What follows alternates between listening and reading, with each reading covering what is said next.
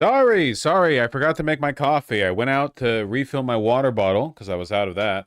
Then I realized I hadn't had my coffee, and I only just got more coffee. I only just refilled. So I wanted my coffee, but I didn't have any coffee. So the only way to address the situation, unfortunately, was to spend an extra minute making the coffee. Hoo-wee! Suicide postponed? Yeah, baby.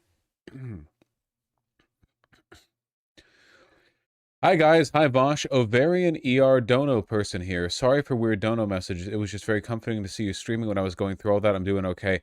Very happy to hear that your ruptured ovarian cyst was resolved.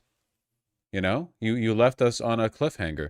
No, I understand. I get it. It's surreal. It's also in a way, if I may if I may extrapolate, when you're in a situation as weird as on your way to the ER, ruptured ovarian cyst, the ability to reach out and connect to something as public as a live stream, you know what I mean? It's like a tether. You know what I mean? You're like firing a signal flare up into the air. I get that. I understand that. What's up? Oh man, I gotta get a haircut again. Guys, how are we doing? It's a chill stream today. We're going to cover some stuff, and then we're going to play some E33. Have you managed to create a super pumpkin? Listen, the code was working fine. I just ran out of carrots to plant more pumpkins. And unfortunately, I haven't gotten the carrot farm up yet because it's a polyculture thing, and I've not figured it out yet. Okay? Guys, I have been having a fit off with myself, and it's been going pretty goddamn well. Take a look at this. Not take a look at me cleaning my glasses. I'm just doing this because I want to be able to see properly. Just have some dust on my glasses. Let me do. I used to always have such dirty glasses, and I never cared. And now that I'm all grown up, I really fucking care.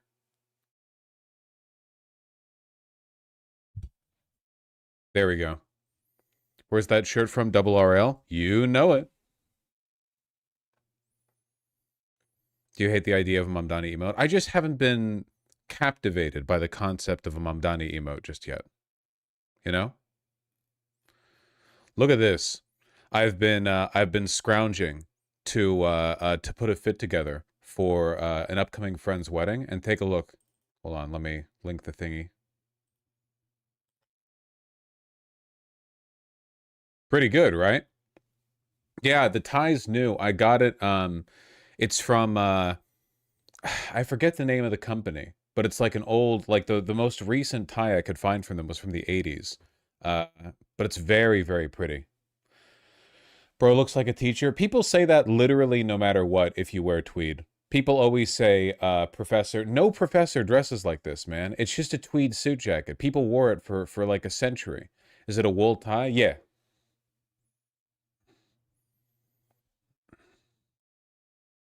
Maybe a leather phone case. All right, hold your horses, buddy.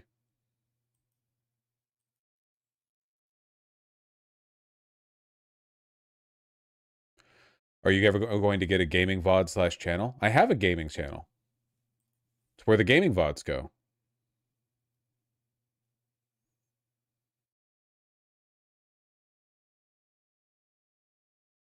Anyway, I'm happy with the fit. Oh, thank you, Glooby. Yeah, no, the tie is great. I got it for like 15 bucks off eBay. It's crazy. There's so much good stuff out there. The most recent tie that I could find from them is 40 years old. 40 years old. They're just out there.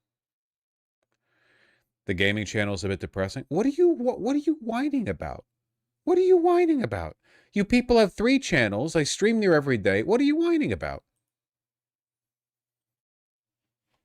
Here we go, Miller's. Isn't that gorgeous? Virgin Hull from Ireland.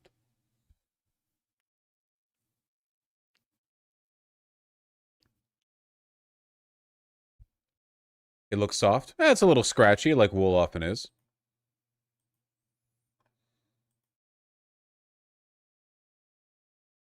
What's virgin wool? It just means that it hasn't been used before. Oh, no, wait. Isn't virgin wool like the first shear of a sheep or something?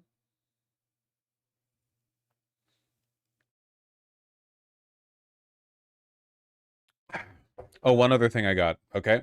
After this, I'm never buying clothes again because this was way too expensive, but I fell in love with it as soon as I put it on. I've been looking for a nice vest. One second.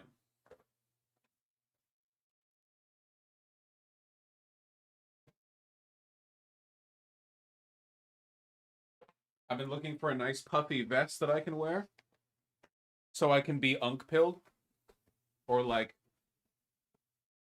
fisherman down by the water pilled. This shit is so fucking comfortable, man. The unk vest. There we go. I fucking flattened my collar.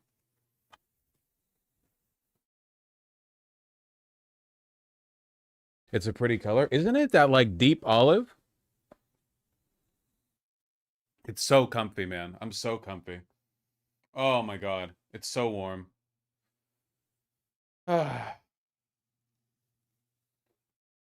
Regular old Marty McFly lol. People used to know how to dress.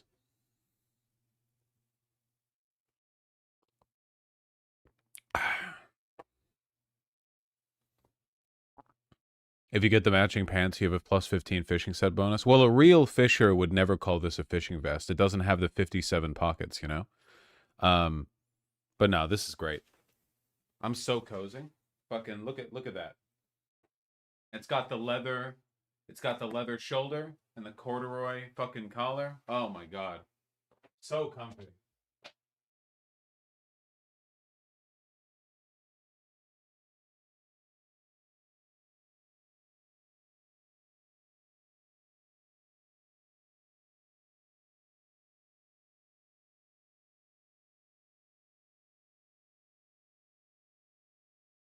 Ugh. Did you say it was expensive? I don't want to talk about it.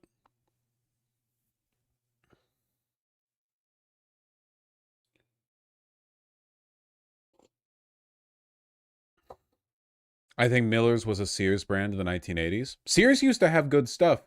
It's crazy. Like, I never lived in this world, but you used to be able to just go to a Macy's and there would be like a suit guy at the Macy's and he would put you together a suit, you know?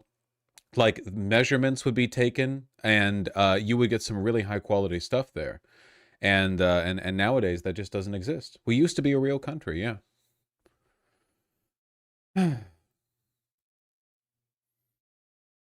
I got my first Eddie Bauer Skyliner the other day. It's so comfortable. Right? I've worn one before, yeah. Man, it actually depresses me sometimes. Listen, I'm not saying that good clothes aren't made today. I'm just saying that the average quality of clothing has plummeted, you know? I know what the average like hoodie or vest or whatever feels like these days, you know, whatever you'd get. And the difference between that and just what people used to wear normally is insane, you know? No wonder people stop caring about this stuff. Wouldn't Macy's have been about on par with Men's Warehouse? No. Even today, Macy's is better than Men's Warehouse. Men's Warehouse is bottom of the barrel. No. Macy people would get what would now be considered like extremely good fits at Macy's by today's standards.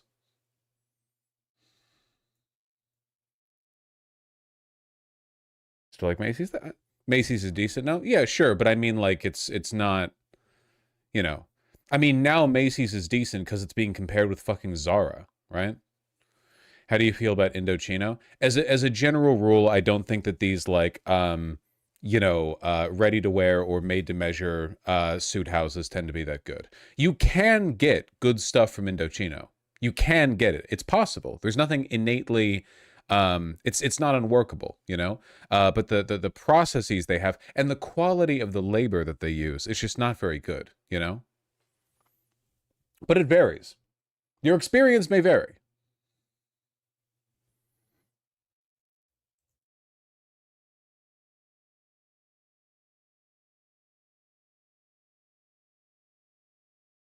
I like my Spear McKay suit. Yeah, people like Spear McKay.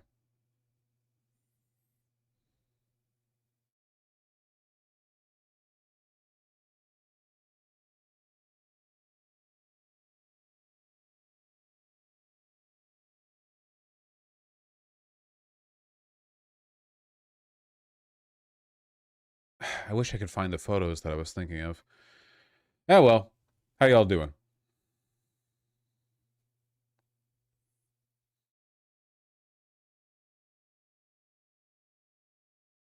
Pretty sleepy. That's why I got the coffee. Can we see River? Nah, River's currently hiding at an undisclosed location.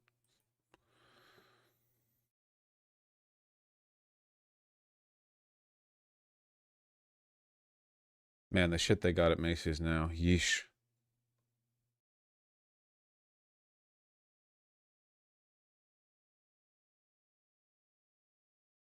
Be done harvesting in 4 hours, so good. Nice. Should get a drone to do it. Like in my hit game, the farmer was replaced. I tried going to Suit Supply and it felt like expensive slop, so I got an off-the-rack suit fitted and it looked okay. Suit Supply has relatively good fabrics, but you're still... The main problems with Suit Supply, you're going to be... for one, they have that whole slim fit contemporary thing going on, which looks awful. And for two, you're still limited by the quality of the labor when you're getting alterations done, you know?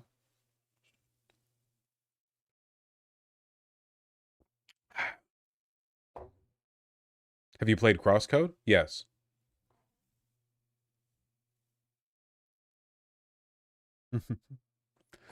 My beautiful partner is currently out on a hike, and I've just been informed via text message that even though they're out and their signal is waning, they went over to my stream to hit the like button because they're a good loyal soldier, you know. So if they can do it, you guys can too.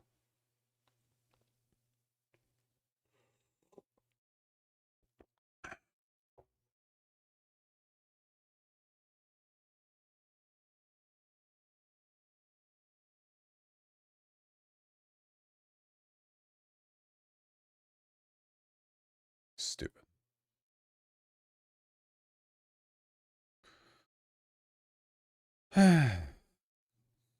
Did you see Oxford Union voting Israel a bigger threat to stability than Iran? No, I didn't see that, though it's definitely true, objectively.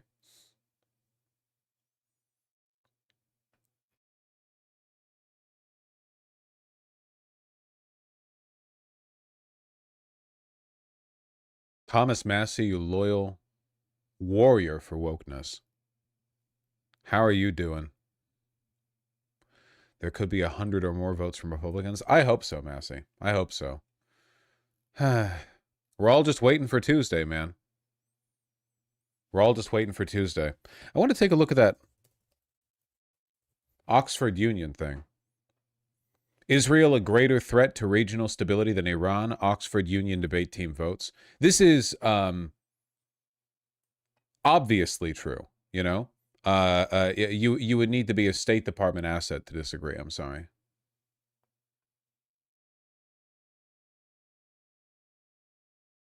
Voted overwhelmingly. 265 to 113. Pretty good, pretty good.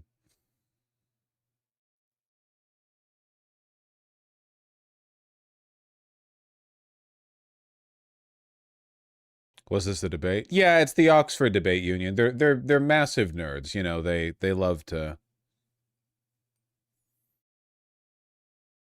We still have no answer to what we're going to do about Israel. Like, letting alone the genocide, that's one thing. But there's still a deranged rogue state with nuclear weapons that threatens to use them at a, you know, the drop of a needle. Absolutely psychotic. They're expansionists. They're still expanding. You know that, right? Like they've still been making moves. Recently, they've been making moves into both Syria and Lebanon. They're still just encroaching on other sovereign nations' territory. Absolutely psychotic. Nah, North Korea's way the fuck more stable, Masaigu. North Korea doesn't have the backing of the world's greatest superpower, and also has far fewer weapons, and also isn't expansionist. Well, maybe they want to be, but they're not getting past the DMZ, and they're certainly not expanding into China.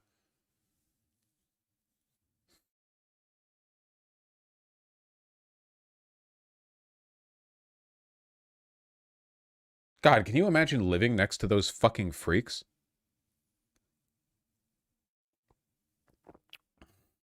I mean, they constantly fire ballistic missiles over Japan. Yeah, but Israel fires ballistic missiles into other countries. Sorry, when at the psychopath off, okay, Israel's taking top, getting the gold medal. Worst country out there. I'm still ranking it above or perhaps below, depending on how you want to put it. Russia. No, all oppression Olympics it, man. Russia is fucking horrible and insane and evil and so on and so on, but I can still get a kind of like real politics sense from what they're doing. I genuinely believe that Israel is run by death cultists. Like, Russia is run by oligarchs who are cynically looking to expand their power and influence by exercising dominion over their, former Warsaw Pact, Soviet bloc countries. I really truly think that Israel is just demonic. Like like no. Like, just no, because there's so much real politics shit that they've left on the table, right? Israel's basically given up on negotiating with the United States over political power. You know, Israel's not trying to make a case for its legitimacy. It's just taken it for granted and is working with, I mean, it's almost like they're a bunch of religious fundamentalist ethno-nationalists who are acting as though they have the blessing of the world's greatest superpower, It's almost like you've taken the craziest people on earth and then given them all of the power and all the moral and political license in the world.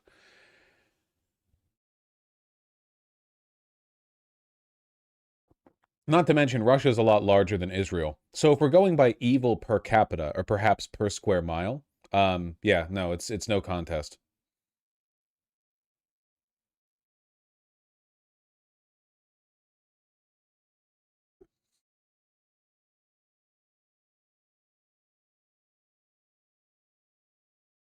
What's the tensile strength of evil? It's a good question. Yeah, if you go by square per square mile, Russia's not even that bad, to be honest with you. There's huge chunks of Russia, like acreages, where nothing evil's going on because no one lives there. Russia has a rich culture and history too. That's true, and Israel doesn't, yeah. Though Russia's culture and history has definitely been diluted by the fact that for the past 400 years, their leaders have basically just been massive Westaboos, right? Like what's her name? The woman, the lady leader of Russia. Come on, I'm blanking. I know about her and onward. Catherine the Great. Yeah, Catherine the Great, the czars. They were all like fucking Francophiles, weren't they? Like all of them were like, oh, no, oh, Russian culture? Well, that's the culture of dirty peasants. That's the culture of the filthy, like backwards, Russian tongue speaking people here. What we are really is European nobility, which some of them were, right? Because of, you know,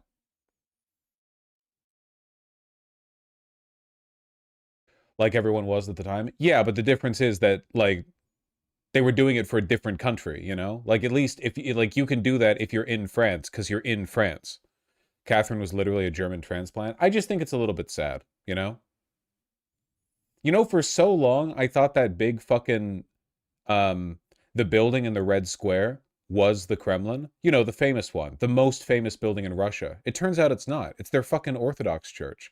The Kremlin itself is a boring neoclassical building, just like every other. Yeah, the Kremlin and the Winter Palace, they're all boring fucking neoclassical buildings like everything else. It's like, what the fuck, man? There's a reason why the one building everyone knows from Russia is the most Russian fucking building there. That shit sucks. Oh, and then the Russian Revolution happened, and guess what? Guess what? Guess what kind of architecture Stalin was into? That's right, neoclassicism. These fucking people, man.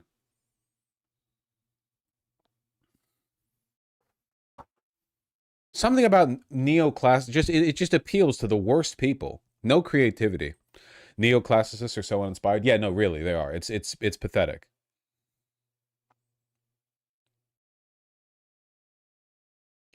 Wasn't Stalin a brutalist? No, Stalin would have had brutalists executed for their degeneracy. He was a neoclassicist. people that followed him, you know, Khrushchev or whatever, they accepted brutalist styles more for their proletarian sensibilities. But no, Stalin was into neoclassicism.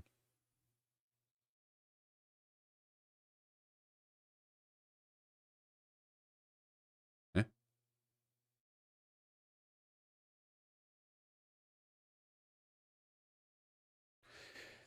Describe your ideal building. There are holes in the wall that suck you off if you put your dick in it.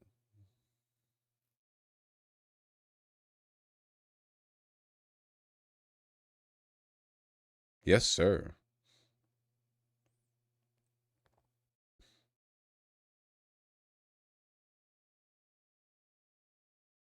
I think there was a story from the Napoleon invasion of Russia. Russian officers were nobility and only spoke French, so they often got shot or captured being mistaken for French soldiers.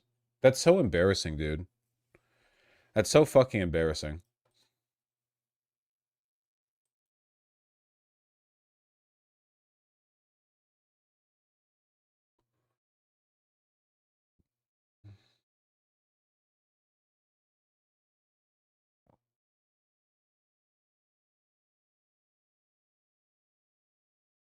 I think the Stalinka looked good. Some of them did. Look, for me, the main thing that pisses me off is that, like,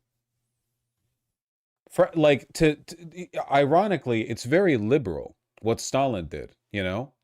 All government buildings everywhere on Earth have to be neoclassical. That's right, folks. It doesn't matter what your nation is, the heritage of that nation, the language you speak, or whatever else, you know? All big, important official buildings have to be neoclassical. That you all have to look like you're ripping off the Greeks. It's really lame. You know, what about like cultural diversity? What about like having different areas of the world look different and reflect the values and building preferences of the people who have lived there, you know? I fucking hate I hate neoclassicism. It's always been inappropriate. It's inappropriate here in America too. You guys all agree. And pardon me, we all agree. The White House looks lame, right? Not to say the ballroom's going to improve in it much, but you know, the White House is a boring fucking building. Same with the Capitol building. They're all lame. Lincoln Memorial's fine because it's got, you know, it's Lincoln sitting there. But yeah, it's boring. Like we all know what America looks like, okay? Americana, a classical American construction, is like brick townhouses and stuff, you know? Boston, that kind of shit. But nobody wants to build that. Everyone wanted to be like, you know, an elite. Oh, we're the inheritors of Western civilization. Oh, we're the you know, the follow through to the democratic virtues that were first enshrined in the ideals of ancient Greece. Fuck you. Just put the bricks in the basket.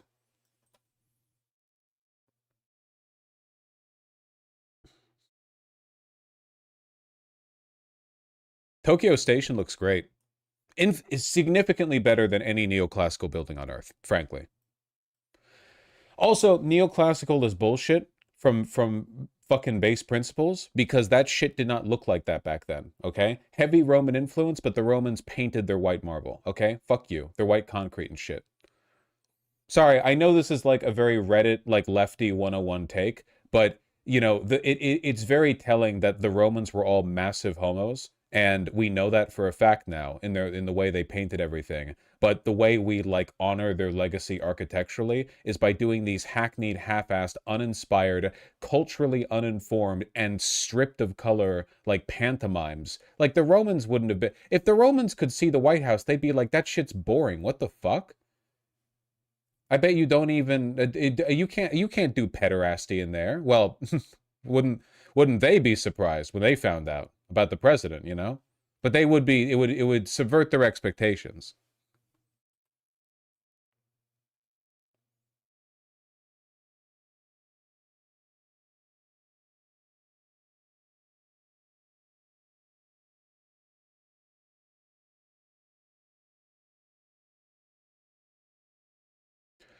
Gothic architecture fucking rules. Stop with your Euro slop, okay?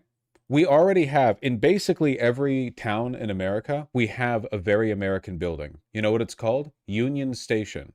For some reason, we've always been comfortable painting train stations, or not painting, sorry, building train stations in a very classical Americana kind of sense, you know? We're very keen on that.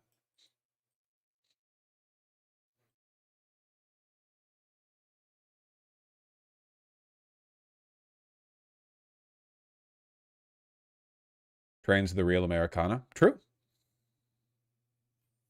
There are beautiful train stations all up and down the country.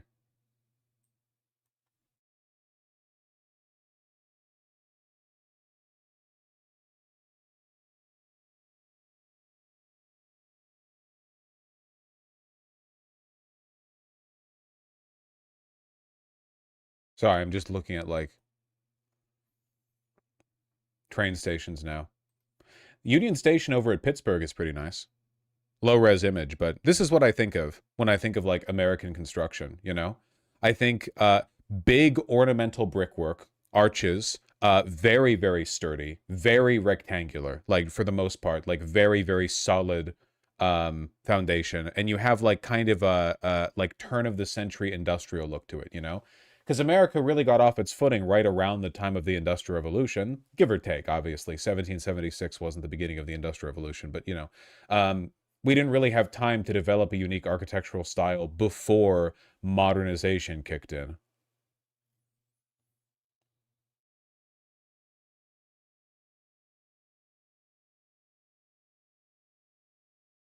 Check out Union Station in Chicago.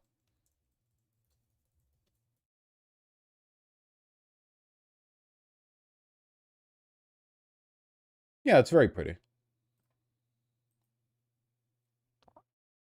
Pardon a pleb, is that not neoclassical? No. Yeah, I'm very keen on this too. What would you call this?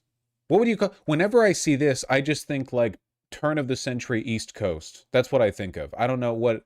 Art Deco, you think so? Isn't it missing a couple of... Okay, well, I'll take it. Art Deco is also a pretty American art style, you know?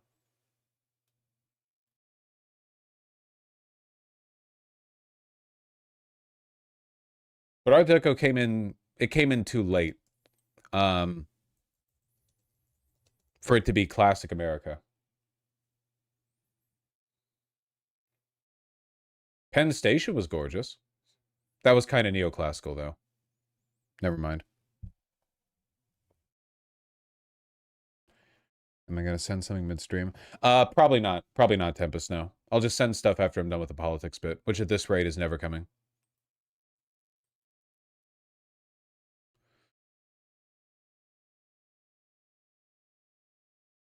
Any opinions on Iranian brickwork? Yes, I like them. And you know that I do. You know that I do. You don't need to... Come on. Everyone likes it. Everyone likes it.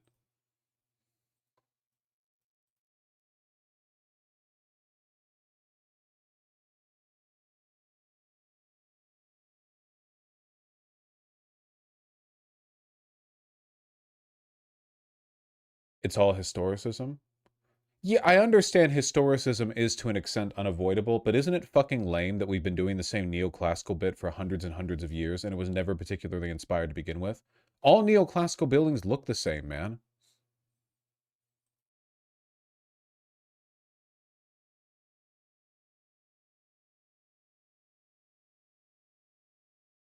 America has its own amazing brickwork traditions. You can't post Frank Lloyd Wright and say tradition in the same... We're talking about classic America. What I'm talking about is like how they should have built the White House, okay?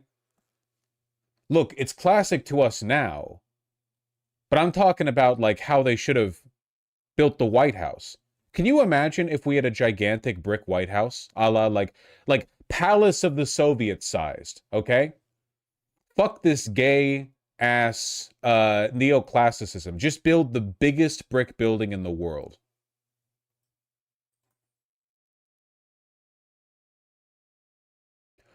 What do you think of the Swiss Parliament building? I don't care. I don't care. It's not America. You're just giving me building. We're talking about America. Yeah, the White House is pretty damn small.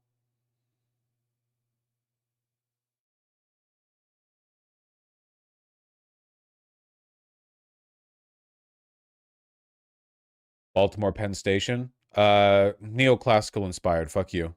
Though it does look a hell of a lot better than the White House.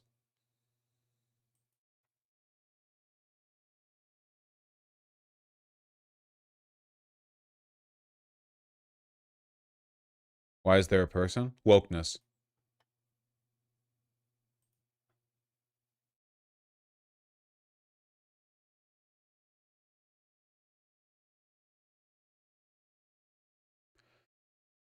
Guardian building? The Guardian building is so fucking pretty. Brick skyscraper. This is America. It was so pretty. I did see it, right? I think I did. Yeah, I'm almost certain that I did. But I remember looking at it and thinking that.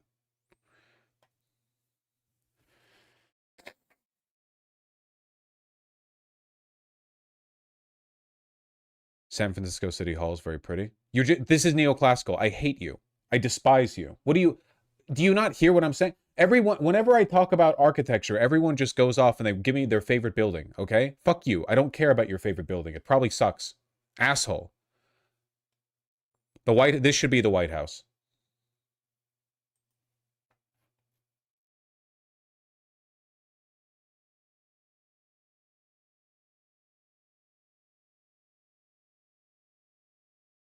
Bit too red for that? It should be called the Red House.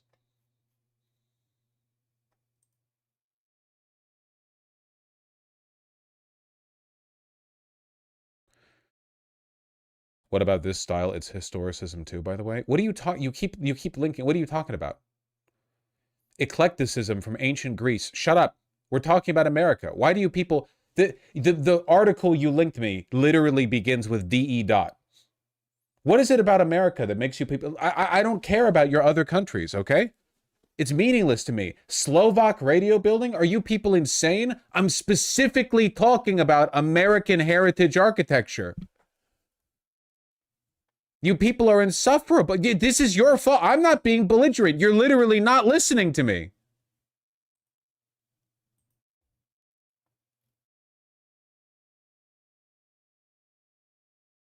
What about 90 Church Street? 90 Church Street's a pretty building.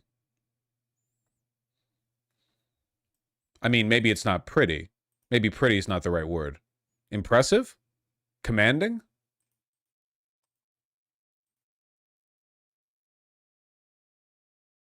This is what the White House should look like. Unironically, I think that this is a much better, like, template. 100%. Much better template than what they've got going on over there.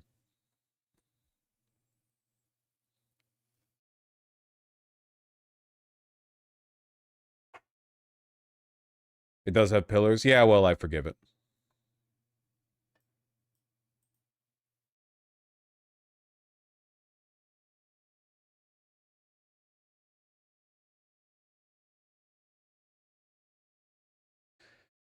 Some of them might just want to share pretty architecture from their countries. Well, this is not an autism safe space, okay? If we're talking about one thing, you can't link other things. That's rude.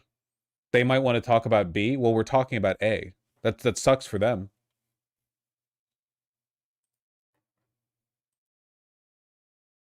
Oh, that's pretty. St. Louis Union Station? A lot going on there. It looks like a fucking medieval castle.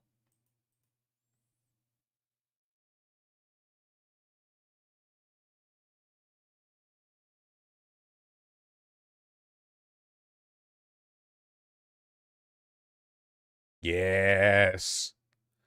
There we go. Come on. No one disagrees.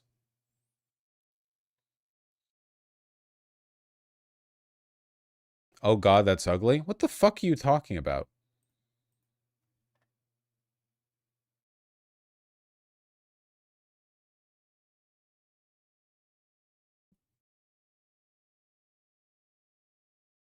But Vosh, the neoclassical elements? At least it's been Americanized.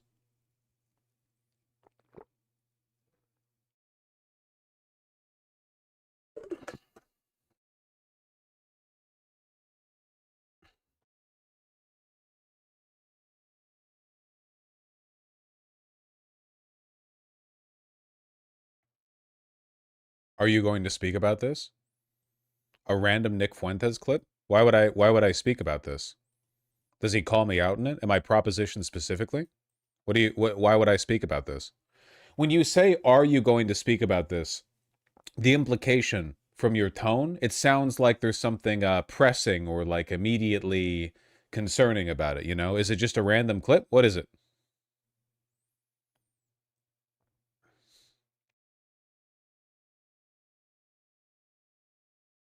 Oh, is Sean King giving Fuentes props for this one?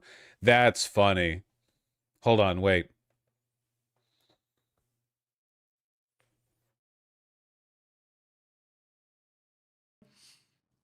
And it goes the same way in the right wing. Let me ask you this. If I went live on my show on Monday, this coming Monday, and I said, fuck Islam.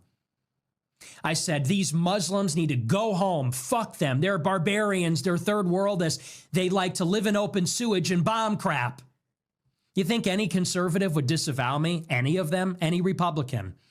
You think if I was known for saying that, do you think I would have any trouble getting into CPAC or the New York Young Republican Club Gala or the GOP? Of course not, because Laura Loomer has access to the White House and she says stuff like that. Ben Shapiro has access to Trump and he says stuff like that. Could you imagine? Not to be a boomer here, but could you imagine if the shoe were on the other foot? It has to be left unsaid. Could I turn around and say F Judaism and those Jews and send them back to Israel? Like, it's literally unthinkable to even say the words. But we all... So what Fuentes is pointing out here is that the Republicans are how would you put it, sort of force themselves into an obviously hypocritical position where the only kind of bigotry that they don't accept is anti-Jewish bigotry. Of course, that's not actually true. There are plenty of other kinds of bigotry you can't engage in while being a Republican. For example, anti-white bigotry. Which is kind of funny, actually, considering the position of Nazis is that Jews aren't white, but they actually have overlapping privileges on this one. But no, in terms of like the treatment of minority groups, it's the case. Yeah, the Jews are the only ones that you can't go after from the right, because of course that implicates Israel because of this broader project to make Judaism Israel and Israel Judaism and so on. It's incredibly funny that Sean King is. This is the same Sean King, right? It's not, there's not two Sean King. This is the same, like, relentless lib poster, the insufferable guy. It is pretty funny. Are people blowing him up for speaking positively about Fuentes? Nah, it's not really much engagement. Fell off.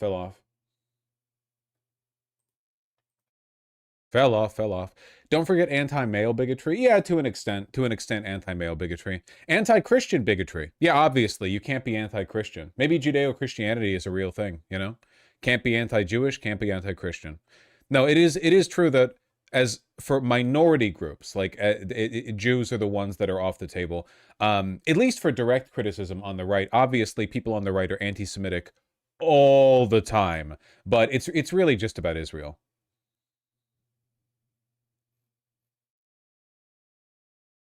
Hold on, let me take a look at a couple of replies here real quick before I ban the people saying it. Can you speak about Hassan simping for China? We're not talking about that right now. Do you feel like U.S. progressive movement is well positioned to take more power in the midterm? We're not talking about that right now. Hey, Vosh, not defending Democrats, but I remember you making a joke about Democrats having a master plan for voting for the bills the House opens, the Epstein files get released. We're not talking about that right now. What is it? What is it? What is with you people? Come on. You know, part of the Faustian bargain that you guys, we shook hands. Don't you remember? Don't you remember? Did you think that was a dream? I came into your house. We shook hands. The Faustian bargain is I, unlike every other streamer my size, pay close attention to chat. However, you guys can't waste neuron bounces with inane off-topic bullshit. Okay, you have to come on, stay on topic. Come on. Sheesh.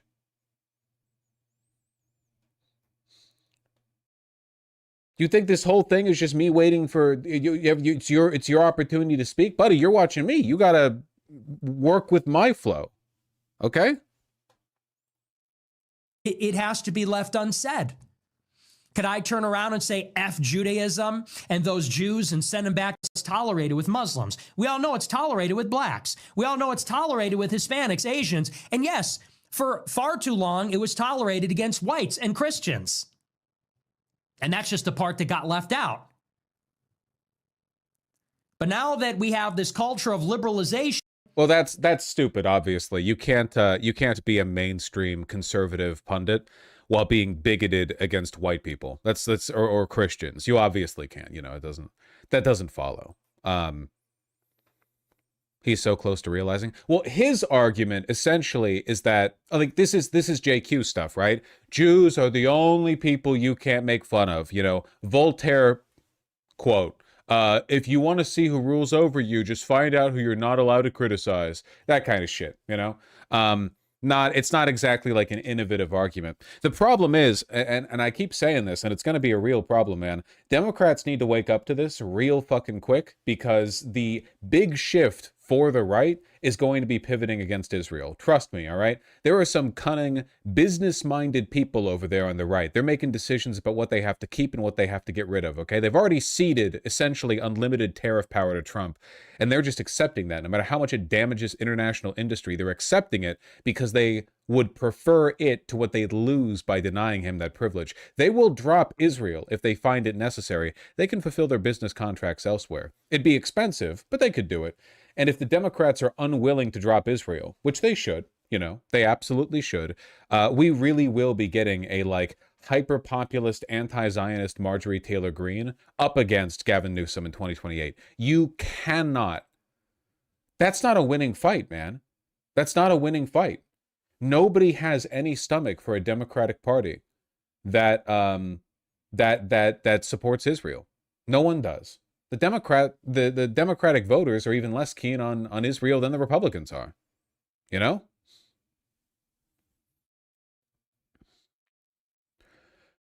Yeah, we're getting a big civil war right now, man. I think right now, like, Matt Walsh had to put out a video where he essentially hems and haws, where he's like, okay, neo-Nazis, Nick Fuentes fans, whatever, don't hate me, you know, I'm based, haha, don't be mad at me for working for the Daily Wire.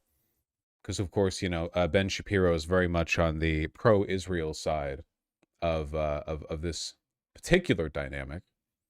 Where is that? Yeah, here we go. America first, America only. Soy. What we want is for someone to unashamedly and single-mindedly advocate for Americans and Americans only. We want someone to say, you know, the only thing I care about is helping Americans. The only people I care about in the world are Americans. And we don't want to just hear that, but we want to see the action taken as well. You know, I've seen some people on social media say, hey, it's America first, but not America only.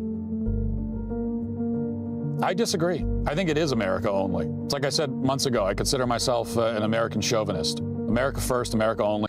So this is a virtue signal, or a vice signal, whatever you prefer. A lot of Daily Wire affiliated people have been getting blown up right now by this new coalition of America first, Nick Fuentes, whatever. But it's not just them, right? You know, it's basically who on the right is willing to distance themselves from Israel, right? You've got Candace Owens, who has blown up in popularity. Marjorie Taylor Greene, very obviously, recently. Fuentes, of course. But, like, more people are joining these ranks every day. There's no reconciling the obvious hypocrisy here, right? How the hell do you create a hyper-nationalist American supremacist movement that is doggedly like just, you know, clearly time and time again Israel first? You're creating a situation where you guarantee people flock over to an anti-Israel option. So Matt Walsh is still getting his Daily Wire paychecks, right? But he wants to, you know, hey guys, I'm not cringe like Ben, you know, I'm based like Nick. America only. Oh, you're America first? Huh. Well, for me, I'm actually America only. So, look who's Jewish now. Basically what he's saying. What are you going to do? Israeli government seeing cracks in the coalition? Yeesh. Israel seeking 20-year America First security agreement with the U.S. That's capitulation if ever I've seen it. Israel said they're trying to navigate GOP foreign aid skepticism by emphasizing U.S.-Israeli cooperation. It's not going to work. You know how much Israel has done for America over the course of its existence as a state? Let's be real here. Nothing. All they've done is take. Nothing. They've done lots for American investors, military industrial complex, whatever, but their actual like people in leadership display nothing but open contempt for our country for not being even more pro them, you know? That's what happens when you create a demon country. You know, you're not going to get like good, gracious behavior from them. So, yeah, no, they test our weapons on Palestinian children. How nice of them.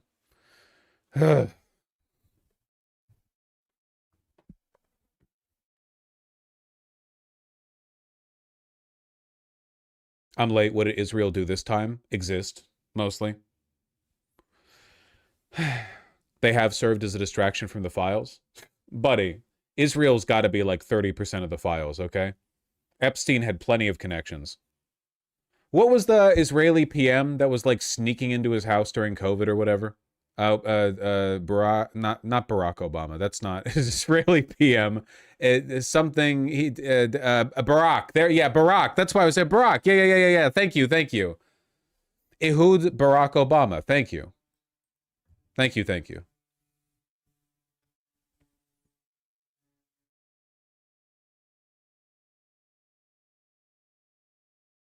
Israel is pedo heaven. Yes. Anyway, what was I saying?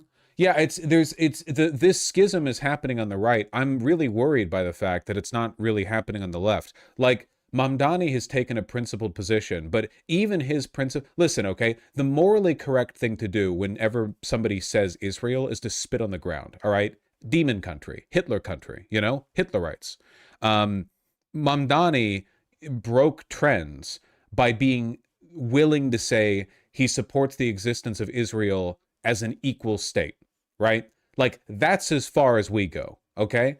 There's no big schism on the left. People like AOC, Bernie Sanders, largely quiet. Like, people should be screaming from the rooftops, man. How the fuck is it that the Democrats supposedly stand for progressive values? Again, I know they don't, but like supposedly, right?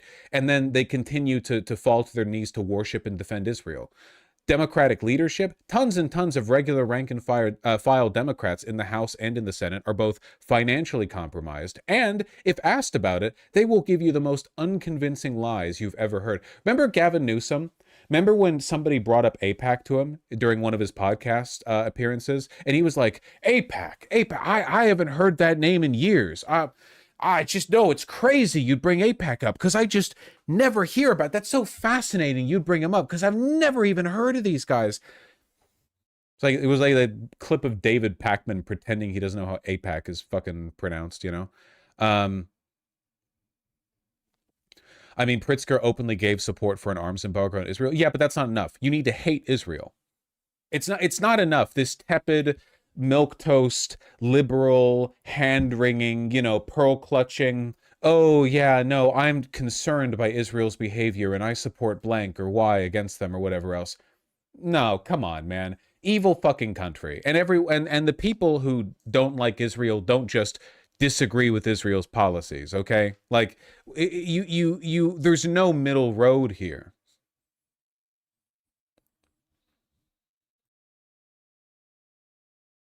Ah, you get me. You get me.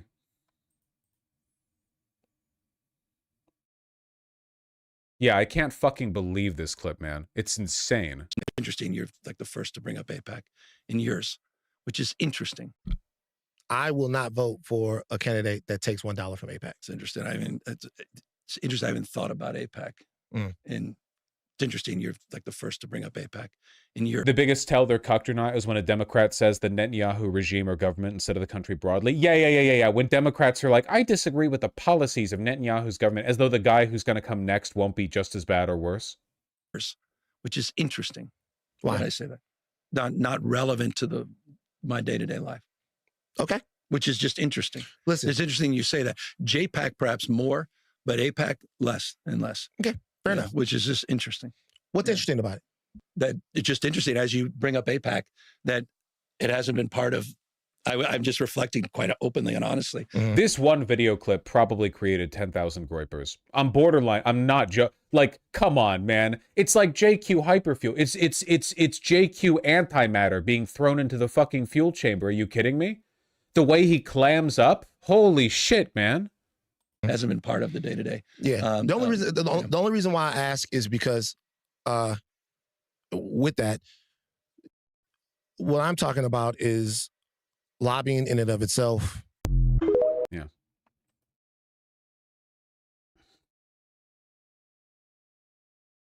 I don't know. It's not just AIPAC either, right? J Street as well. Yeah.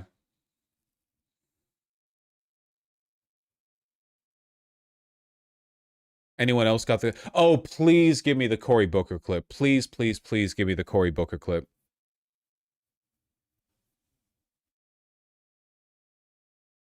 If somebody can find that. I don't even know how I would look for that, you know? This gaffe is bad enough to potentially disqualify him. Oh, I'm genuinely, if Gavin Newsom ends up being the presidential candidate in 2028, I'm not doing any advocacy for his election. Unless something changes. Well, it's 3 years out, so I shouldn't make any predictions, I suppose. But like right now, I just don't see myself supporting him. That would be such a massive fuck you from the Democrats. Nothing will ever change. This is all you can get forever. We will keep losing as many times as we need to before you're willing to swallow the dog shit and just like accept that this is the best things can get. It's either insane, like hyper populist, corporatist, you know, borderline feudal fascism, or this dog shit believe in nothing neoliberalism, and there's no third way. There's no other way to do things, you know? Fuck you.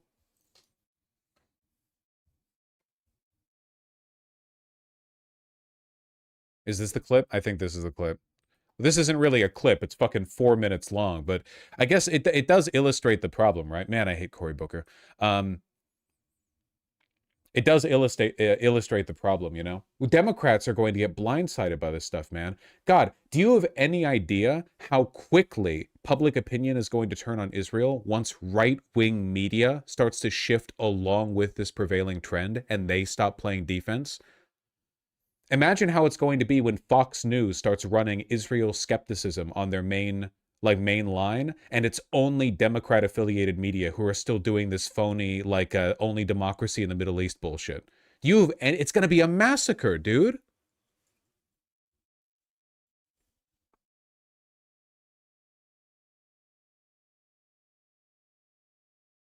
Oh, a little more refined of a clip, perhaps. I'm one of a handful of people that don't take corporate PAC money. What about AIPAC money? You take AIPAC money, don't you? That's a minuscule percentage of my resources come from. I read it's like 800,000. Yeah, but that's a lifetime number. When you did your 25-hour speech, I was like, go, Cory. I love this. That is amazing. And then there's a photo shoot with you with Benjamin Netanyahu. And I was just like, what in the actual Like, how can he do that? It was heartbreaking. I felt betrayed. I felt like it diminished your 25 hours. That's how it felt to me. Do you think he's a war criminal, Benjamin Netanyahu? Do you think he's a war criminal? Again, these are questions that a lot of people think are the important litmus tests that are loaded and hot. My urgency. Like, if this is the way the Democrats are talking in 2028, then they deserve to lose to the Republicans. And frankly, the American people deserve what comes next for having chosen them in the Democratic primary. Are you fucking kidding me? How transparently cucked do you have to be? How beholden to special interest groups, to corporate lobbies, whatever the fuck, do you have to be this transparently bought on an answer? Nobody talks this way. Nobody talks this way authentically. Is to be an effective leader in bringing an end to this crisis. And I get these questions all the time that, to me, undermine my urgency. I think the thing that Democrats get so frustrated with, where we are right now, where you see like the Zoran Mamdanis and the Graham Plattners rise up, because they can go on podcasts and you can say, do you think Benjamin Netanyahu's a war criminal? And they're trying to make me care about a damn tattoo. When the entire Democratic political apparatus is complicit in a conspiracy to work with and defend a genocidal ethno-state.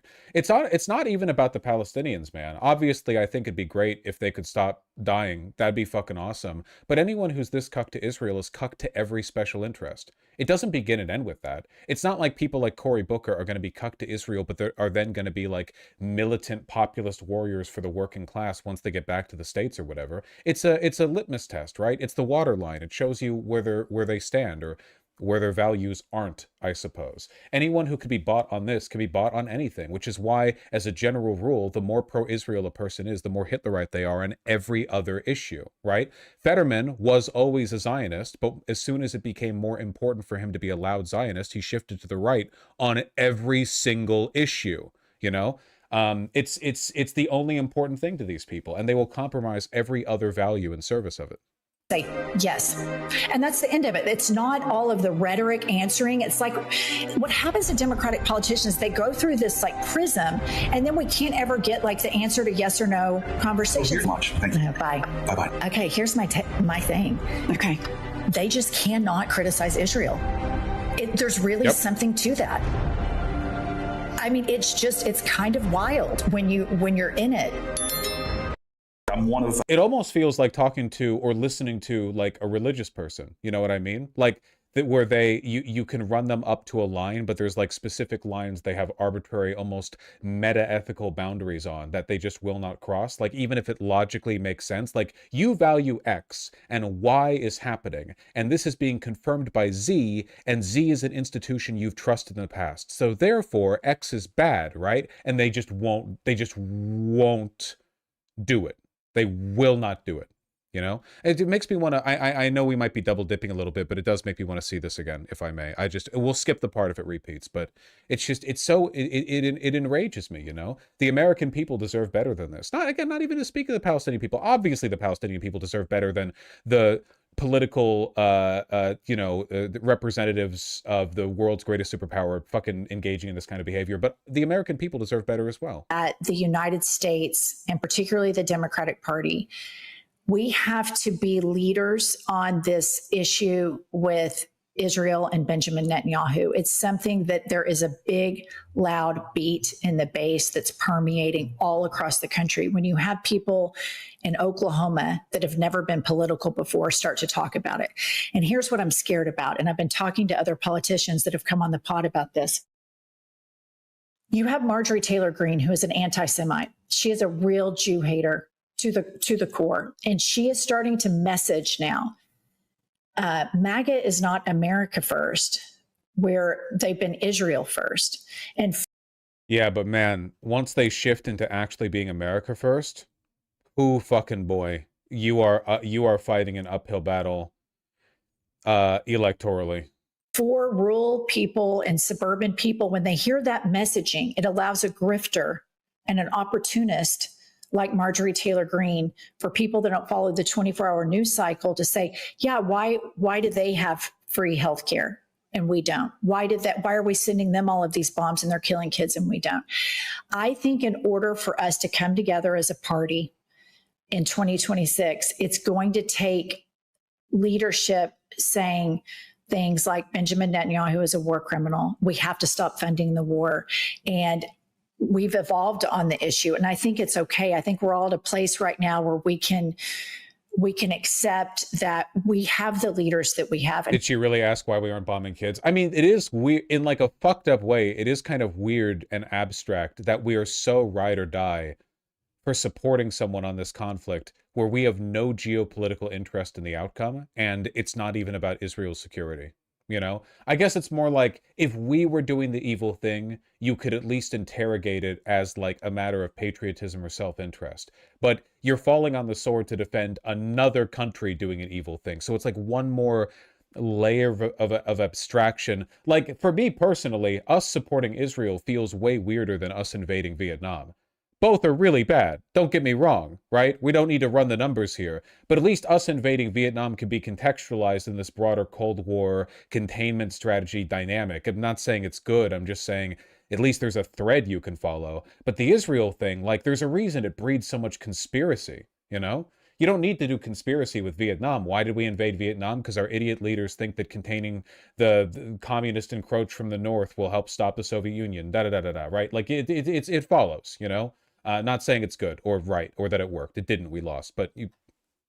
Sorry, I'm so sensitive to being clipped, man. Just every once in a while, I say something like that, and somebody on the Reddit's going to be like, wait, did Vosh think the Vietnam War was justified? And I got then I get a headache, and then I skip stream for 2 days, and my income drops, and then my editors, they send me anthrax in the mail, and I have to screen my letters to see which of them have like the little powder at the bottom corner. I agree with you that we agree on 98 out of 100 things. Hardest job and in the if world. we agreed 100 out of 100 would be in a cult, would be MAGA, and we're not that. We're always going to disagree on things. And I genuinely hear you when you say people don't know who Chuck Schumer is. You're exactly right. So many Americans do not know who that is at all. We all do, obviously. And I think the economic messaging, but I do think that if the Democrats leave this vacuum there, it's going to get filled by the people in MAGA that are seeing a post-Trump America. And it's super easy messaging with the America First thing. It's just something I want you to think about, because I think it's a political liability for our party right now. They're calling me for a vote. Let me just say this. So first of all, why aren't people talking about when Obama was using American jets to bomb, to refuel Saudi planes that were dropping bombs on Yemenis children? Why weren't we yelling and screaming about it? I spoke out against it. But no, it was bad, but we have to talk about current. Please let me finish, because they're going to pull me away. Okay. Booker did vote to support those arms transfers to Saudi Arabia, didn't he?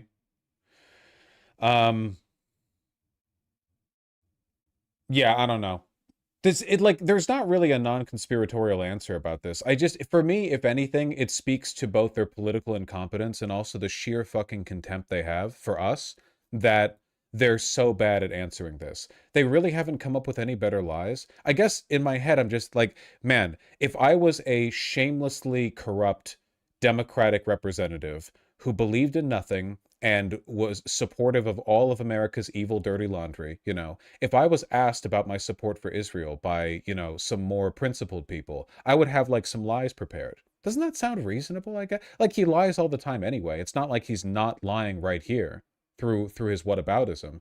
So, like, he must think so little of his constituents that he think it's acceptable for the lie to run with is shit like that. Like, no effort put in.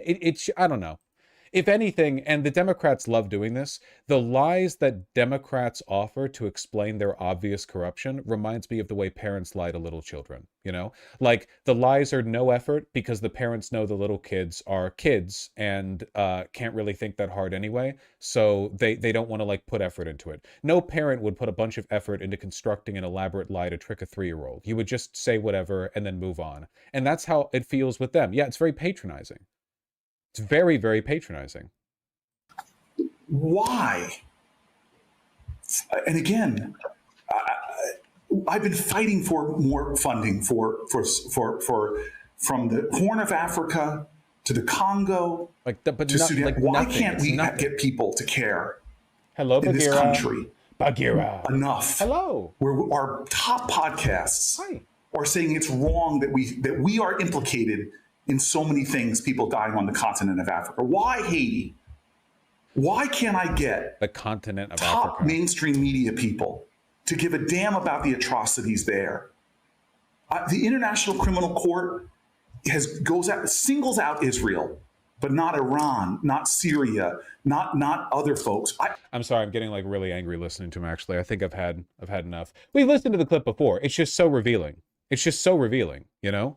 Basically, every Democratic rep would give some version of this answer, especially a senator would give some version of this answer if they were pressed on it, you know?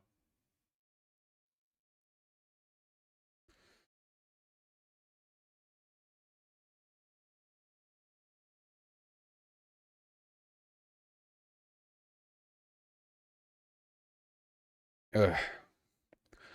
Corey answered the question by saying, I think Netanyahu is worse than Trump. It's about 50 seconds in. That's the ultimate refuge.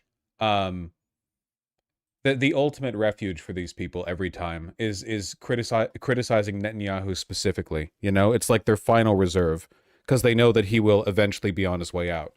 The next people to run Israel will be just as bad as Netanyahu, man. Just as bad. Or worse. It's very, very possible that they're worse. Hello, Bagheera. What are you up to? What are you up to? She's such a loving cat, but she's so skittish. For a while this morning, she, I guess, forgot who I was and was sprinting away from me every time I walked towards her until eventually, like, I got her to come over and smell my hand. And then I picked her up and put her on my chest and she was purring really loud. So stupid. I know a lot of cats are like that, but she is very dumb. Low IQ cat. Benjamin Netanyahu? Do you think he's a war criminal? I Through this like prism, and then we can't ever get like the answer to yes or no conversations like you do with Bernie and others. And that's the frustration for the Democratic do I think base with Netanyahu is leadership. worse than Trump? Yes. Great. Lovely. Lovely, lovely. Okay, just...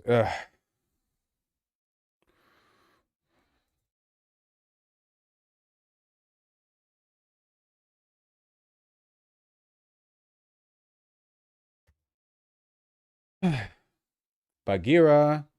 I don't think I could go and pick Bagheera up because she's pretty fast. Bagheera. Hey.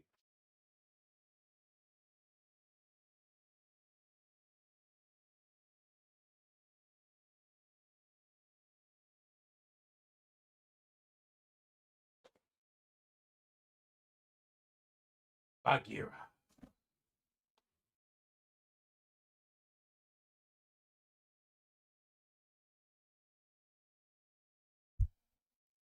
Ooh, a wiggle? Do we want to be free?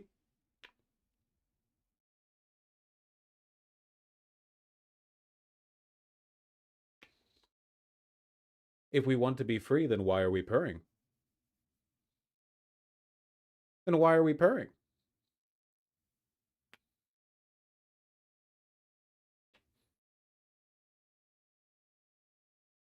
Wow.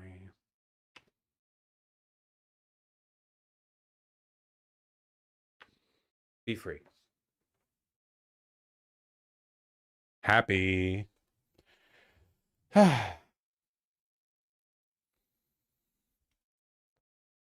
was I saying?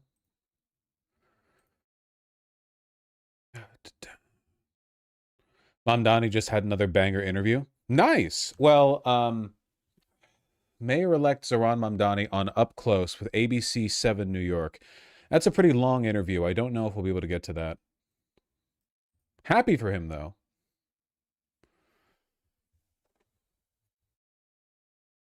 I've started saying be free every time I put a cat down because of this stream lull. Now, to be clear, when you say put a cat down, you mean set them down, right?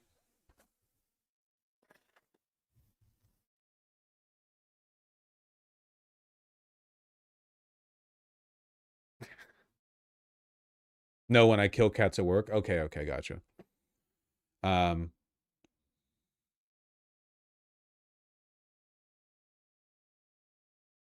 Would you rather be a right-wing grifter or lose your cats? If I lost my cats, I would turn into a right-wing grifter, you know?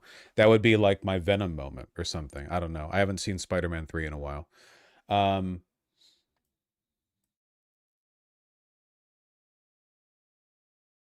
Yeah, he'd break bad. Yeah, for sure, for sure.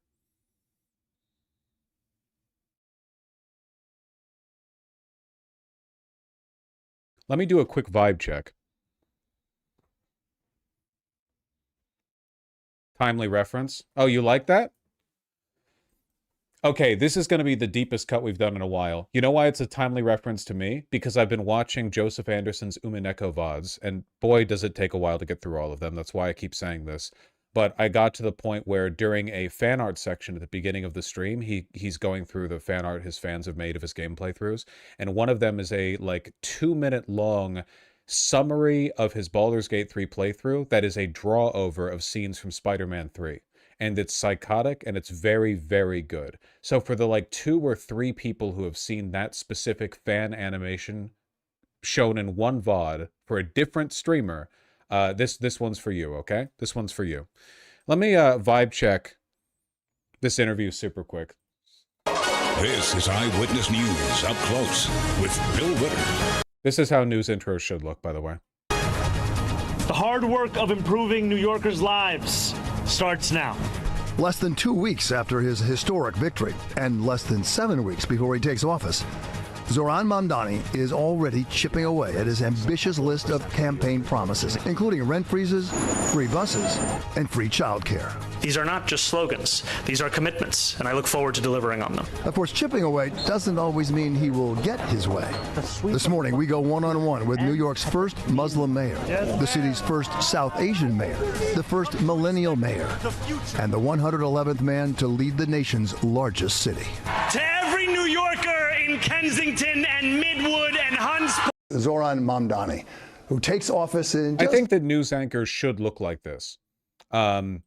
It's a shame that fewer and fewer of them do. over 6.5 weeks, but who's counting after his historic win.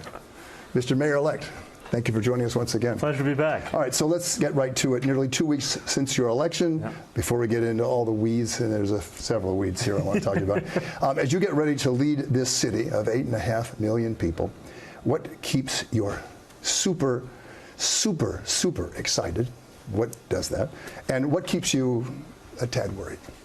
I think the excitement comes from what this moment means for so many New Yorkers. We had more New Yorkers come out and vote than we'd seen in decades. And to see that politics could mean something more than what it has been for the last few years, that it could actually mean a way to address the needs of working class New Yorkers, that's the excitement each and every day where I wake up and I realize that we've been given the opportunity to deliver on an affordability agenda, not just to talk about it. That's the excitement? That's the excitement. What about the stuff that worries you? I know there's got to be something that worries you. Well, I think, look, we are a city that is facing twin crises. We're facing a crisis of authoritarianism coming out of Washington, D.C., and a crisis of affordability right here across the 5 boroughs. And what worries me is the prospect of continuing down the path that we've been on, one where we treat it as acceptable that so many New Yorkers are being pushed out of the 5 boroughs they call home, and that other New Yorkers are afraid to even leave their homes for fear of being detained or deported by ICE. These are the challenges we have ahead of us, and they are ones that deserve the full focus of the mayor. That's what I'll be giving them. We're going to talk about all that in the next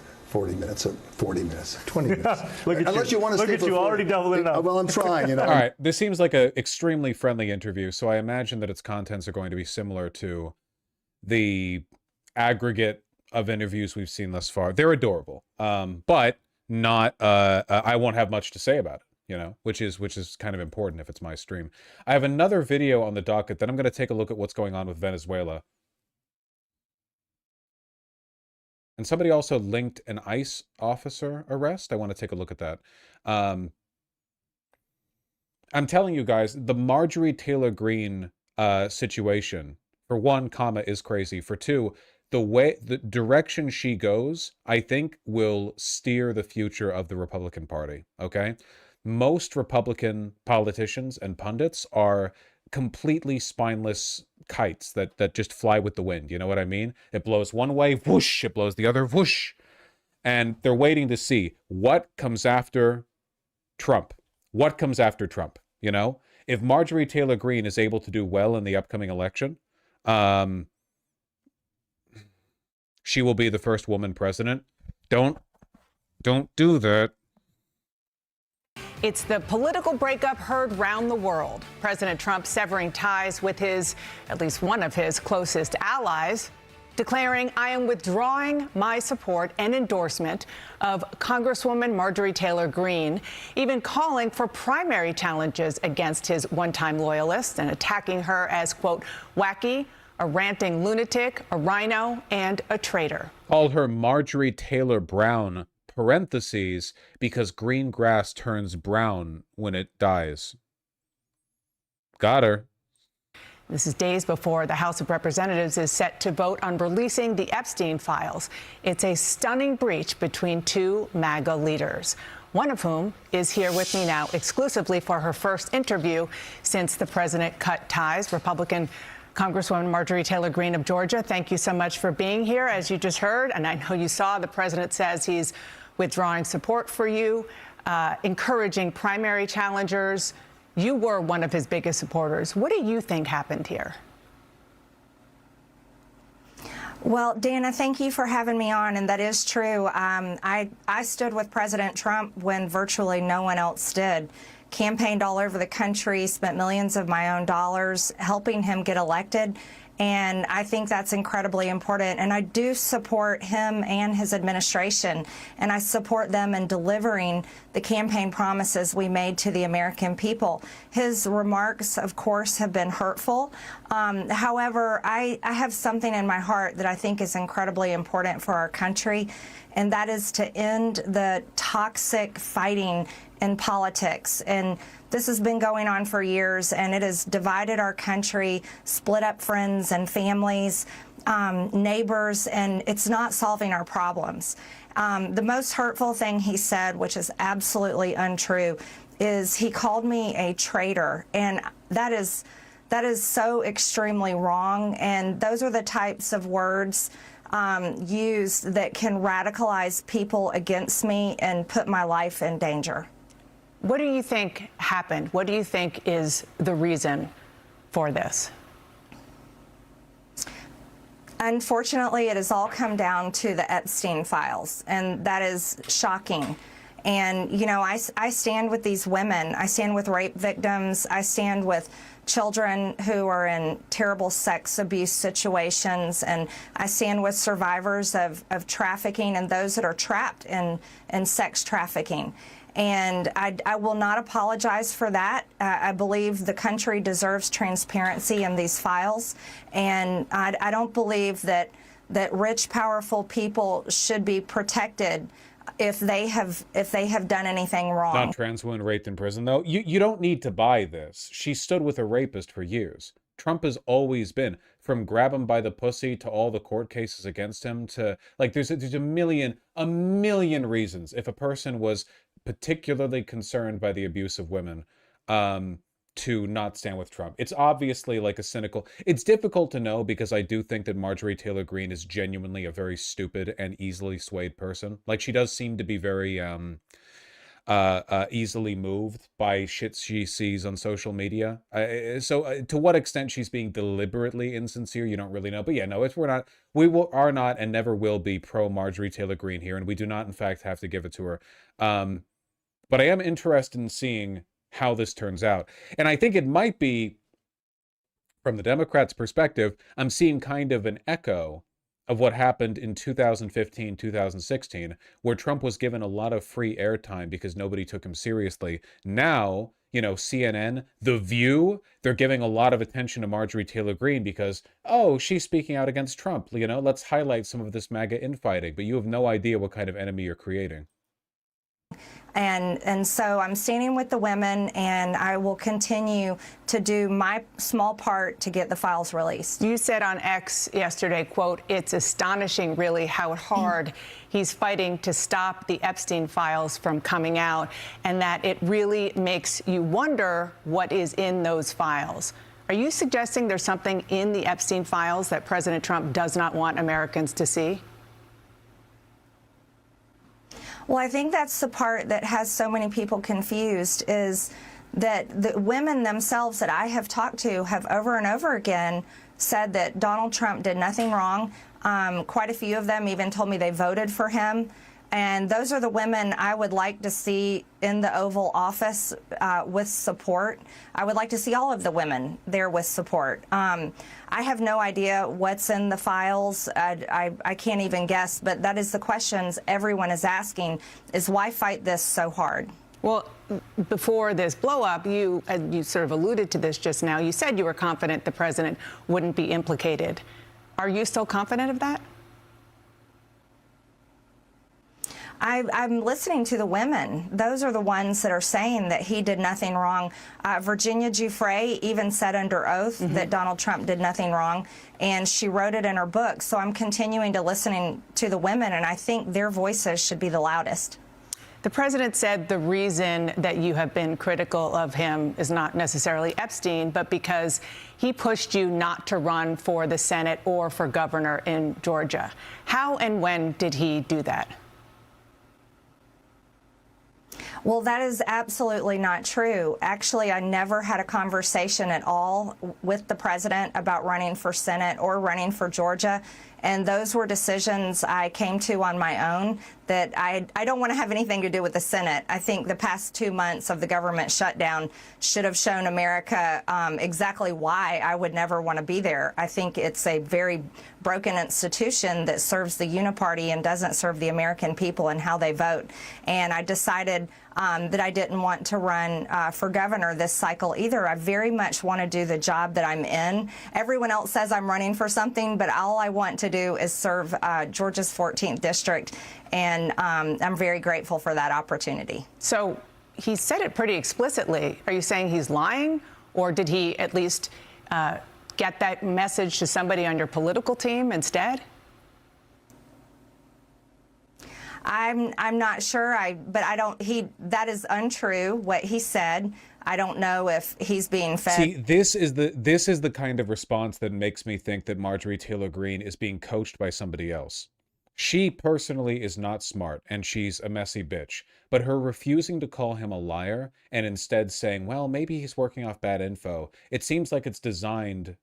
The message is designed to give her enough plausible deniability to not completely, like, she could still woo over people who wouldn't be happy with her saying that Trump outright lied, you know? Yeah, she's choosing her words more carefully than she's known to do, which makes me wonder, you know. Wrong information. I honestly have no idea in that area, but it is absolutely factually not true, nor have I called him, and White House logs would prove that. His own cell phone records would prove it. I have not been calling the president, but I did post messages that I had sent to him, and that was to, like, protect, you know, get involved. This is important. The American people want the Epstein files released. And, you know, I've stood with the president. I have disagreed with him at times, Dana, and I'm allowed to do that. I think that's the most important thing we can do as a... How whitewashed do you think the files will be on release? I don't know if anyone really knows what's in the files. I don't think they've really been edited, though.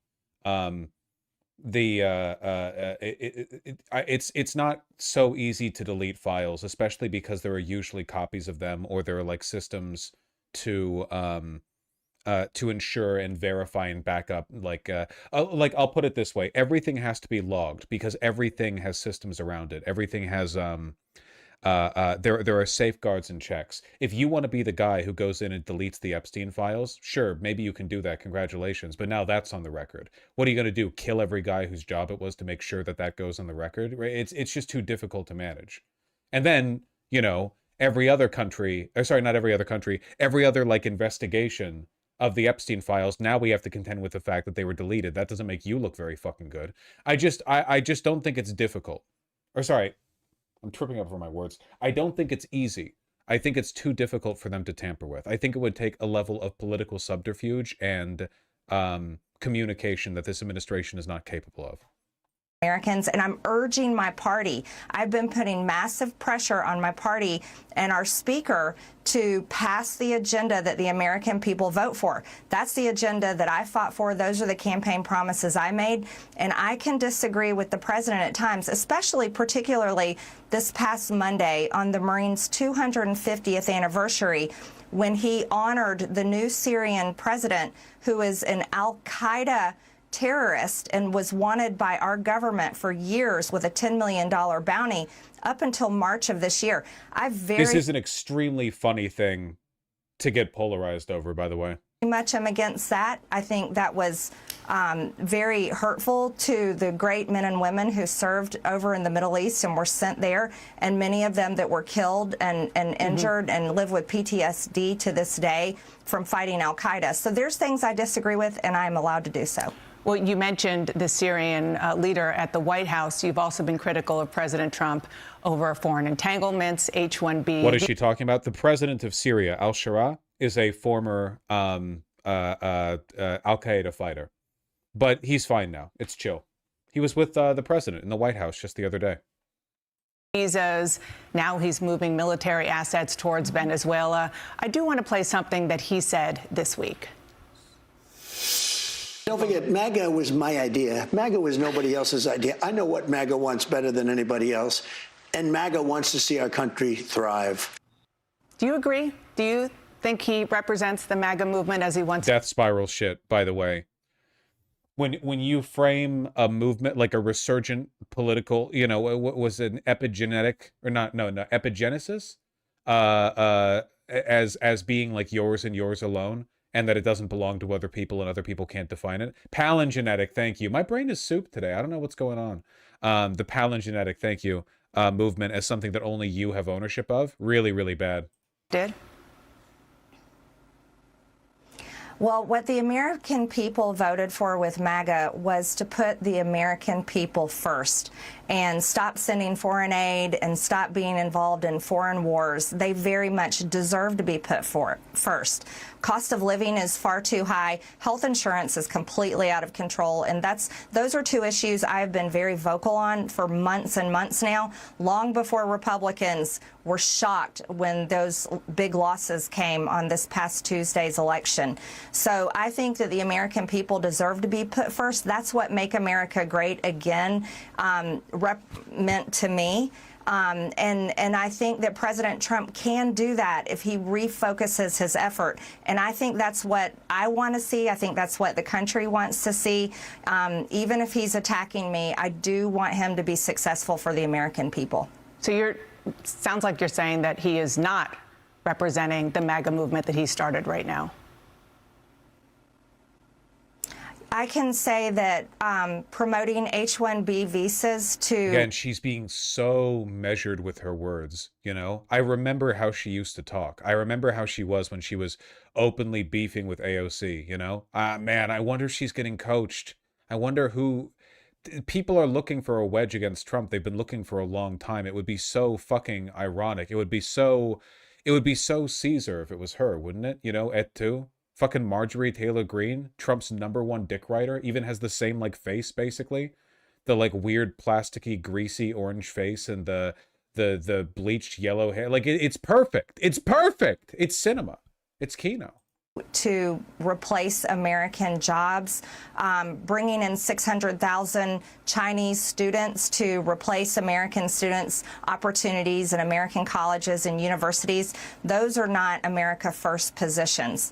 And continuing to really travel all over the world doesn't help Americans back at home. I really, and I said this to him, and I will say it out loud, I would love to see Air Force One be parked and stay home, and there be nothing but a constant focus in the White House on a domestic agenda that helps the American people once and for all. Congresswoman, you posted on X that President... Profoundly retarded America First pseudo-populism.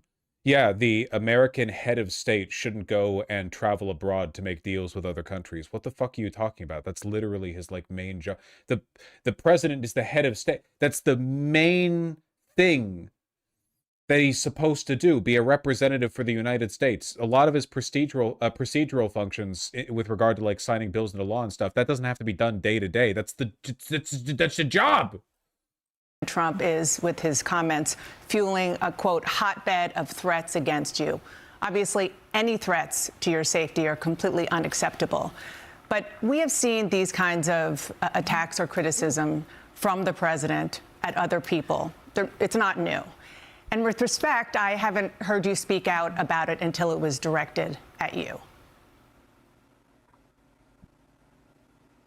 Dana, I think that's fair criticism, and I would like to say humbly, I'm sorry for taking part in the toxic politics. It's very bad for our country, and it's been something I've thought about a lot, especially since Charlie Kirk was assassinated. Is that I'm only responsible for myself and my own words and actions, and I am committed, and I've been working on this a lot lately, to put down the knives in politics. I really just want to see people be kind to one another, and we need to figure out a new path forward that is focused on the American people, because as Americans, no matter what side of the aisle we're on, if she's being coached, it's not by one of the people in the Fuentes sphere because they're not capable of it. No. It would be like some other wing of the Heritage Foundation people, or possibly the neocons.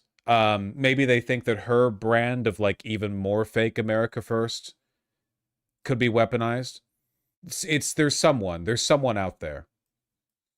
We have far more in common than we have differences. Yeah. And we need to be able to respect each other with our disagreements. So just to put a button on this, you regret the things that you have said and posted in the past, the Facebook post that was taken down of you in 2020 holding a gun alongside the squad, encouraging people to go on the offense against the socialists, liking a tweet of somebody calling for the execution of Nancy Pelosi and former President Obama, just examples? Well, Dana, as you know, and many people know, I addressed that back in 2021. And of course, I never want to cause any harm or anything bad for anyone. So that was addressed back then, and I very much stand by my words I said then, and I stand by my words today. I think America needs to come together and end all the toxic, dangerous rhetoric and divide. And I'm leading the way with my own example, and I hope that President Trump can do the same. Okay, so on that, I do want to ask you about something you posted just yesterday on X. You questioned who and what country is putting so much pressure on Trump to keep the Epstein files hidden.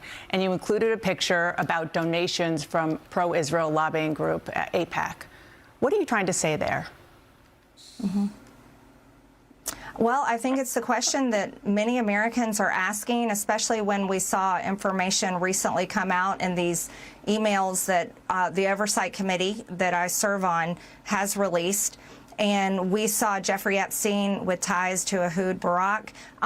We saw him making business deals with them, also business deals that involved the Israeli government, and seems to have led into their intel agencies. And I think the right question is to ask is, was Jeffrey Epstein working for Israel? And I'm Oh, man. I don't know if I've heard this talking point brought up by a high-profile political figure that wasn't like a Tucker Carlson type or something. Oh, God, it's so over for the Democrats if they don't have some way of addressing this. proud to say I don't take money from AIPAC. I don't take money from any special group of people. I'm just representing my district and the American people, and so that's what I was referring to. I just want to be clear. Are you saying Israel is pushing the President of the United States to cover up the Epstein files? And what evidence do you have that that is the case? I simply just asked out loud, is there a foreign government? It could be any foreign government, but is a foreign... She's just noticing. Yeah, I mean, honestly, this dynamic is exemplified really, really well here because it seems like the host isn't so interested in engaging with what Marjorie Taylor Greene is saying as she is in getting gotchas. And the thing she seems most offended by conceptually is the idea that Israel might be implicated in this. I know she's just here to press Marjorie Taylor Greene because nobody likes Marjorie Taylor Greene, including the host. But like it's not Marjorie Taylor Greene is only going to appear more legitimate if people act that indignant and outraged at the idea that Epstein, who was obviously associated with Israel, is associated with Israel. Dana Strauss chilling for Israel? No way. Yeah, no, I know. But like, that's kind of the thing, right? Like, that only makes Marjorie Taylor Greene look better, right? It's a fact that Epstein had connections to Israel. To suggest that Israel might have connections to Epstein's files is not remotely surprising, you know. If anything, it just legitimizes her in the eyes of the GOP. Oh, look, her truth tell. No, she's not gone left. If anything, she's making CNN madder than ever. Ugh. Government pushing to keep this covered up because people just don't understand the big fight against... Well, you had AIPAC up there. It was pretty clear which government you were talking about. That I'm questioning that government in particular and questioning any other foreign government. Okay, when you're talking about lowering the rhetoric, which is important for everybody to hear from you and all of our elected officials. But there is some concern, a lot of concern among Republicans about the rise of anti-Semitic hard-right figures in your movement, especially after Tucker Carlson hosted white nationalist Nick Fuentes on his podcast, didn't question Fuentes about his vile language or views. You did speak. Did you guys hear that Red Scare bitch got fired by her agency, her talent agency, for having Nick Fuentes on her podcast? I don't remember which one it was. The one with the cocaine and eating disorder. Dasha? Yeah. A conference hosted by Fuentes back in 2022. You were criticized and you said then that you didn't know about his views. Well, Fuentes talked to Carlson about that in the interview. Listen to what he said. Well, again, with Marjorie, I was a friend of hers, and she spoke at my conference, and then the day after, she pretended like she didn't know me. She pretended like she didn't know me and lied and said I had no idea the conference I was speaking at. She knew exactly what it was. What do you say to that? Well, first of all, I defend every single person's free speech rights. I think that's incredibly important. So I don't apologize for that. And I don't believe in canceling people. And I think it's important for people like Tucker Carlson and yourself to interview everyone. I don't believe in trying to cancel someone by refusing to interview them and question them. And I did speak at his conference back in 2022. However, I don't know Nick Fuentes.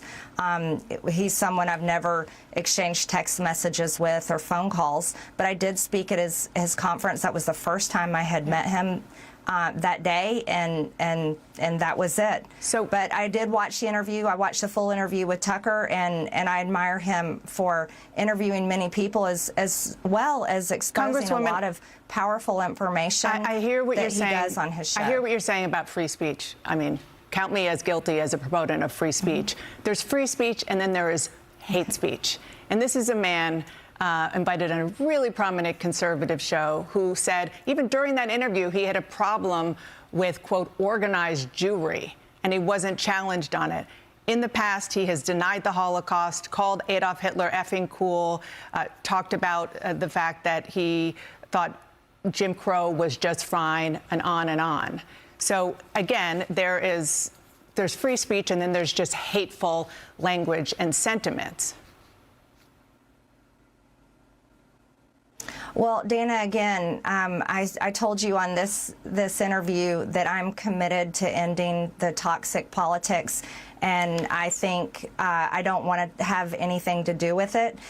You should have Nick Fuentes on your show, and you could ask him questions about that. I myself am not anti-Semitic. I have never criticized the Jewish people or said anything about them in particular. I am critical of the government of Israel, and I can criticize any government I want to in the entire world, as well as our own. And a lot of the times I am criticizing our own government for failing the American people. And I think that needs to be the focus, and that's the most important thing people care about, is being able to afford groceries, housing, health insurance, and having a good quality of life. Yeah, and I hear you saying you're not anti-Semitic, and you've said it before, and you know, some of the posts that you have put up, which you have apologized for, certainly have tropes in them that have been used historically against Jews. But I do want to end this. For one, she's 100% being coached, right? Her response to the Nick Fuentes Tucker Carlson thing was as legitimizing an answer as you could possibly give without directly implicating yourself for being associated with them. For two, it is insane that Strauss is basically only concerned about the anti-Semitism. All the shit going on with Marjorie Taylor Greene and Trump right now, and all she wants to do, this is exactly why they're going to be such a fucking threat in the future, man. Because to the American political and media class, Israel first. So if you criticize Israel, that's all the shit. Don't get me wrong, Marjorie Taylor Greene is an anti-Semite, but that's not what we're talking about here, okay? We're talking about Epstein and Trump. This whole segue was because Marjorie Taylor Greene suggested a relationship between the Epstein files and Israel, which, again, we know how Epstein was, and we know who he associated with, okay? It's not a fucking secret, okay? This is well known. It's been well known for years. So the fact that the conversation then turned into, I mean, essentially half of this interview has been about Strauss being like indignant and outraged at the implication that one might be critical of Israel. It's going to empower people like Marjorie Taylor Greene, like Fuentes, like Tucker Carlson. And the Democrats are going to have no answer. Oh, I can see the future, man. I can see the future. I can see the campaign ads in 2028, Democratic candidates hinging their progressivism on the idea that Israel is the only country in the Middle East that's a democracy. And maybe soon, someday, they'll legalize gay marriage. Conversation with a question to you, and that is, do you see a situation where you and President Trump can make up? And if not, do you think you have a future in the GOP? Well, I certainly hope that we can make up. And there's, you know, again, I can only speak for myself. I'm a Christian, and one of the most important parts of our faith is forgiveness, and that's something I'm committed to. That's why I can easily come on your show that is watched all over the world, and I can say things I'm sorry for, and I can try to set an example of how I think we should move forward as Americans. And so, of course, on my end, I believe in that, and I certainly hope to see that happen. Congresswoman Marjorie Taylor Greene, I appreciate you coming on this morning. Thank you so much. Thank you, Dana. Incredibly creepy, unnerving, and a foul portent for the future. A foul portent.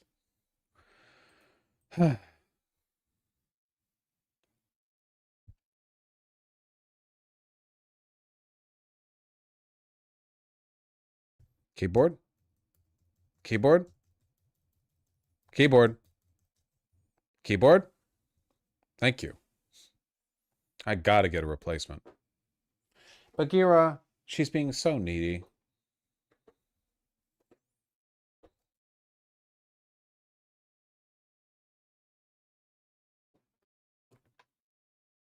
Look at it. She keeps... Can you see her? She see... Bagheera, you run in, you run out. Why not play with River? She's looking at me.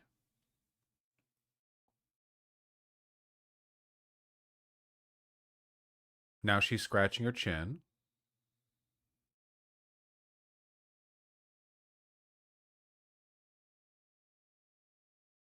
This man will buy a $100 sweater, but not a $20 keyboard. For one, the keyboard was $50. For two, the sweaters I buy are not $100. Okay, what are we on?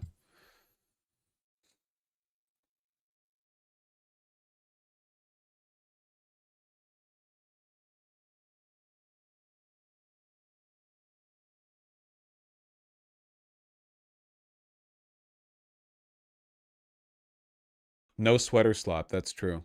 What do I have in the tabs? Oh, Hassan being weird about China. There's nothing I have to say here that you wouldn't expect already. A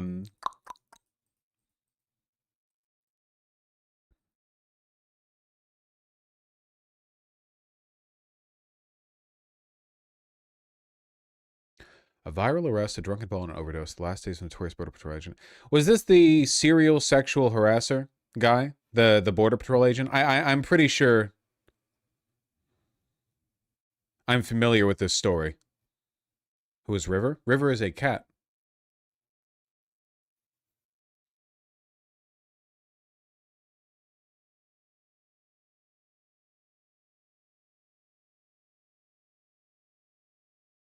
Did they tase him? It doesn't really matter to me. The main thing that I'm looking for is police arresting Border Patrol or ICE agents while they're on the job. That's what I'd like to see. Did you see Thiel dumping his AI stock? No, that's fucking funny. That's really funny. That's a warning sign. Short signal. I would never ever advocate for my fans to do shorts. Did you guys see that one Reddit post that got screenshotted and went viral where a guy was like, I did 6 months of research and I was so certain that I could make money by short selling South Korean fried chicken stocks. Unfortunately, shortly after I took the short position, the South Korean president did a photo op where he appeared at a prominent fried chicken chain and had food with the store's owner. And after that, stock surged $25. I'm ruined. I have no money to my name. Should I kill myself? You know, that kind of thing. I would not recommend people short stocks, you know? The amount of money you could theoretically lose on a short is basically infinite. You really do not want... You don't want to try it.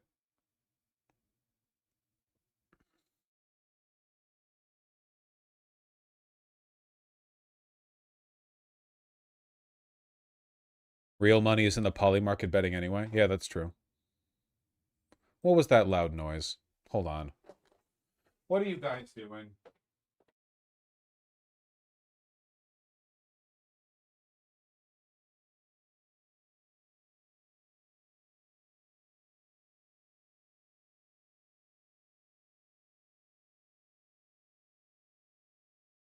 I'm giving them food.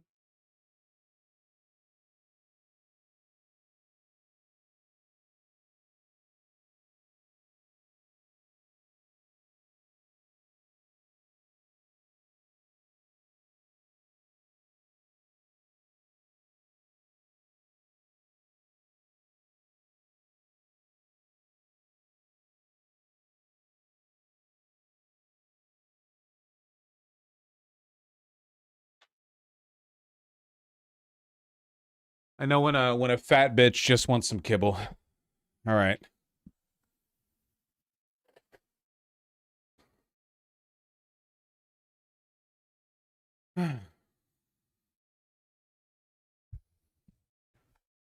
Vosh, why wouldn't you support Newsom even if he's the preferable candidate to the other guy? Because look, it's like rule utilitarianism, okay?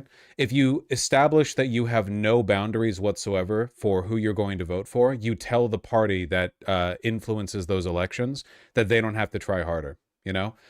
We're talking about like a really unavoidable political reckoning here, and the Israel line is such an easy one to drop. But you can't, like, we're literally never getting out of the goddamn vortex if this keeps happening. Yeah, we're 3 years out from the election.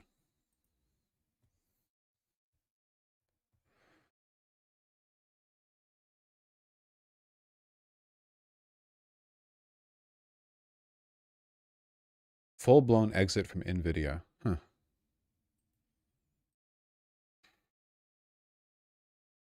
Yeah, it's not like I like Kamala Harris any more than I like Newsom, though.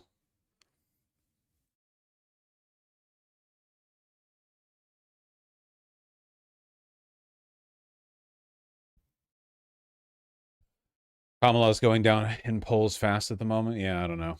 Andrew Yang, 2028. Hell yeah. At least she's just a narcissist and not a sociopath. Maybe. I don't know. They both feel like they're equally likely not only to lose in 2032, but also to give Palantir the rights to fucking explore our assholes while we sleep. Keep in mind, Democrats were also making Palantir contracts. Under Biden, back to Obama, all that freak-ass fucking surveillance state, you know, deep state bullshit, that was happening back then, too. It's going to be more of an issue as time goes on. I'd like Democrats to take a more principled stand on it. Kind of like how Tom Homan was appointed by Barack Obama, you know?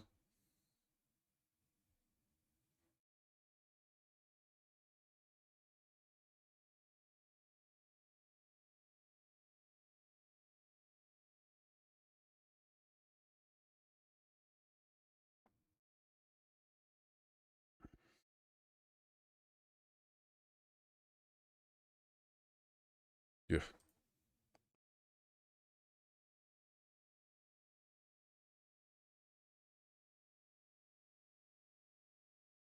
This is a very thin article. Look at all these ads, man. Jesus Christ. What's the rate of return on running a website like this?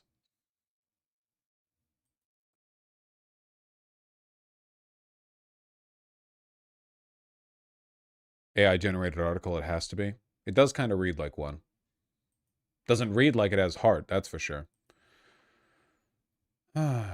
Okay.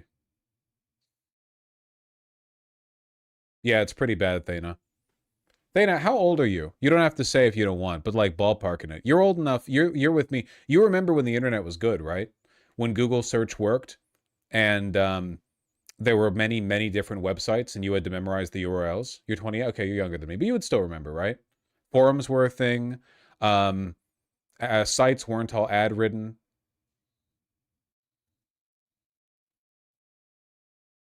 Those were good-ass days, man. Good days. Speaking of AI claps, AI centers being built and not used. Nice. Because there's no power? Yeah, because we don't build power infrastructure in this country. We don't believe in that. Sat empty for years because local utility isn't ready to supply electricity. Okay, that's pretty funny. That's pretty fucking funny.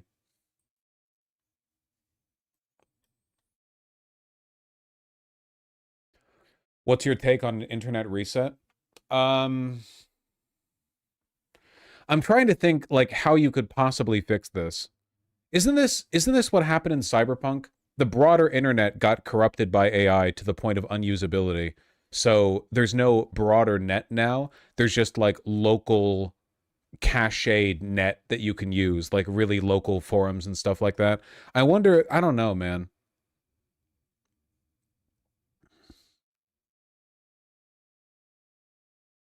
It kind of feels like the only ways forward in the long run, what with the whole dead internet theory thing, are to either get rid of the internet entirely and have everything be locally based, or have everyone's identity online tied to some kind of signifier that registers them and their identity as a citizen.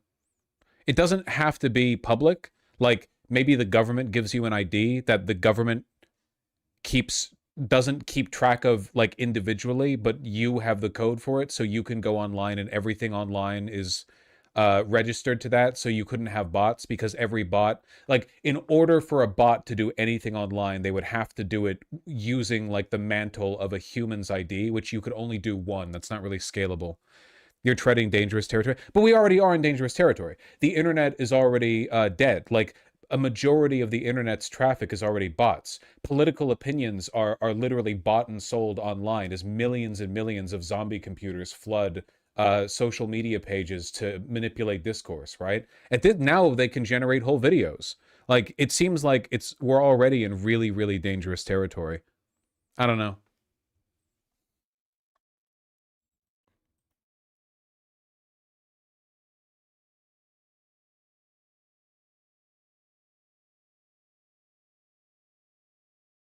Yeah, some kind of validating token that no regular person could use to validate your identity. You know what I mean?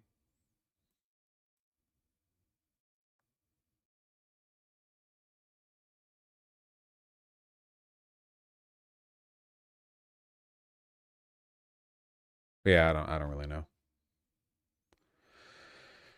Yeah, except it's mostly bullshit. American social media sites actively choose to have those bots by not using mandatory 2FA. Yeah, but like, bots can get around 2FA, can't they? Now? Like, you just need a bunch of dummy phone numbers and stuff. Like, I feel like you need some kind of token now. I don't know anything about anything. I won't pretend that I do. My understanding, though, is that like basically every method we've ever used for bot detection no longer works. Like, at this point, it's pretty much just you need to have an account tied directly to something only a human could be issued. And if that doesn't if you can't do that, then anyone can make anything, basically. Maybe I'm wrong on that, but that's my understanding. Pretty scary.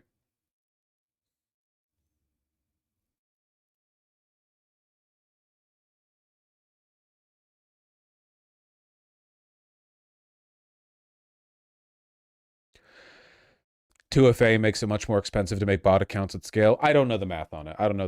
All I know is that there are bots everywhere and it's a problem. I also wouldn't mind like the internet being made more local. I don't want to share the internet with lots and lots and lots of people who don't have my best interests at all. I guess. I don't know. Like, the most obvious example of this that you see is Indians on Twitter who pretend to be far right, trad west, Aryan supermen who make like pithy amounts of money by farming right-wing blue check account attention, which is like a good salary in their country. And I guess in that case, the real divide isn't culture. The real divide is the fact that in their society, the money they make from that kind of blue check engagement farming is sufficient for them to make it their job. Whereas in the West, you couldn't do that. Twitter doesn't pay out enough for you to do that. So that's more of an inequality problem. You know what I mean?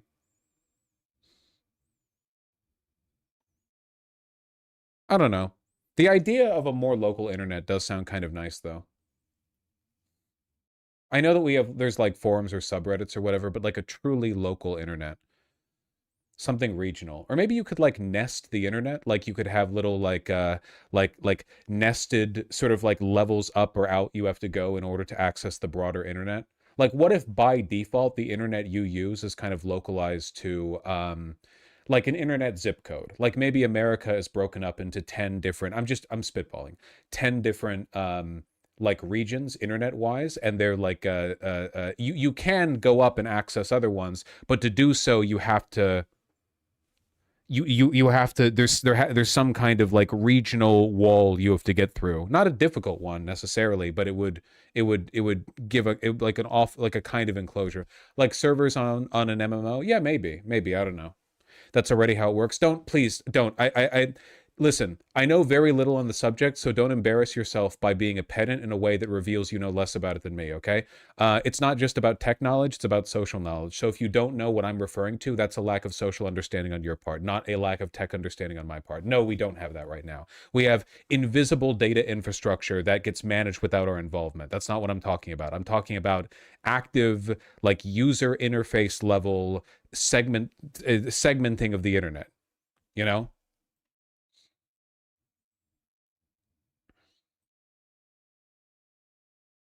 What if you travel abroad? Well, then you'd be in a different section.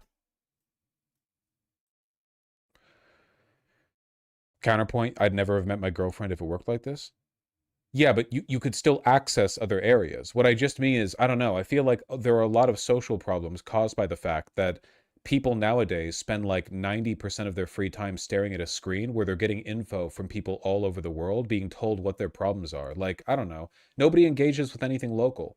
People will look at like a slickly curated Instagram video of a cute local theater that's in like Xinjiang or whatever, and they'll be like, "Oh my God, wouldn't it be cool if there was something like that where I lived?" And there is something like that where they live, and that place near where they live is falling apart because no one goes there because everyone's busy looking up Instagram videos where they talk about how some other part of the world has a cool local theater, you know? Like, it's the death of local culture. I don't know, it seems like an issue.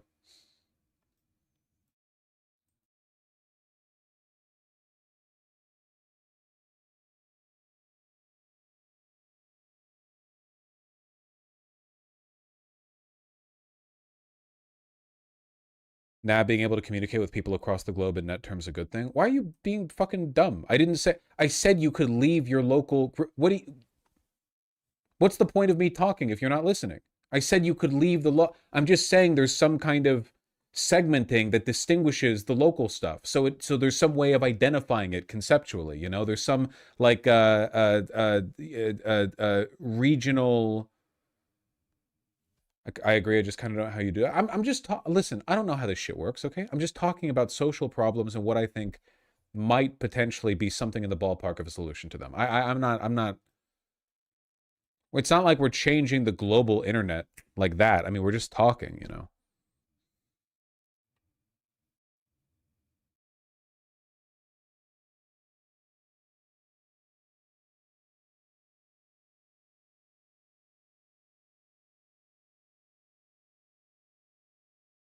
What if you hate your local culture? Then you can fucking browse other areas of the internet.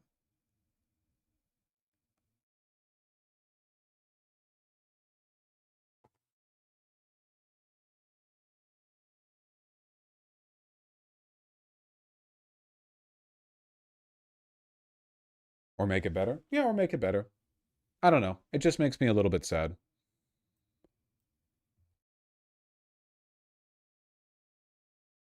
It reminds me a little bit of the restaurant car problem. It used to be that before cars, right, in a city, or before everyone had a car, you know, or in cities where it's difficult to use cars, when people want to go out and get food, they tend to select from stuff that's nearby, right? But once you live in a city where everyone has a car and everyone can drive, people won't go out for just like the local restaurant. People will drive to the one restaurant they already know they like.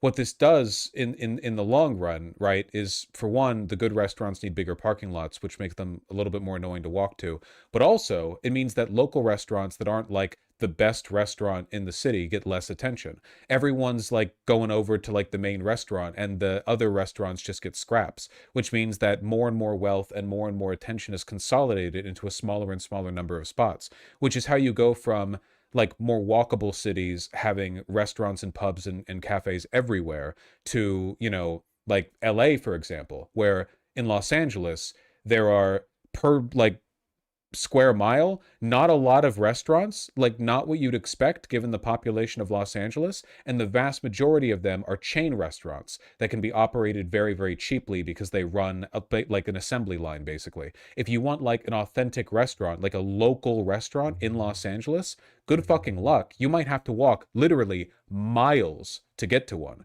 Maybe there will be like a small Korean place or something, and oftentimes they're really good, you know, but overwhelmingly the places you're going to go to are the kinds of places people go to if they just want like cheap fast food. But in terms of like local restaurant, local pub, local cafe, in lots of parts, in many parts of LA, it's really difficult to get to one because people drive. So that's what it reminds me of a little bit. Like if the internet is global and everyone just wants to do the same thing, everything becomes about one restaurant, you know, everything just becomes about one website, and people lose sight of the local stuff, which means the local stuff gets worse because nobody's paying attention to it. So now the only parts of a city that have the nice restaurants and the nice cafes are the districts that are known for those things. If you want to get a nice restaurant in Seattle or a nice cafe or whatever, you know, you've got Cap Hill and downtown and UW and stuff, but Seattle might be a bad example because we actually do have a lot of nice cafes here. But I remember like vividly from Los Angeles where because I know it wasn't always like this, that we used to have like a robust tram network down there and stuff. But over time, now most of the city becomes a wasteland and everyone just drives over to the whatever. This is why forums are dead and dying. Yeah, I guess I think it would be cool if the internet was like the walkable city, in that there were material incentives that distinguish and reward paying attention to your local environment. And you know what? I think that's part of the reason people like live streamers. Because by virtue of the interpersonal and personality-driven nature of the content, a live streamer's community becomes, in a way, like a personalized forum, a unique microculture that you can engage with that's unlike anything else on the internet, right?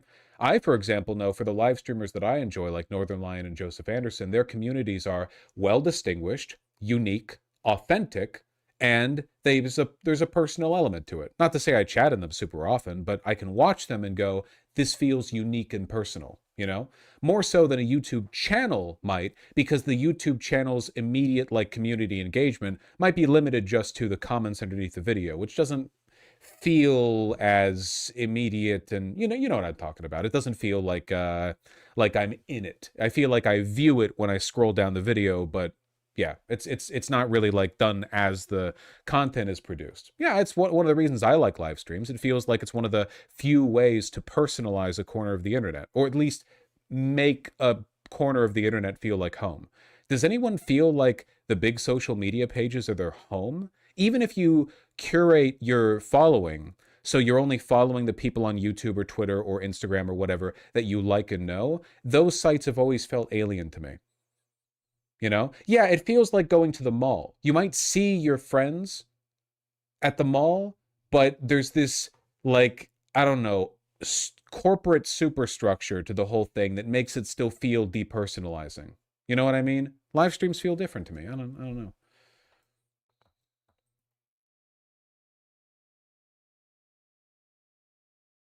So how do you suggest we do stuff locally? I've just got to, like, go out and do stuff. I don't know. I'm just talking about the internet, man.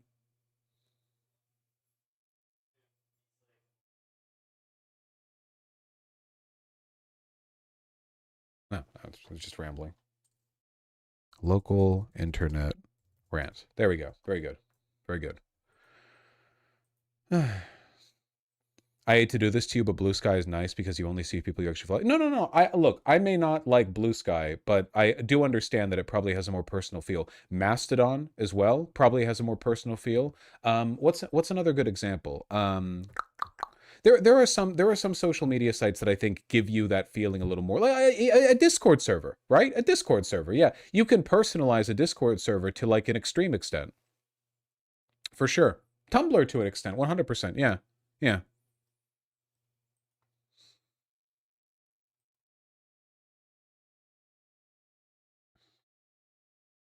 But, you know.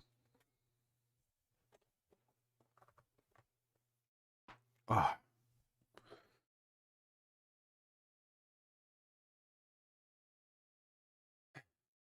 VR chat's pretty damn good. I don't endorse the opinions of my viewers, just so you guys know. If anyone, you know, if anyone's watching.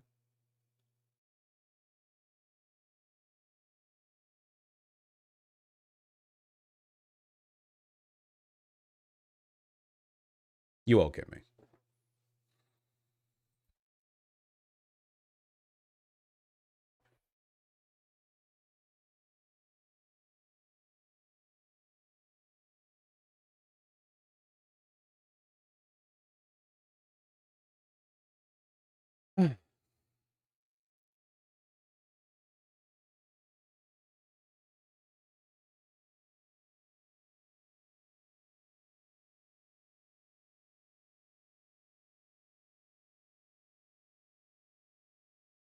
Wild. Aircraft carrier arrives in the Caribbean in major buildup near Venezuela. I don't think we actually have any new news about Venezuela. I think this is referring to an arrival that took place before the release of the article. We still don't have any real knowledge of what they're intending to do. You know, the whole Southern Spear bullshit. Without a Southcom commander, I don't know what even can be done. Unless they're planning on just, like, willy-nilly firing shit inland. Not gonna lie, I think Trump is doing this because they're bored. I think that's like there's a non-zero chance that's the answer, yeah.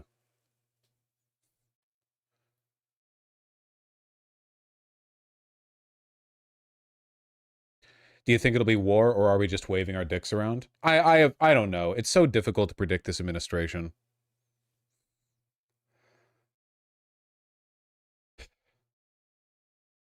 A dozen warship, 15,000 troops. Like, what are we gonna do? Just keep blowing up fishing boats? With all that firepower?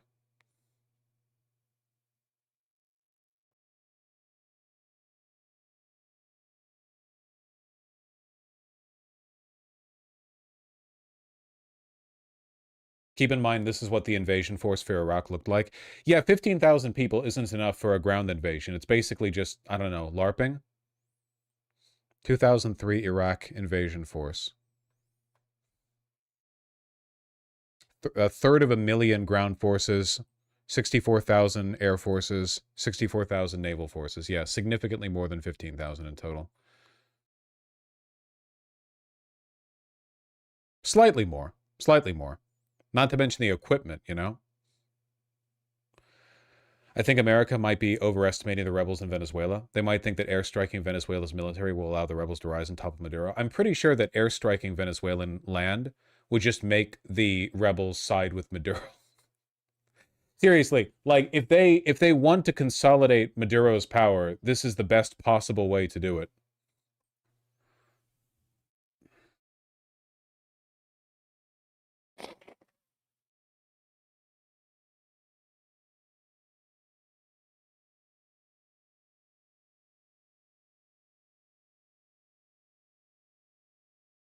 Mm-hmm.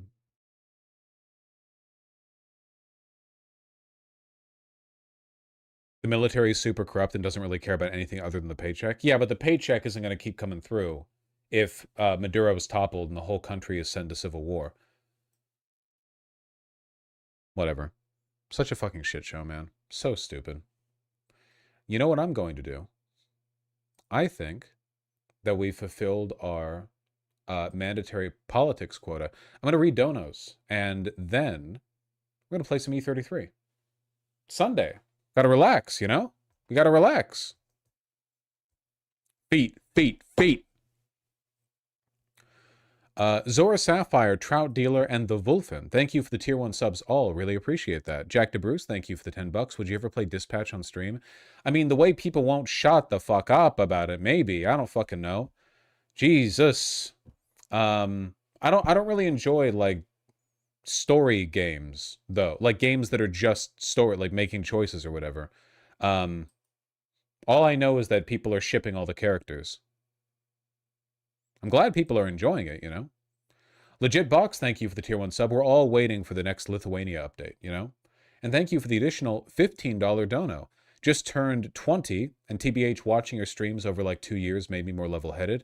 You made my pre-birthday month-long existential crisis survivable. Yeah, it happens the best of us, my friend. My 30s have been a lot better than my 20s, so good luck riding out your 20s. Thank you, I really appreciate it.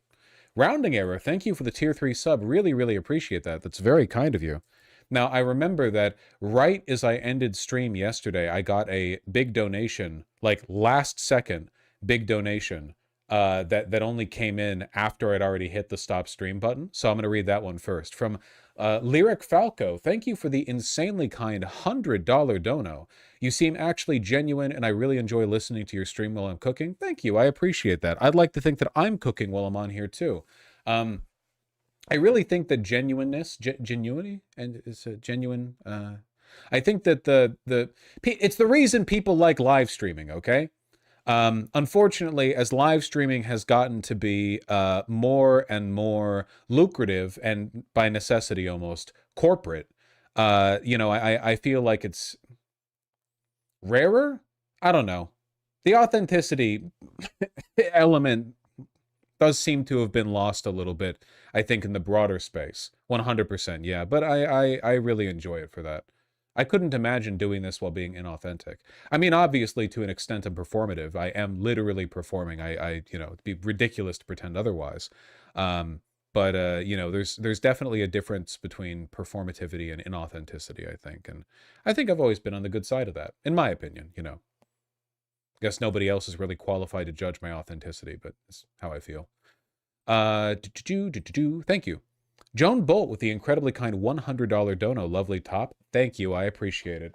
It's definitely a little bit rough wearing for inside, but it's super, super comfy. I actually got it for cheap from a vintage store, but it's a double RL denim button-up. And look, it has a cute conch shell button at the top. Can you... Hold on. See that? I don't think I've ever actually buttoned it, or if I have, it's not been for long.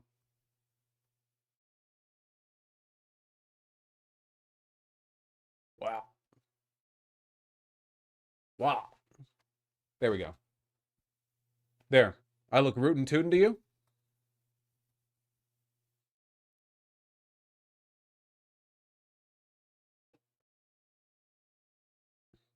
Conches or spiral, that's clam. Maybe clam. I don't know. Listen, okay, I'm not a shell expert. There we go. Bring them back out. There we go. One of the things I really like about denim shirts, or I guess any like well-made work shirt, is that they're basically indestructible. So you feel really like hemmed in by the shirt. You know what I mean? Like you can stretch into them and not be worried about the seams ripping if they're well made. I gotta work out and get beefy so I can have like a you know, I can really pop that shit. Every shirt I buy is the collar far too small.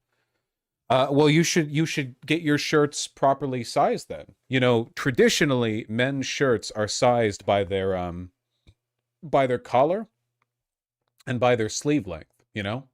Not by large, XL, medium, whatever else. Thank you, John Bolt. Janelle Lorman, thank you for the insanely kind $50. Yo, Vosh from Philly, love your work. Thank you. I'm fond of it myself, I have to admit. Really, really appreciate that. Thank you. I've always wanted to go to Philadelphia. Razor and Still Alive, thank you for the $5 both. Really appreciate that. Thank you, Still Alive. Razor says, I'd say China's the most evil, especially with how they've taken the left. They're basically the left's Israel.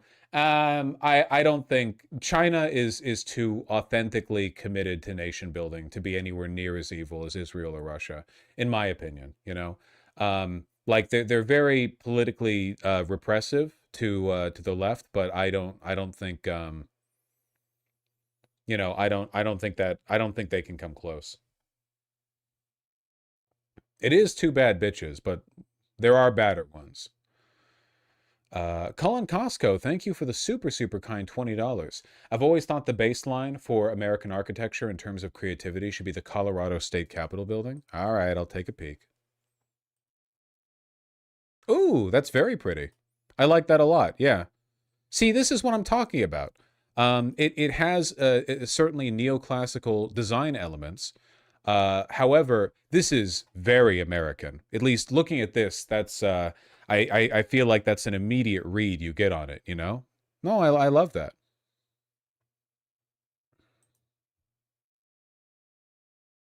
Very pretty. I've got to go to Colorado one day.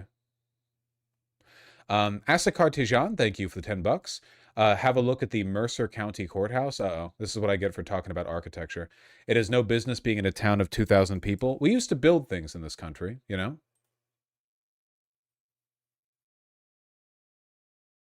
Ooh, that is very pretty.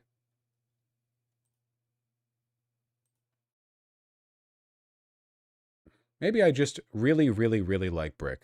I mean, I know I do.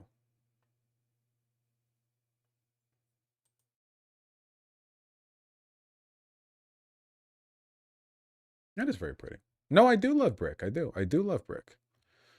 Wandering Robot Studio with the $10. Did Trump give Bill Clinton a BJ and Putin his pictures? I already talked about this, but unfortunately, there's not really much of anything to talk about, you know? It's going to get memed to death, but there's no biting political analysis you can really, you know, you can really add to it. You're kind of limited to the information is itself the punchline.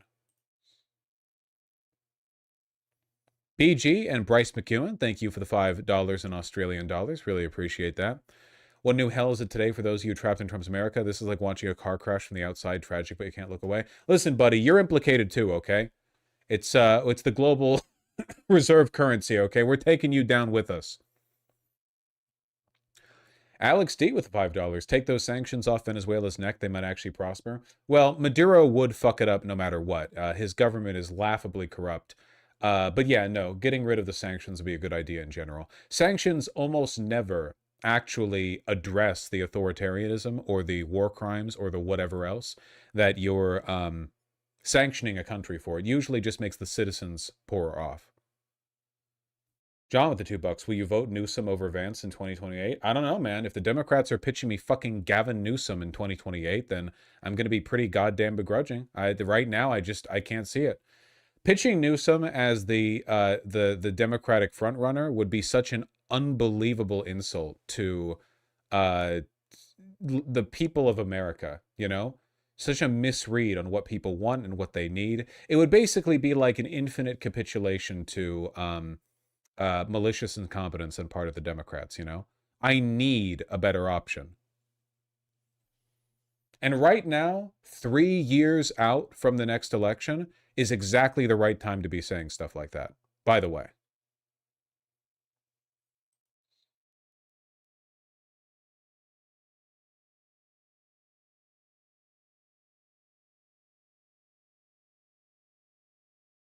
Do you generally believe the U.S. sanctions foreign countries because they're authoritarian?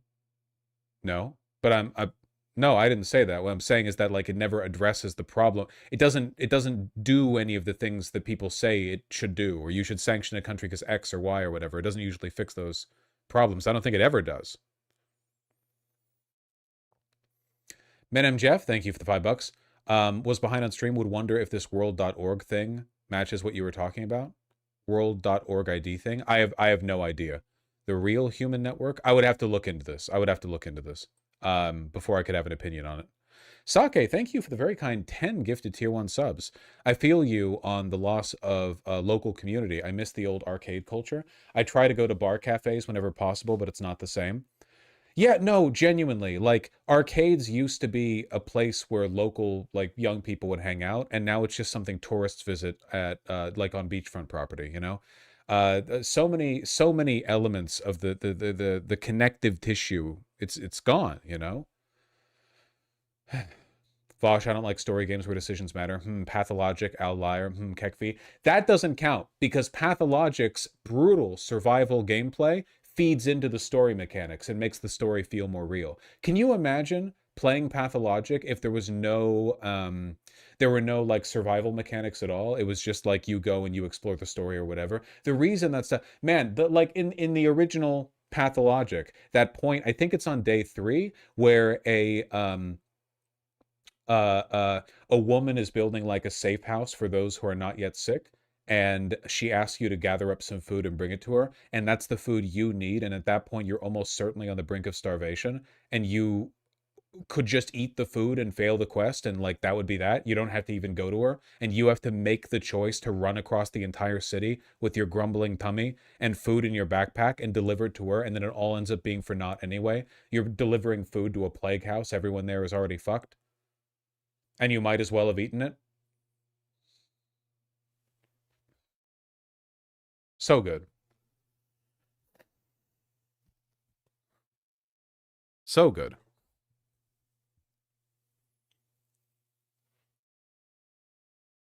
At least I have my delicious egg. Did I say that right, Dana? Was that recognizable? Probably not. I'm not British.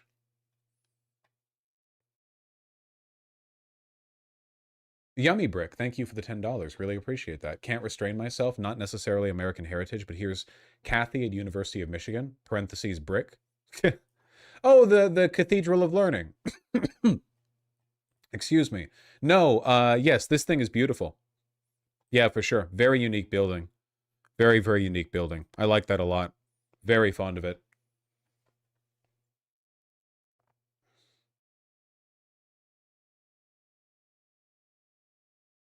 Man, I really got to go to Pittsburgh. Pittsburgh, Philadelphia. Got to run the gamut. Yeah, look at the inside. We used to build things in this country.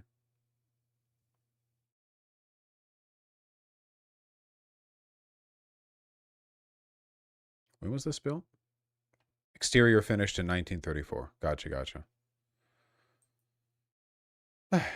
Legit box, thanks to $5. Can we have Christmas music on pre-stream when December comes around? Absolutely not. I hate Christmas music, for one, and for two, copyright. And also, I hate Christmas music. Mostly, it's because I hate Christmas music. Despise it. John with the $5. So you will help Patel Vance win in 2028 over Newsom? Lol, same as TYT. You're the same as TYT, a traitor. You will never vote Democrat in 2028. You're the guy who was doing this before. Okay, my assumption is that you're mentally ill, because if you were just rage baiting, you probably wouldn't donate. You would just come into chat and try to argue with me. I assume you're ill, but let me posit this to you, okay? Let me posit this to you, all right? Is it possible that it is necessary for the Democratic Party to give us a better candidate than Newsom? Not just because I personally would prefer them to Newsom, but because Newsom isn't capable of fixing the problems that gave us Trump in the first place. And if Newsom was run and won in 2028, he would end up cementing those problems in a way that implicates the Democrats. Or in other words, the Democrats would then have to take ownership over his continuation of the problems. Kind of like what happened with Biden, right? Like, if Trump had won in 2020, things would be better than they are now, because he would have gotten his second term out of his system then, when he was historically unpopular, and he never would have had the Heritage Foundation backup that he got later, right? If he had gotten his second term out of the way then, he would have finished with like 12% approval rating, and Biden wouldn't have tainted the Democratic Party by revealing how inept, incompetent, so on and so on it was. So many of the things that Biden did ended up making things worse for the Democrats, associating the party with ineptitude, incompetence, dishonesty for hiding his mental decline, his arrogance in trying to run again even though he was infinity years old. That stuff That did not help the Democrats. Oh, yeah, not to mention Israel. Fuck, yeah, I completely blanked on that, yeah. Not to mention Israel. Now the genocide is bipartisan rather than it just being a Republican phenomena, you know? It's not just about 2028. It's about the future of this whole civilization, you know? If the Democrats keep pitching themselves forward like this, then we're doomed. Something has to change. And if you say stuff like you're a traitor for not preemptively swearing allegiance to Newsom 3 years before the next election, what you're essentially doing is telling the Democratic Party they don't need to change. You're telling them, no, why even bother running a primary? Just fall in line with the most detestable centrist candidate possible, you know? Why even bother having a primary if you're going to pledge fealty that early? Basically, John, again, I know you're probably not well, but think on those things, okay? It has nothing to do with being a traitor to the Democrats, okay? I can't be a traitor to the Democrats because I owe them nothing. They're a political party meant to represent me. What I'm loyal to is the well-being of the American people. And right now, the Democrats need to do better on fulfilling their end in achieving that.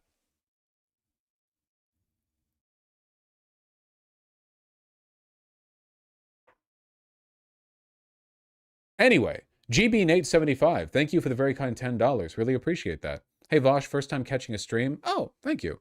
But listen to your vids in the office. I'm a Charlotte local, born and raised, and was wondering what your opinion is on Border Patrol sent to North Carolina. Yeah, I hear Charlotte's getting some heat lately. Sorry about that. I mean, you can probably guess what my opinion is on it, you know? Probably intuit it. There we go. It definitely doesn't make the administration look good that they've shifted from very high-profile ICE clashes in major Democratic cities, like, you know, Los Angeles, Chicago, try in Portland, stuff like that, to moving to the edges of Charlotte. Like, these big operations seem to be scaling down in scope. Not to say that you're, you know, sloppy seconds or anything. I'm sorry. And they shouldn't be there either. Only, if there's any heart you can take, know it's that ICE is probably on the outer rim of Charlotte in large part because they've been so unsuccessful in some of their larger operations. Will you at least vote Democrat in 2026? Buddy, 2026 is the midterms. You mean for my, like, local, in the state of Washington, in Seattle, King County, for my local Democratic rep and my senator? Senators? No, just one senator's up. Yes, I imagine so. I can't imagine a Republican fielding a convincing, a powerful challenger over here, you know?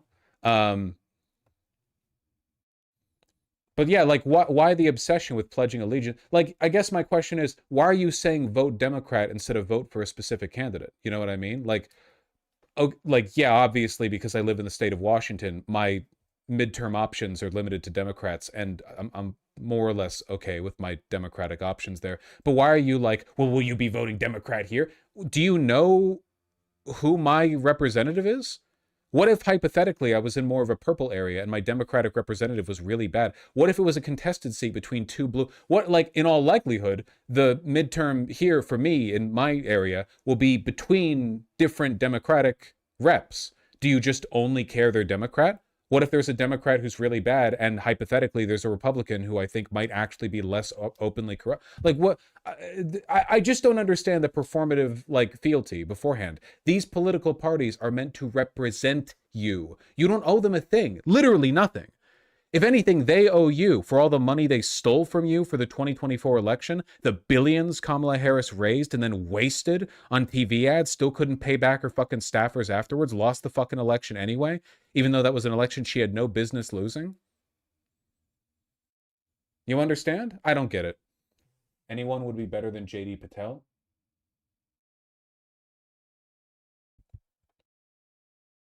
JD Vance isn't up for election in 2026. And also, where are you getting your information from?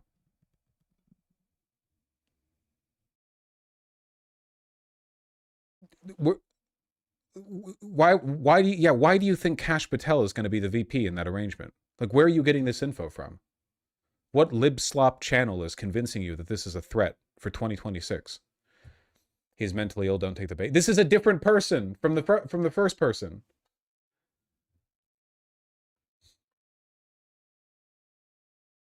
But again, I cannot overstate to you, like, it is not possible for voters to fail a party.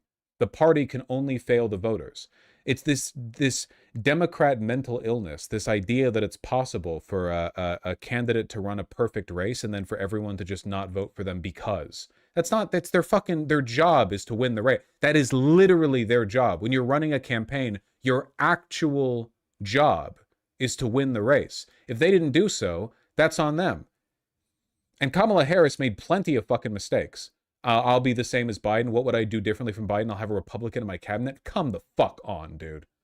Not distancing herself in any way, shape, or form from Biden's unpopular presidency? Ridiculous. Ridiculous. Yeah, do you think any Democratic candidate, no matter how openly evil they are, contemptuous they are towards you, or awful a campaign they run, is entitled to your vote no matter what? You have no expectations for them whatsoever? It's only the other way around? That's crazy. That for one, that's anti-democratic.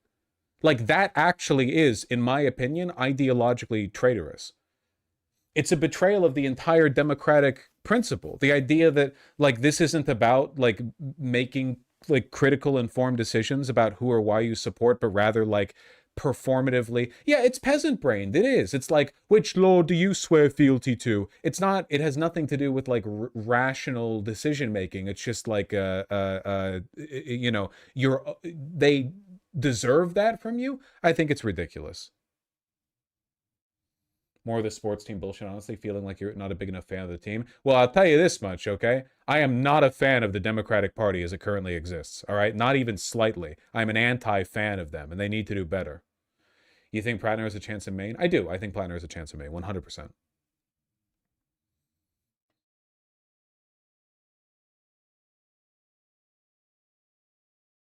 Anyway, you're definitely not doing the American people any favors by getting, like, performatively outraged at people who are demanding better from their party. Like, it's very weird and very, very creepy. 3 years out from the presidential, and people are like, what do you mean you're not preemptively swearing allegiance? Why would the Democratic Party ever change then?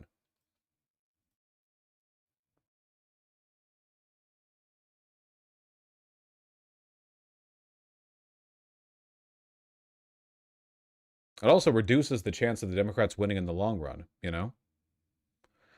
For example, I think that Kamala Harris likely would have won if Biden had been pressured into effectively, like, allowing the Democrats to run an open primary. If we had a regular Democratic primary back in 2023, and Kamala Harris had won in that primary, I think that she would have had enough time and momentum, in all likelihood, to have actually won.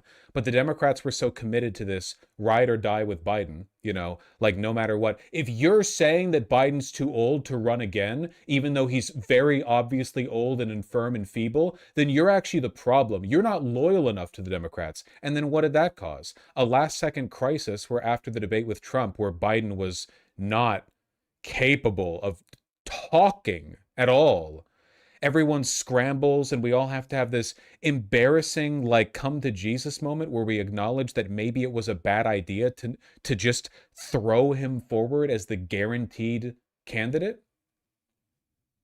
The election was over 1 year ago. Get over it. I don't even understand what you mean. You're the one telling me to swear fealty to an election 1 year away. What are you talking about? Anyway, that was too ill to engage with. Anyway, like, the Democrats ended up worsening their own chances because they were so arrogant and so contemptuous of their own voters that they put themselves in a bad position. Trust me, it's in the interest of every American that we demand more of the Democratic Party. Anyone who disagrees with that, as far as I'm concerned, you're a traitor to the American people. And I mean that. I'm not being performative. I think it's one thing for Republicans, who are dumb animals, to engage in their own kind of, like, cultish populism, right? I don't expect much of them. But if you're politically active enough to be a liberal and be concerned with what's going on, and you're still falling into this peasant brain cult mindset, I think that you're, like, you know, you're enough of a moral agent that I can condemn you for it more severely.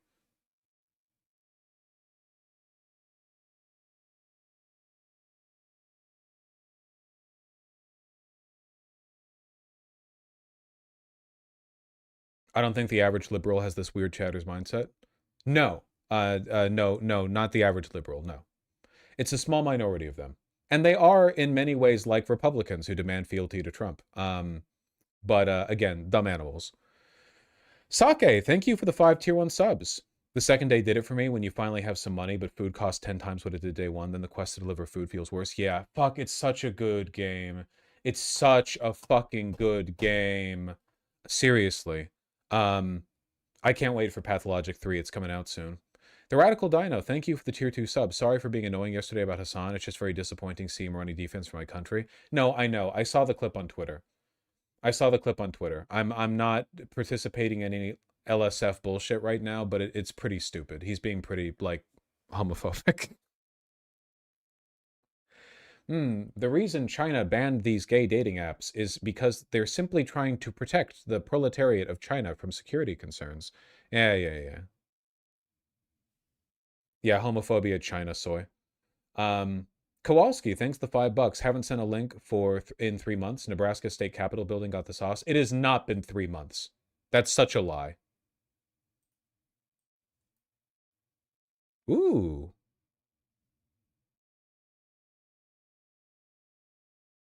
Oh, that is very pretty. I like that a lot.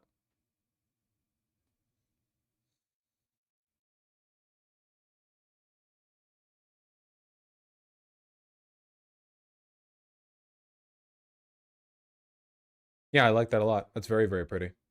Sake, thanks the 5 tier 1 subs. Vosh, why will you not pledge fealty to the Emperor of Mankind today? Because this is a Xeno world over here in Seattle. Lots of homos. Beyond the light.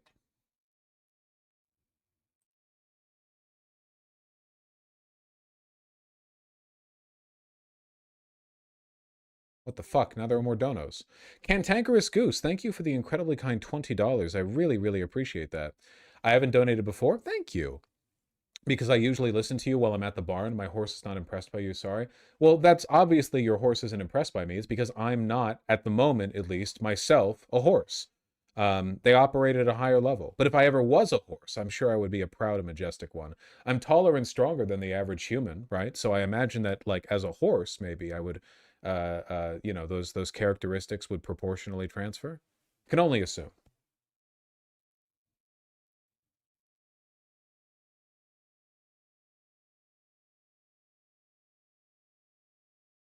Sake, thank you for the 5 tier 1 subs. I haven't sent a link in one stream, so here, Vosh.gg subscribe. Good point. Here, I can't show that on stream, but let me, I'll add it to the chat in case anyone's interested. Good point. Good point. All right, we got to play some damn E33, folks. And some dang messages.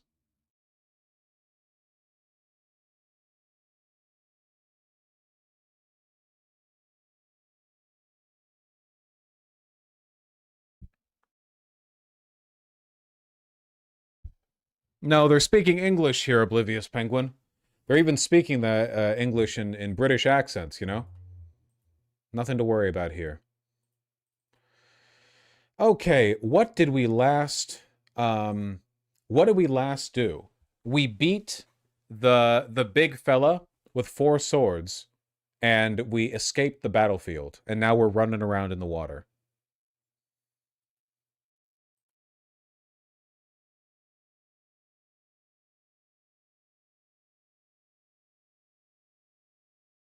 There we go.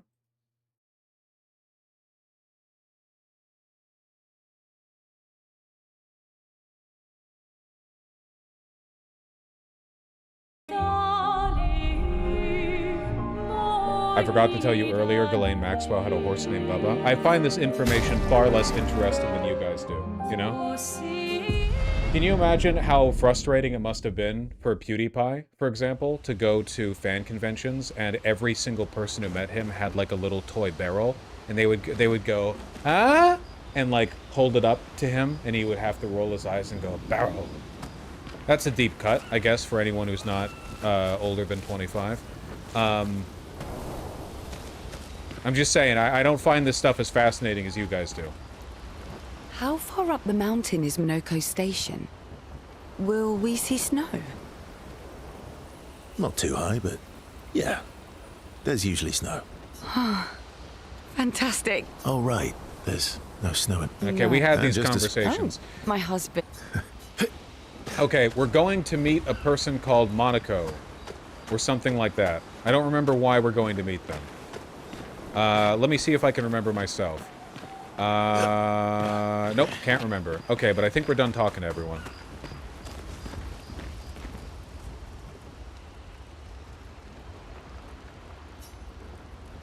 Friends with Verso? Yeah, that's right. Did we have this conversation? Hey. I don't think we did. Hey.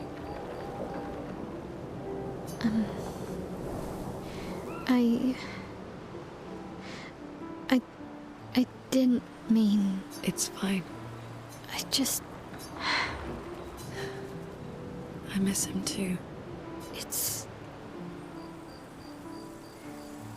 It's hard. Those pauses. Where'd the old MC go? Got stabbed. He's dead. But our new guy is Gustav too, basically. Pain we feel every time we lose someone. I've tried many ways of dealing with it. Running from it, sitting with it, compartmentalizing it. But what I needed was to use it. To use everything. What do you mean? You need to get edgier. I feel... Yep. Everything. And I let it burn inside me when I'm tired, when I feel hopeless, when I want to just let it all go. I use the pain. I use the fear, the shame, the guilt, the anger. I use it all to keep going, to make sure I continue. Monet. You know what?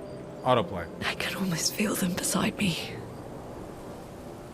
Everyone we've lost. Walking with me. Especially when I use chroma. I feel their presence, their closeness. And they help me. You feel Gustav? Oh, yeah. Yeah. I do. I'd like to feel him with me too. Well... You have an affinity for chroma too. Try it.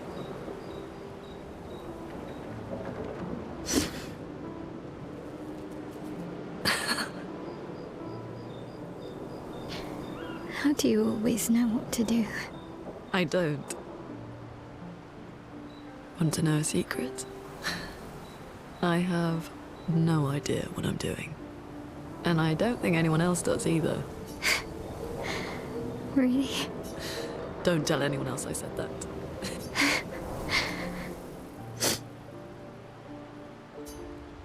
That was like 90% breathy pauses. Alright, sleep up.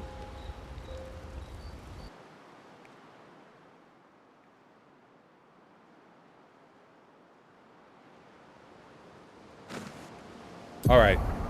We landed here. Recruit Monaco, Verso's best friend, at his station in the mountains. We're going up. What happened to Gustav? He got got. Very sad, very sad. Oh, that's right. I just equipped a bunch of stuff, so the new strat with this guy is that he's utility, but he gets a bonus attack. I remember.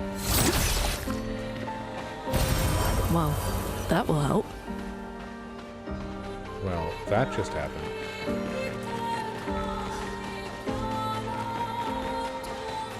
I do have to say I find some of the dialogue a bit grating. Yeah, me too, but I also find it grating when people in chat keep repeating that over and over. See, you have to... I'm actually experiencing two different, like, narrative feeds at the same time. What the heck? Can we be friends? I don't think we're gonna be friends.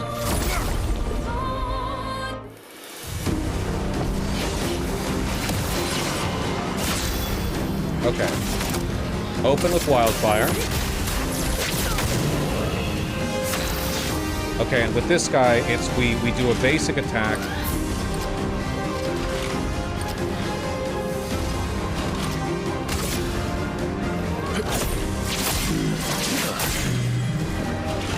then we get to go again.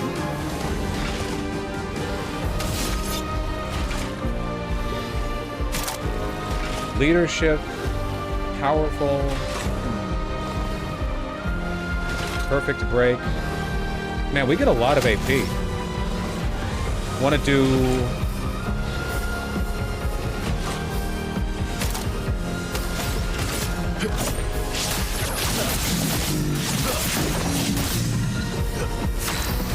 Yeah, I'm feeling it. I'm feeling it. Okay, now what are we doing here? Spencer's Flurry, physical damage to all enemies, Spark, Swift Stride, breaking the rules.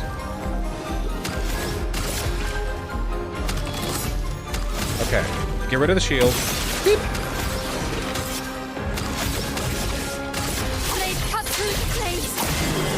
Okay. Watch out, my owl.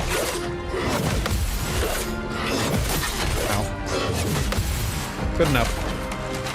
Not the worst. A combo? Not the worst.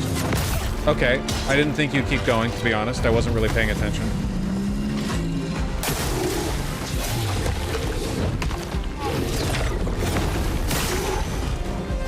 My turn. Okay, you again. Regular attack. So nice. Don't know how I healed from that. Probably one of my pictos. And we're at B. What do we do with B? We can perfect break. I mean, it's a fuck ton of damage. Yeah, that rules. Absolutely. Oh man, I'm feeling pretty good. I'm feeling pretty good.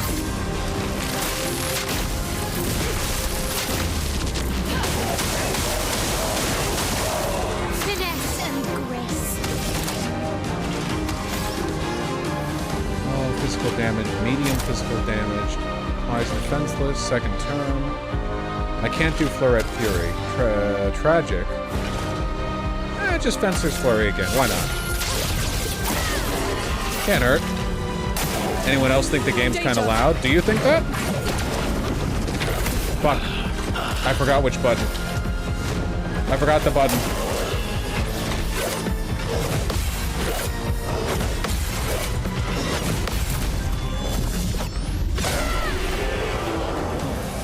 Maybe slightly, but it's whatever. I don't mind turning it down a little bit.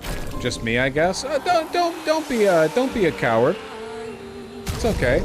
You can stand by your position. I'm not gonna attack you. I won't bite.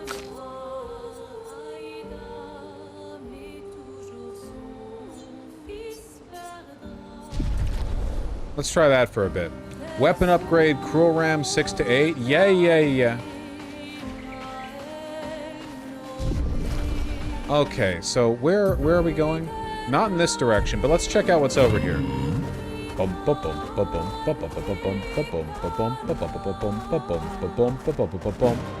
fuck is that? What the fuck is that? Big ass game. UE5, UE5? What the fuck is that? EU? That's Unreal Engine 5. Unusual. What happened here?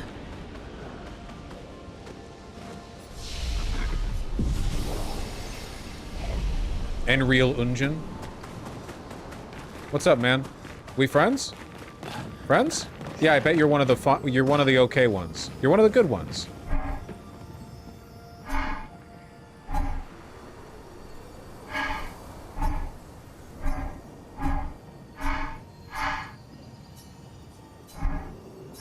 Teach me how not to kill. Teach me how to play my trumpet.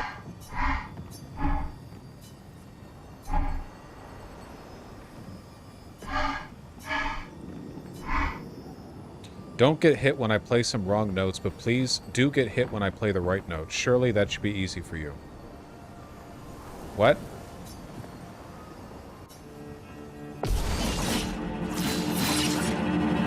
Just try it. Just try it. Oh, I see. Okay, I see. I see. Okay. No, restart it. No, I get it now. I get it now. I get it. Not impressed. Bring it on. Just try it. Not impressed. Just try it. Not impressed. Not impressed. Oh, thought I dodged that. Just try it. Not impressed. Okay, okay. Wouldn't this be great with the high Just volume? try What the it. fuck is wrong with you people? Not impressed. Bring it on.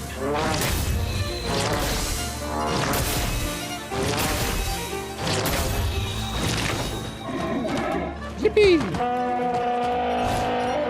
Not impressed. Just try it. Bring it on. I feel like we're really helping this guy. Bring it on. Not impressed. Bring it on. Yippee! Toot.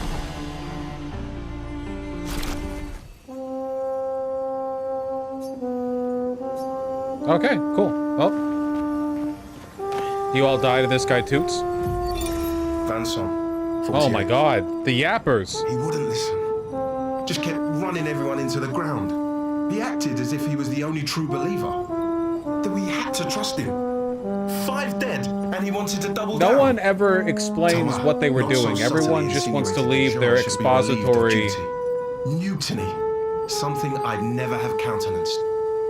Yet I have a duty to them too. It's a gutting realization. What has to be done? The mission is too important. The team is too important. We can't just throw our lives away for nothing.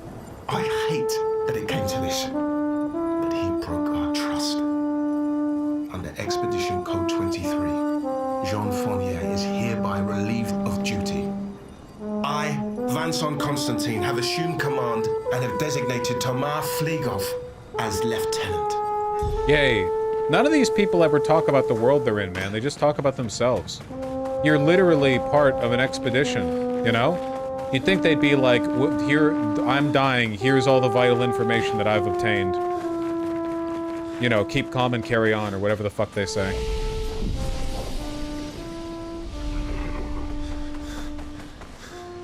They've all played too much System Shock. They all want to, you know, leave on an expository note.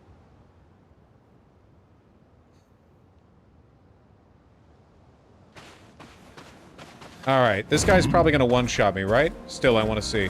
Oh, there's a little dude over here. Okay, little dude, then big dude. Good progression scaling. Good, what, yeah. Ah. What? Ah.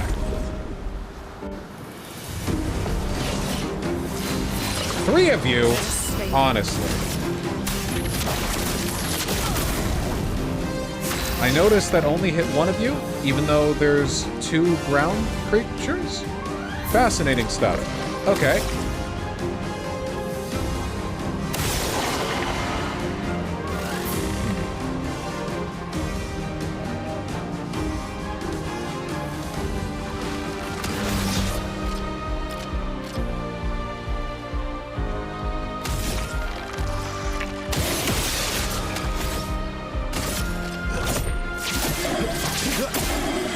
Ready to strike.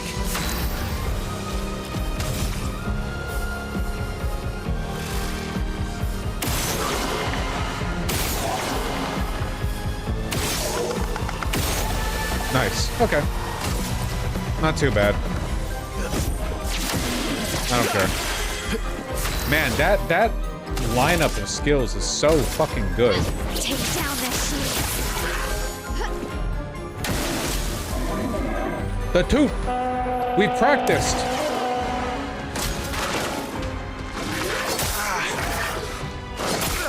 See, that wasn't that fast, which is why I wasn't ready for it. If it was actually fast, that would have been very dangerous.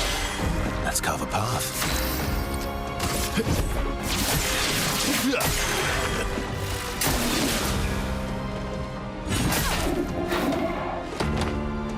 Fuck you. Roma is flowing. Why did that not hit before? There we go. Ow.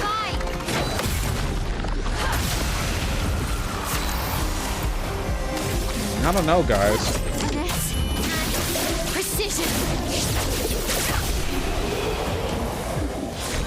These guys haven't learned to toot properly. He didn't toot once. That guy didn't toot once. Item on the ship. Item on the ship. I assume.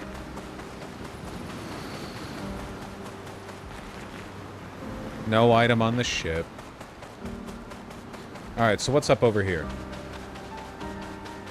Oh, this isn't an enemy. It's just a big statue. Okay. Weird looking fella. We're not going the way to the mission objective, so I assume that we're gonna, like, randomly run into an enemy that is... What have we here? Capable of one-shotting us. Oh, fuck. Yeah, that looks like one. Okay, guys, I think I found the candidate. There's no fucking way we win this fight. It's not... There's no way somebody with this much aura... Yeah, we'll try it.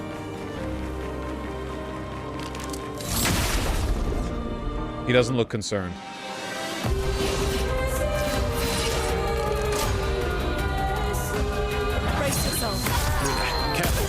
Yeah. Oh well. Yeah. Okay, got that at least. Oh.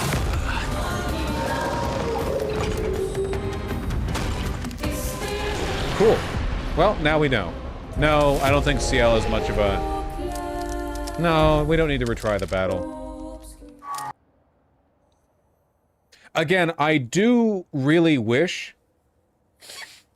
there was some way of identifying the powerful enemies at a distance. Like, so obviously you can contextually be clued into the fact that that guy's really strong, but there's no way to know how strong an enemy is by looking at them, apart from, well, they're big. We fought big enemies, you know.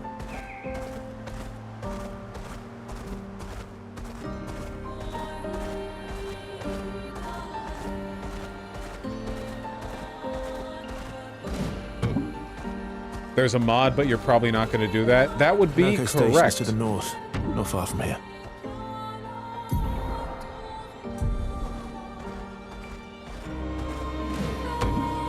Oh.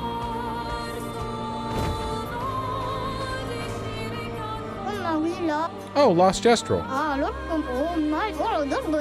We got one of the lost children. What's up? French Bob. Cool.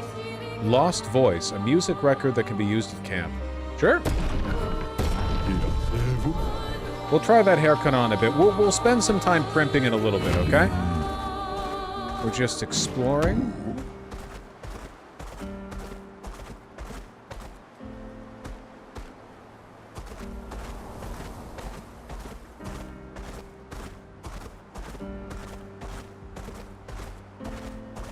Oh, hello. Well, we have to fight every enemy we find, don't we? It is a little bit strange how they're not even, like, wandering, you know?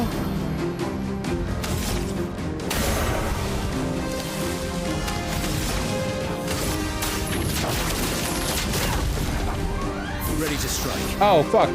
That's why it didn't apply before. I wasn't doing the AoE attack. I was doing the basic one. Whoops.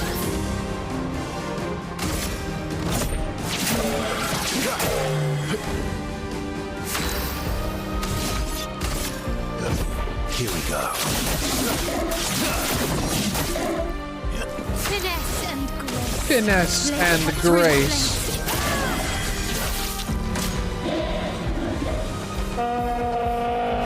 This one toots. Coming.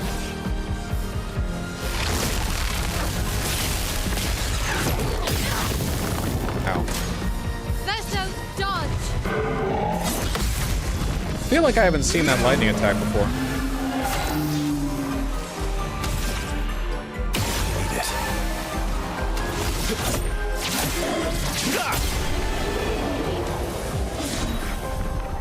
So good. Gultaram level 8. Yeah. So it looks like level 8 is the default weapon power in this area. So we've gotten like 3 things that are level 8. Is there sex in this game? You know, I don't know what comes in the future, no pun intended, and I don't think chat should spoil me on it, but I'm not really getting that vibe, to be honest. Which is crazy, because it's a French game, but, you know.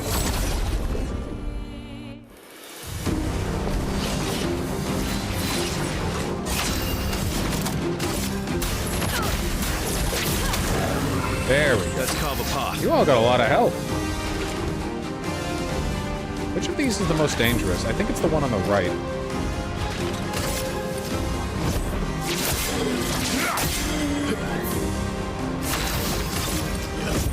Here we go. Not looking good. Is it not? Oh, right, you're injured. Well, you know. You're probably fine. Incoming. Ow. That's why I wanted to bring you down.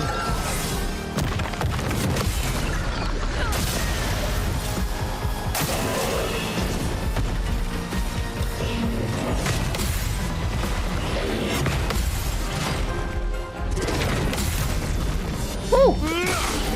Oh! Cut him down. Oh! Break. A storm is coming. Bam! Oh! When did Vosh get good? Always have been. Famously so, even. Do we want to use a chroma elixir? Why not? Who's it gonna hurt? Anything over here? Da-da-da, da-da-da, da-da-da-da-da. Yeah, there's a portal over here. Another trader. Plunging Bob, French Bob. For CL, do I care about CL's appearance at all? You know what? Fine.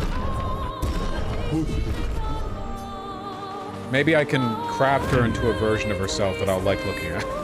I'm sorry. I'm being so fucking mean to her for no reason. Okay, let's see where this portal leads to. Up, up, up. Up, up, up. Painting workshop danger. Okay, yeah. Past experience has taught me that danger does not mean, ooh, this is a good challenge for your level. It's more like you will be in every fight for 40 minutes. You will never, ever, ever, ever make progress.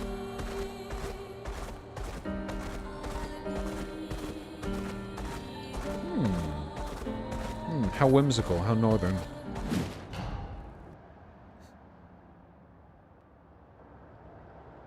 Follow the tracks.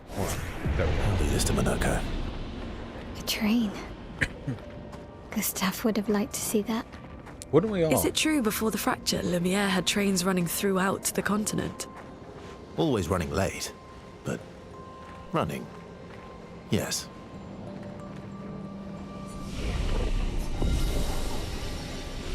Lovely feet. You'd think they'd be cold.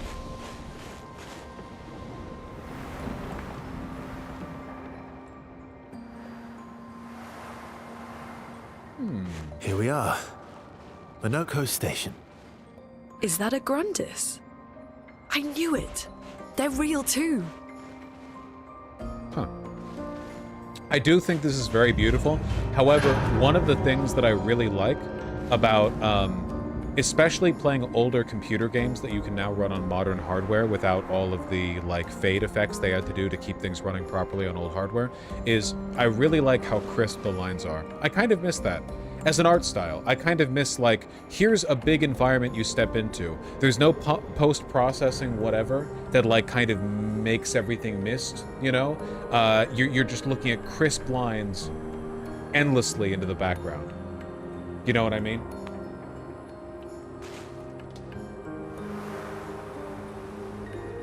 Because sometimes it's so hazy, I feel like I'm in a dream.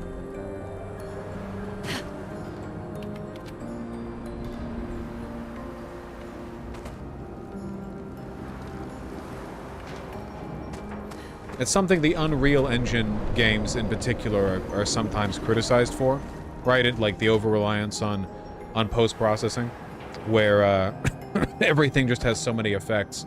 I don't think it's bad. I mean, this is a very beautiful game. Just sort of talking about my preferences. Oh, hello.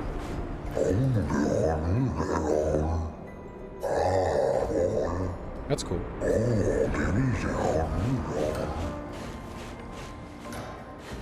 He's chilling. Here, wait, really quick. Let me take a piss. I'll be right back. More E33 after the piss break.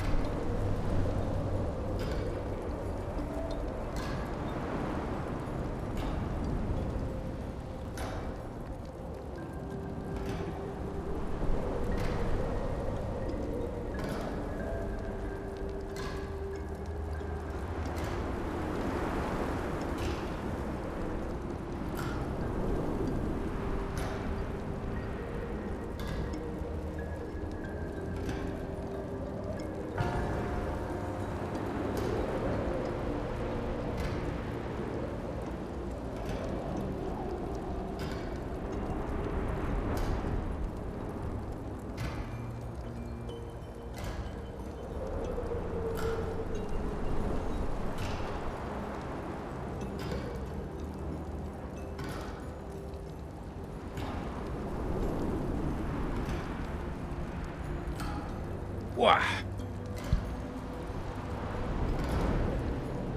Who is he running in his party? I'm really only paying attention to chat. How? How does that happen? What? Oh, another checkpoint. Okay.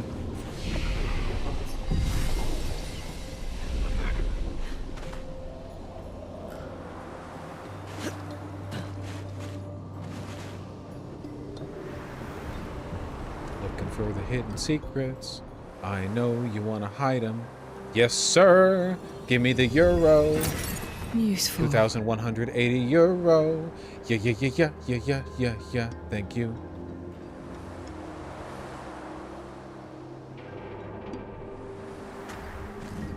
Oh.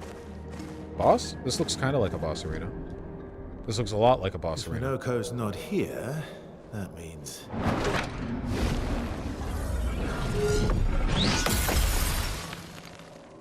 slow as ever, mon vieux.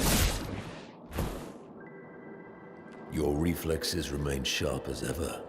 I approve. This guy's cool. Monkey King? Esquire, did Verso pull you into another adventure? New friends. Speak our language. He had a lot of time to kill, so I taught him. Ladies, could I interest you in a duel? This guy might end up in the party. Definitely a gestural. No point trying to talk until we've calmed Minoko down with a relaxing fight. Be careful though. Minoko's fighting style is a bit peculiar. Peculiar? Would you say it'll take longer than 30 seconds to understand the mechanics? Grenade, watch out! Oh shit, they gave him health. They gave him health and jazz.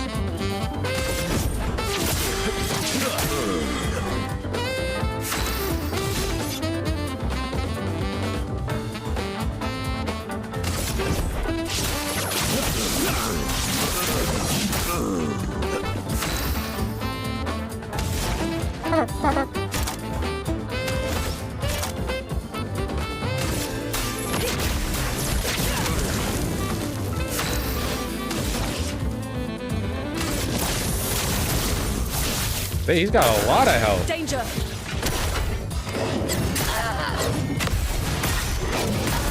Yeesh. Okay. All right. Turn into a Nephron. You got moves.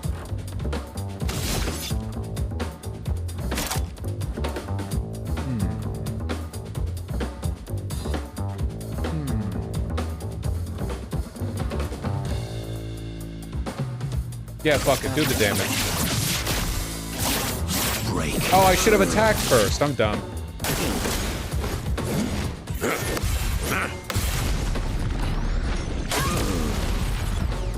Let the ink flow. Let the ink flow. Let's finish this. Careful, Verso. Oh, fuck.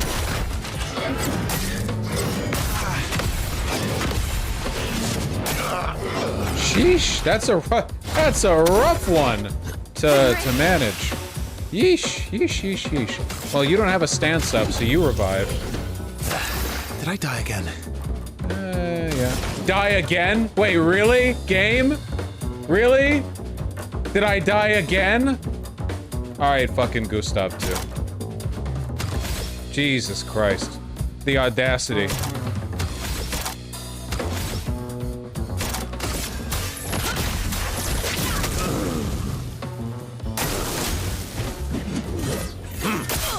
Ow. Thought I hit that. Strike. You're outmatched. You're outmatched. It's over for you. I'm gonna fuck your ass. Break.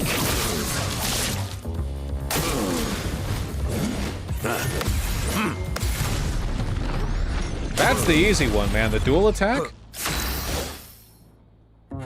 Gonna shit in your hat.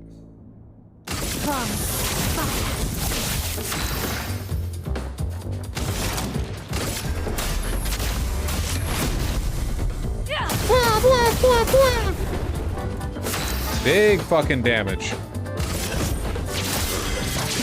Not really using this guy for the buffs very much, huh? I should be. What's C rank? Paradigm shift, give AP back. C rank, leadership, give AP to other people, but they're both fine on AP. They're both fine. Let's apply power. Let's try that. Parry it. Cool. Oh, fuck. Yeah, didn't stand a chance. She's dead already, man. My turn.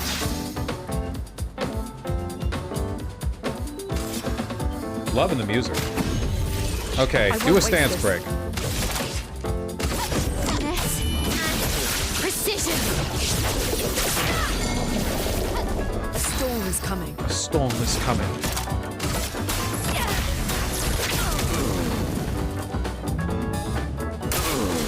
Hey. Motherfucker just didn't attack.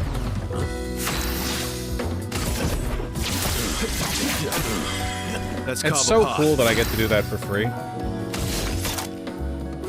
Okay, they both have powerful, right? No, Luna doesn't have powerful because she just got rezzed. Do we want to give AP? Yeah, let's try that. Give AP.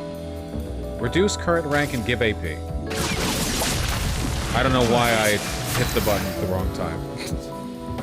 It's okay, man. It's whatever.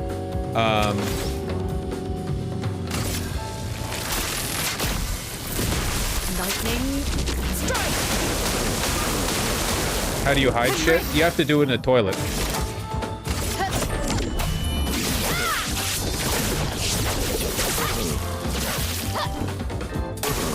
Get ready. Ah, didn't get it that time. Let's dance. Got it that time. I don't understand how the damage calculations in this game work at all. I have no idea. Let's carve a path. Let's carve a path. Break. Let's push forward. I didn't think that'd break. Sick.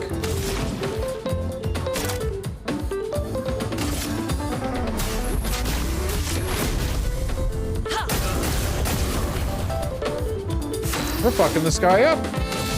Unfortunately, we're out of... Da, da, da, da, da.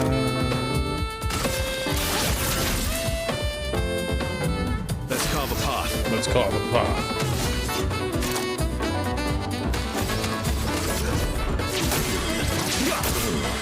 Let's carve a path. Can we get this music more? If I add this guy to my main roster, can we keep him? Here we go. I want to keep the music, man. Storm is coming.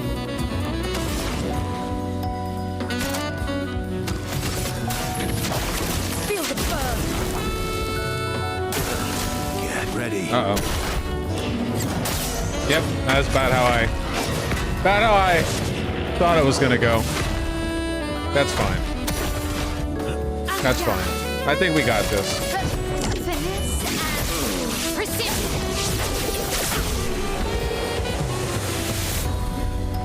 Something tells me he's gonna do less damage and have less health when he joins our party, though.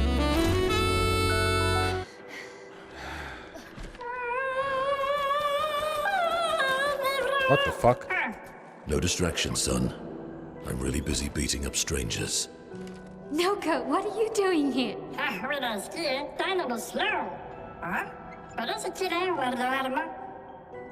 Noko, you said Nevron? A stalact.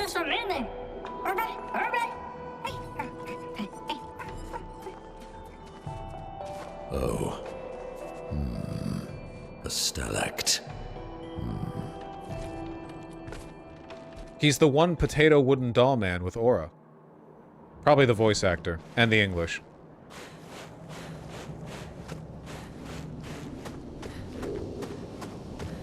Lebs looks so different in this. I'm here to bring you a smile. Alright, what are we looking for?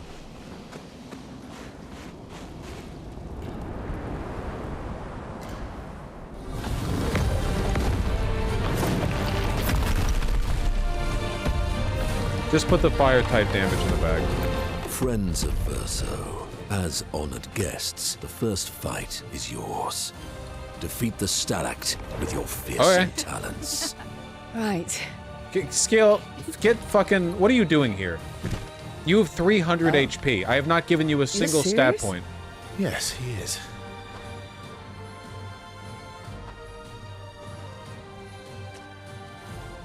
You little coward.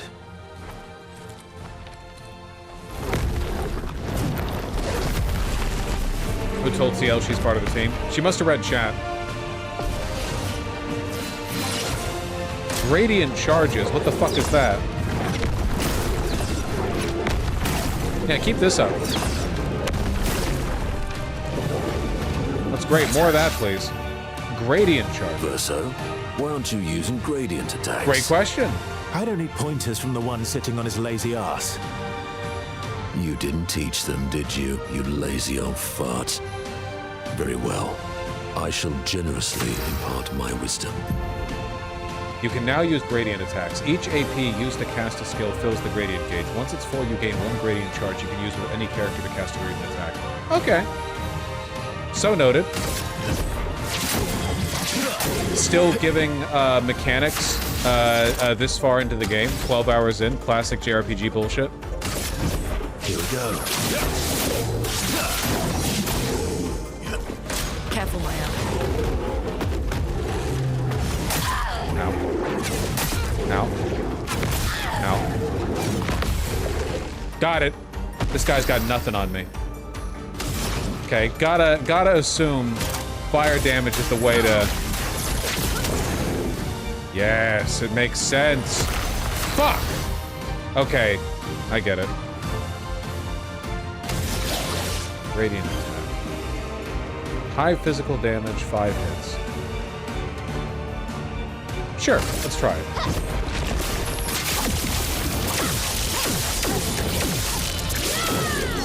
That was not very high physical damage. You know what?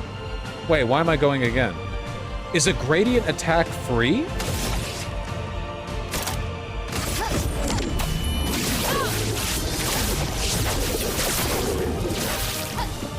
Huh. I'll do it.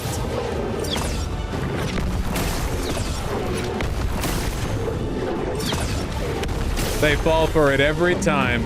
They fall for it every time. They fall. They just can't help themselves. No, sir. Well, this guy's getting fucked up either way. Okay, you're in fire stance. Then what if we use ice lance? Ice lance. Ice lance. Nice.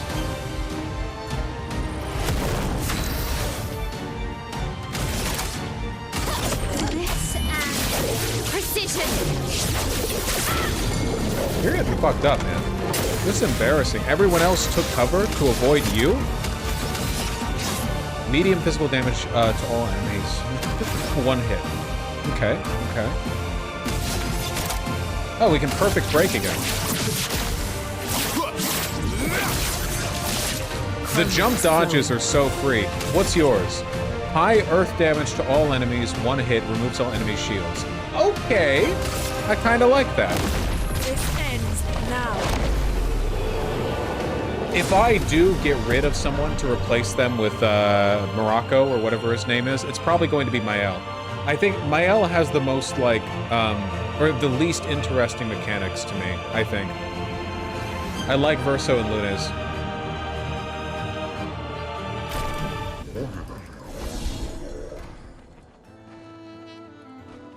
You found worthy. She does do friends, mega Verso. damage. I'm just talking about Jealous? what I find interesting.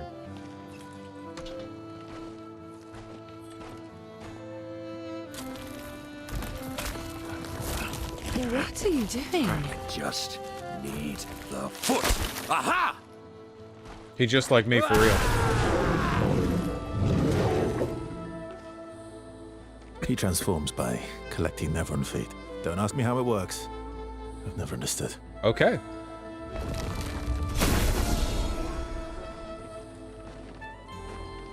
Now that we've had some good battles to warm the spirits, to what do we owe the pleasure of your company? So if you took one of We're Lune's heading feet, we for could theoretically Old have Lumiere. 3 Lune Okay, feet? bye. Hey, come on. Hey, look. I know we failed before, but look, you doofus. Don't you recognize her? Of course I do. Then you know what that means. Oh my god. This is our shot. It might be our only shot. This is your only shot. Out of the question. I will never join you again. There will be a lot of fighting, though. Okay. Here's a writing tip from a person who knows nothing, and I know nothing, okay? If you are setting up a big, complicated mystery reveal where characters keep referring to some unexplored attribute of a character that means something or has some greater significance that is not being addressed in the story, but they keep mentioning it, so you keep getting reminded over and over and over again that it's going to be an element that comes up later in the future, what you need to do is give the reader another impression to hook onto. I think you need to address it, but you can red herring the fuck out of it.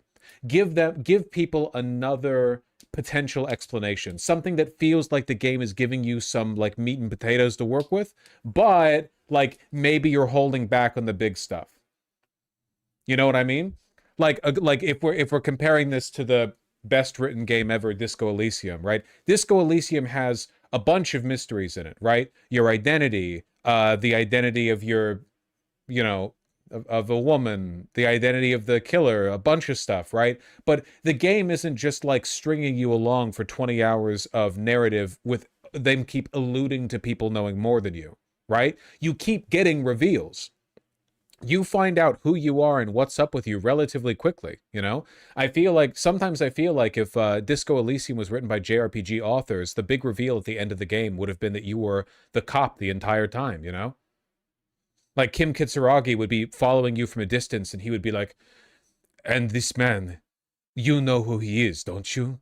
I do as well. That is why I must keep an eye on him and guide him. And then 20 hours in, he's like, yes, you were a cop the entire time. You were one of the detectives sent to this case. And then it's like, oh, great. You know, like what, you know what I'm talking about, right? Like you have to like keep trailing reveals, you know, you can't just hold it back. But I'm just saying, you know, I'm just saying. Oh yeah, that's true. Yeah, it's true. There will be a lot You of can't just do fighting. like set up reveal, set up reveal. You have to string Good. the interest curve. Noko's coming too. Oh, you are. Because all I'm getting over and over and over and over again here is that she's significant in some way.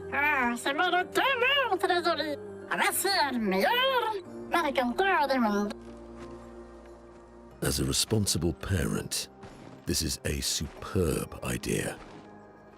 Let us go to Old Lumiere. What I was complaining, what happened? Why are we going to Old Lumiere?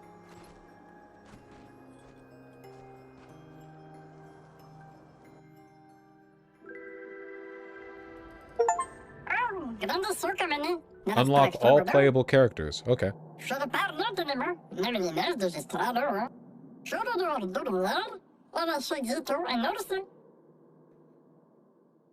Complains about not getting enough reveals, ignores all content. I'm sorry, while I was talking, did I miss something that addressed the thing that I was talking about? Or are you just, like, complaining because I'm criticizing the story and pacing and you don't like it, so you're attacking me over missing, like, one detail? Own it? I have been paying close attention to everything that is story relevant. Okay, how do we do this? We have to get your feet.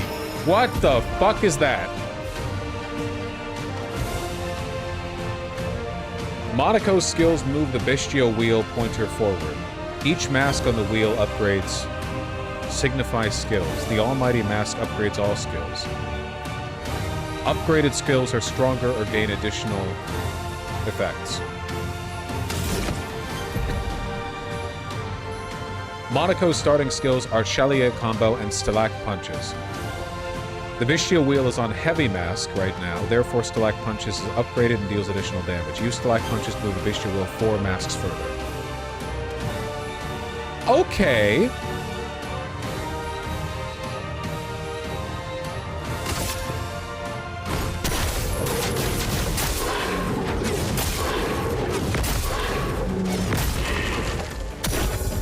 Oh, really?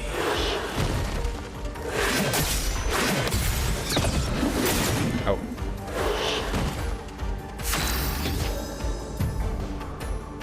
Monaco harvests Nevron legs if he is in the party when the Nevrons are killed.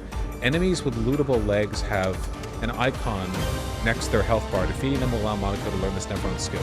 Okay, so he doesn't learn skills the traditional way, or he still gets points and he has to put the points into the skill after getting the ability to unlock it. Okay.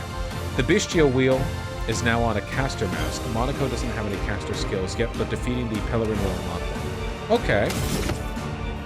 Okay, so I have to do like a basic attack. So no matter what,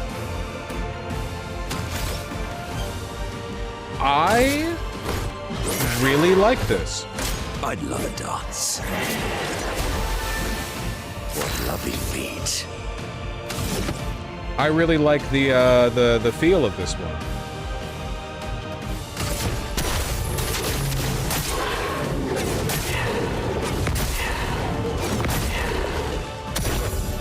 Oh, really?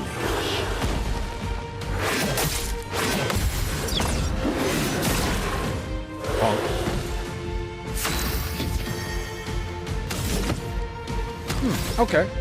I think I'm going to be replacing Mael with this.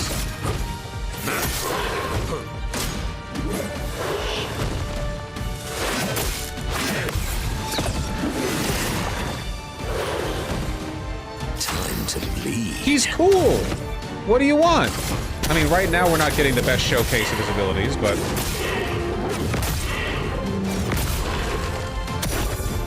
Foolish move.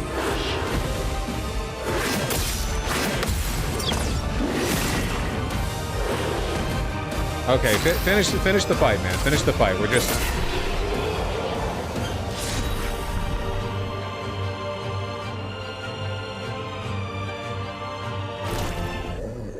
Pellerin's foot. This foot allows Monaco to use a new skill. Monaco's Nevron skills. Looted his leg, Pellerin heal. Open the skill menu to equip the new skill. Okay, okay. Well, we got a flag right over here. We got a flag right over here. Let's do a little bit of learning, huh? Add to the party. Mael, you're literally a child. Go take a break, okay? Monkey Man is my friend now. Is he a Gestrel? Yeah, he's a Gestrel. He's a Monkey Man Gestrel who speaks English and has a cool VA.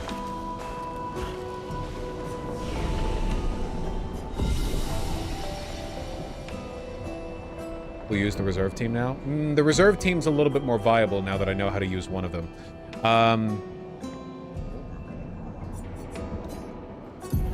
Okay, let's see what we got. Whoa, buddy. Wow, okay. You haven't collected any more feet in your many adventures? Sheesh.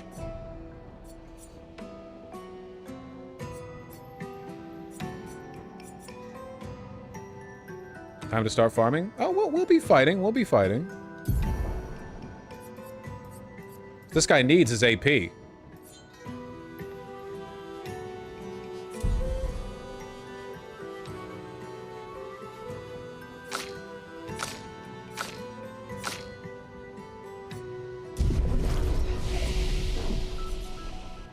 get some attributes, huh?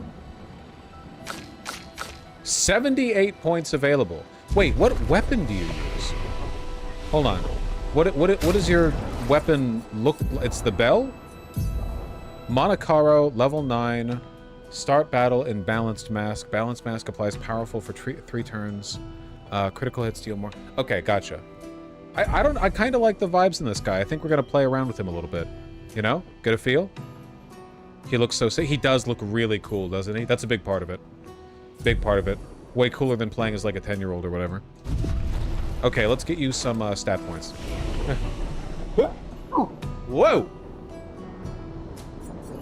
Excuse me. Okay.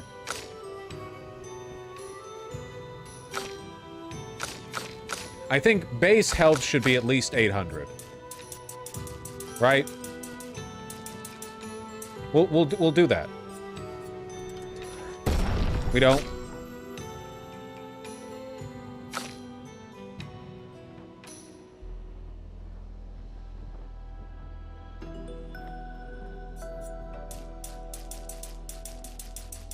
I want to fall behind on speed. At least 800. Shut the fuck up. All you people do is criticize. You know what? Who needs defense? Okay, people in chat keep getting mad at me for not putting some points in defense. There. We have defense. Good enough. We can re-optimize later. I wish they told me what defense does. Like, obviously it reduces attack damage, but does it, like, by what percent? What's the, like, scaling? You know what I mean? Building defense is submissive. I agree. I agree.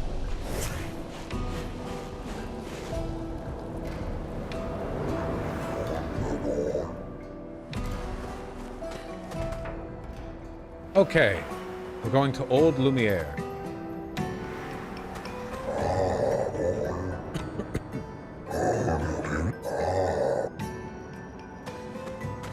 I feel like so far the game has not once rewarded me with interesting information for talking to a random NPC.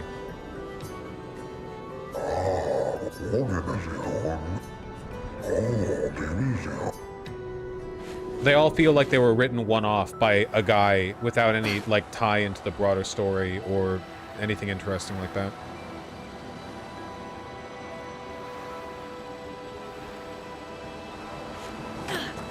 Oh yeah, we are going out this way, right?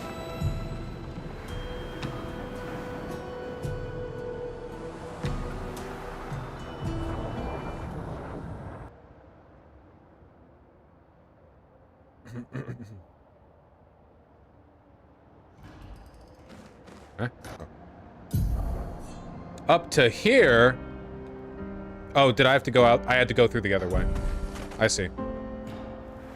I can't access the map when I'm inside an area.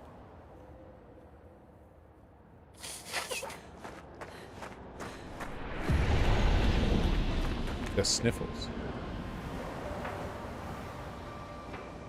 Whee!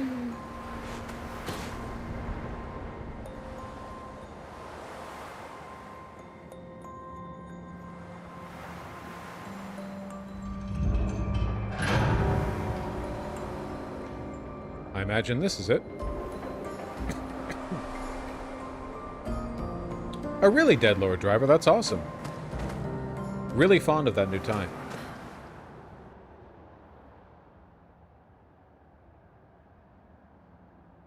So right now, our new guy is super weak, because he only knows 3 skills. We gotta beef him up, like, a lot. Oh, fuck! We have to give him, like, pictos and shit. Totally forgot about that part. Empowering Tint? Sure, why not? You've got a heal spell. Accelerating Heal? Sure, just learn them up, I guess. Energizing Death? Yeah, Death is cool. Wait, I just replaced one, fuck.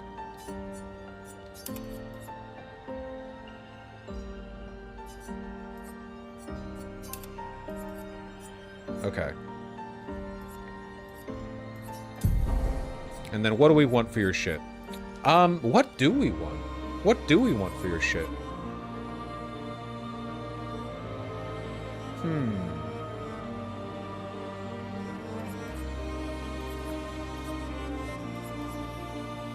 I don't really know enough about how you play just yet, so I guess for now I'll just say energizing jump. Energizing start. What's your opinion on glass cannon builds in games? Listen, they're fun as fuck, okay? Hell yeah.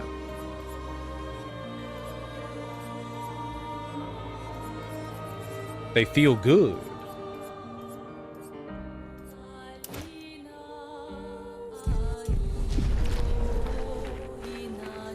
Them some big boys over there. Okay, this whole area. Why do I have a cough? They feel good when they work.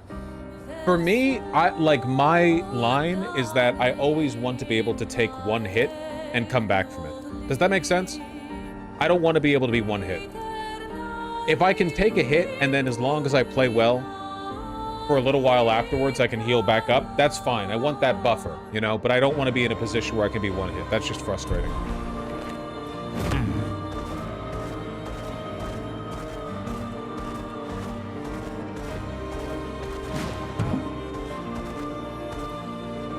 No items.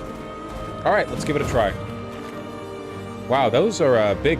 Why do enemies scale down in combat? I guess for readability? Avoiding the Dark Souls problem?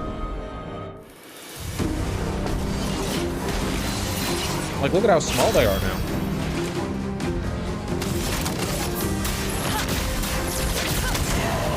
Dodge! Rude. Switch his stance.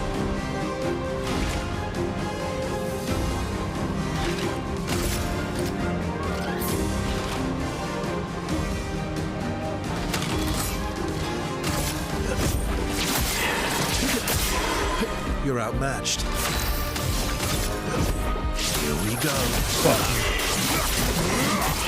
You're outmatched because of the thing. Balance. Okay. Regen. Stalag punches. Let's just punch the shit out of him, you know? Yep. Well, yep. Got him. Let's try it.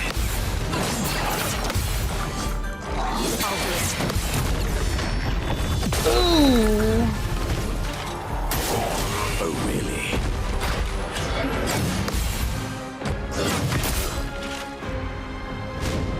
Sweet taste. Wasn't that relentless? Hey, we got the balanced one. All right, fuck him up with a Stalact punch. Big hit. Big hit. Big hit. Those are big hits. Those are big hits, man.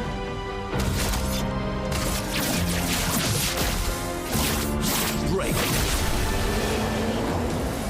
That felt pretty good. That felt pretty good. Longer shell. Glacesso Chaton. Oh man, we're getting Reaper Cultist Foot. We got feet? They're giving us so much shit to work with.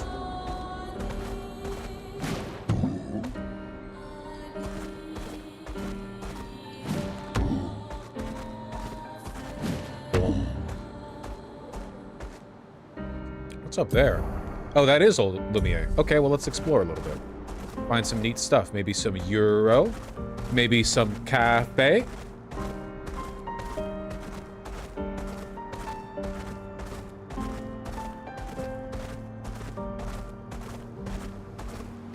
Something out there. Oh, I wonder if this is another swimsuit expedition.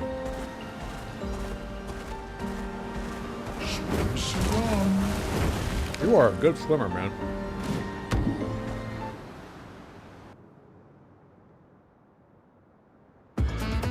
Oh no. Oh, this looks like fun. This looks like a waste of time. The most fiendish challenge of all. Golgro used to suck at climbing, so she built this to hone her skills. Only a few managed to reach the top, but those who did are so proud they decided to live there and never come back. Ultimate gestural reward. Oh boy. Oh god, it's not even like real platform. It's like those fucking Steam games that exist so live streamers can rage out over them.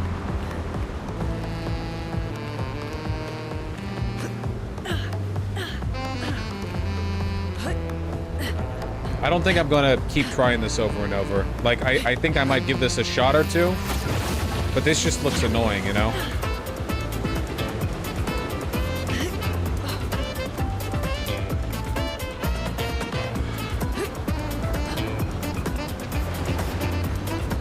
Huh? Oh. Okay, well, so far so okay.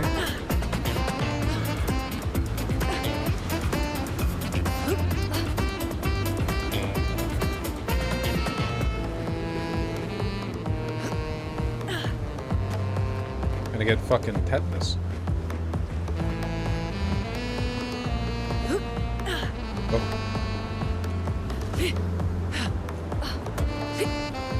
Every jump, every cling feels so awkward. You guys have no idea. The movement mechanics are so not designed.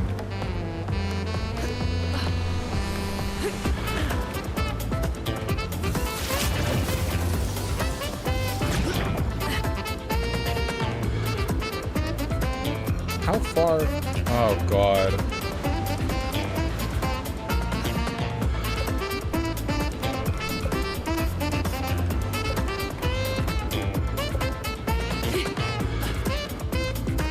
Banging music, though.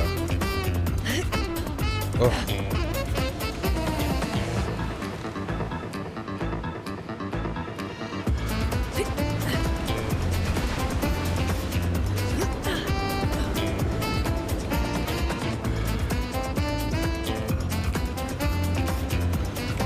Man, really? What do we think? Like running from here, probably? Running from here or running from this side? I think we want a sharp cliff face, so we'll run from here. Oh God, I'm clenching. I'm clenching with every one.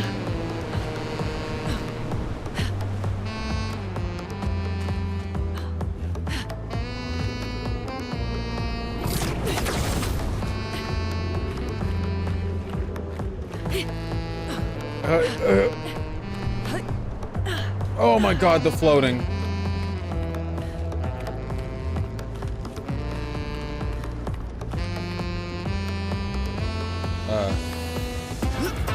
Okay. No?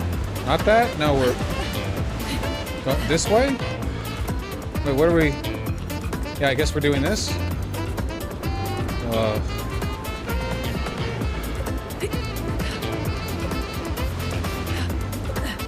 Come on, man.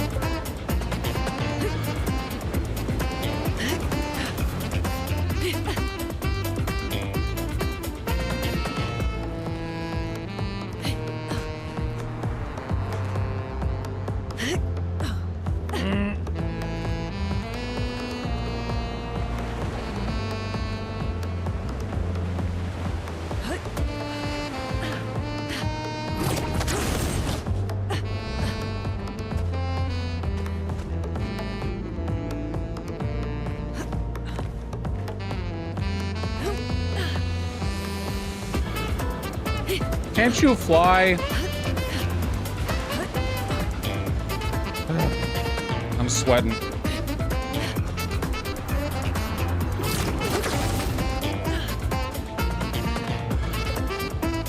Oh my God!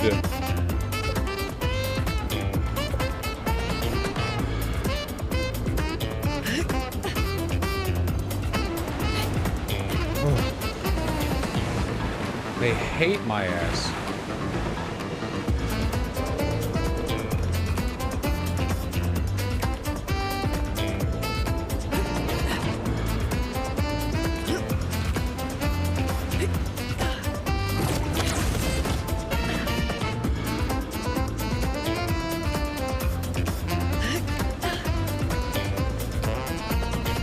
How am I?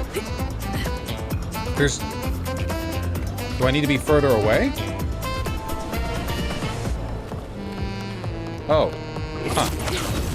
That seems odd. Like it's hard-coded in.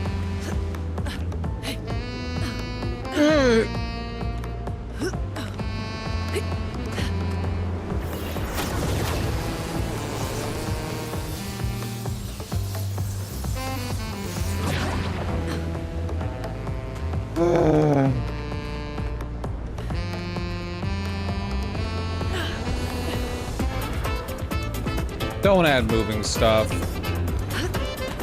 Oh, God.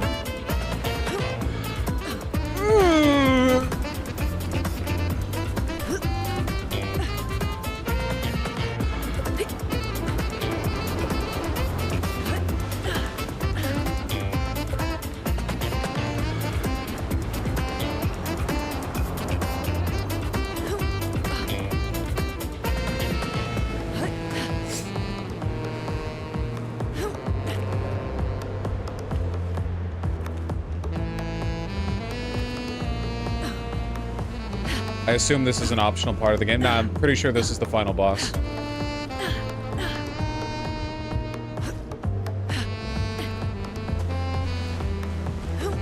Probably more difficult than the final boss.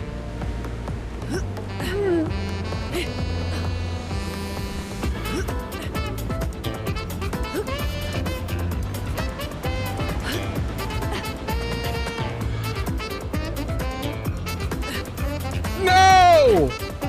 Oh my God.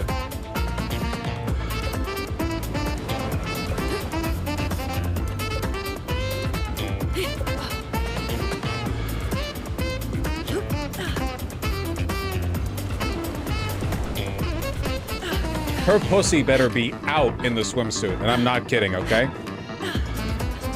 I want to see lips.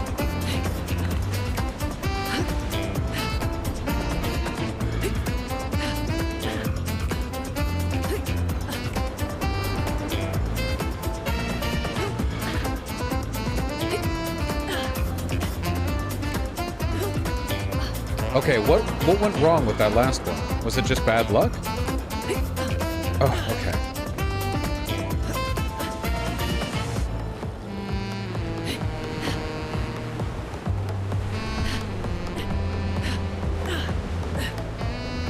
Please.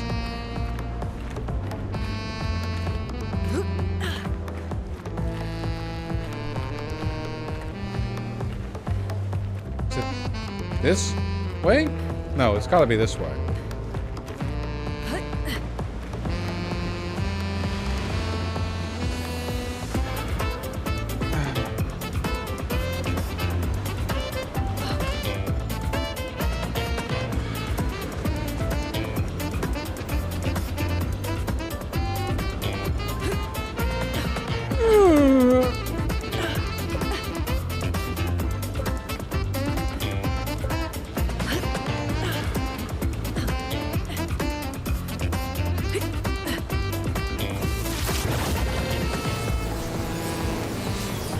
Hi?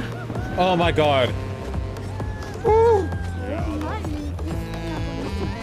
Oh, that could have gone a lot worse.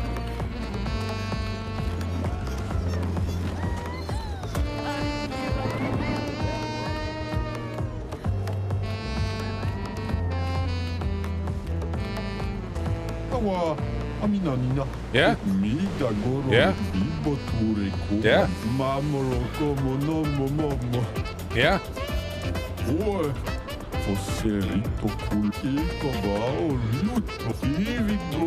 Pussy out! Is that just for Verso?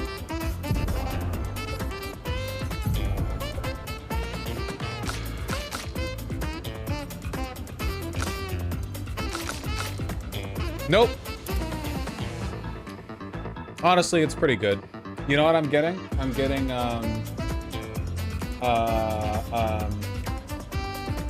Remy. What's her name? Remni? Renala? No, that's her mom. Remy the Witch?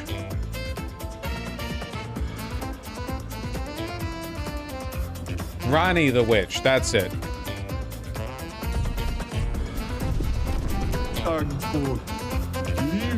Alright, no secret extra options for Luna, I'm sorry to say.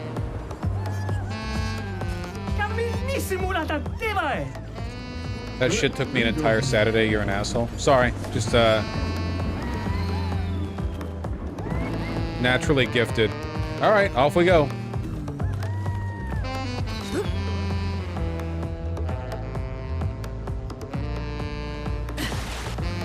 Woo!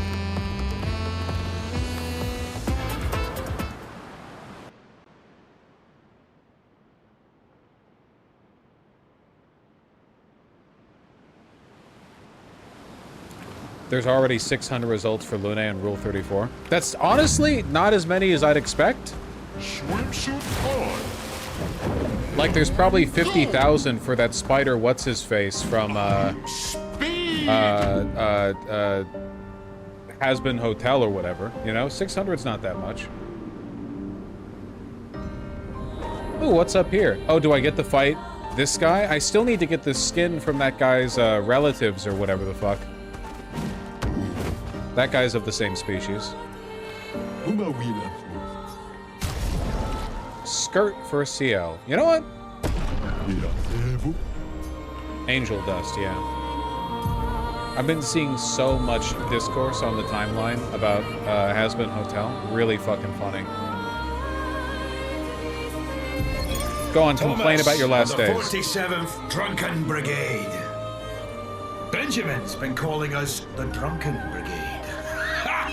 I love it. Yeah, we do our best work after a few.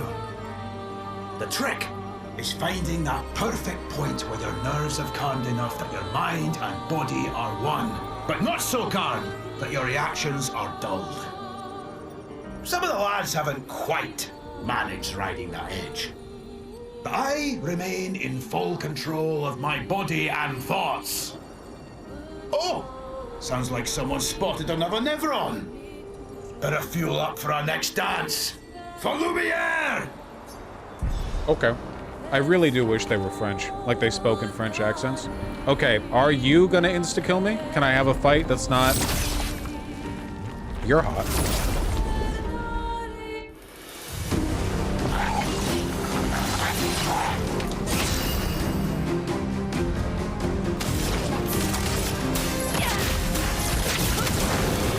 Okay, that thing absorbs fire damage. And the Bourgeon has a fuck ton of health, but not so much that it seems impossible to fight. Let's carve a path. We can already perfect break? Why the fuck do I have so much, Here we go. Time to bleed. Okay, if you're fire, let's do ice damage. Yeah! Fuck her up! Yeah!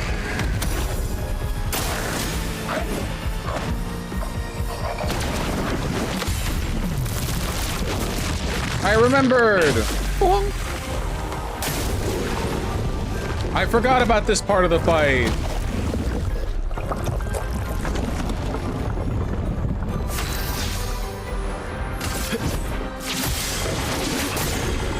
The fact that he's weak to lightning damage is pretty excellent, though. I mean, that's like the majority of what I'm doing over here.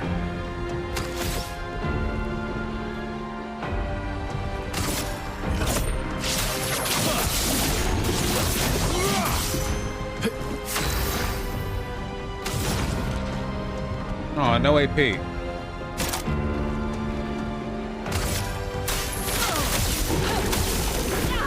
This is gonna be a tough fight. He's got a lot of health. I'm ready. Ow. I'll do it. Ow? Okay, I guess only Verso can... Holy! Alright, start applying that break buildup. No margin for error. Oh, I should have done a regular attack first. Whoops. Keep forgetting to do that.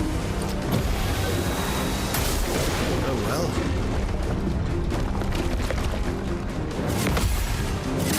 Ow.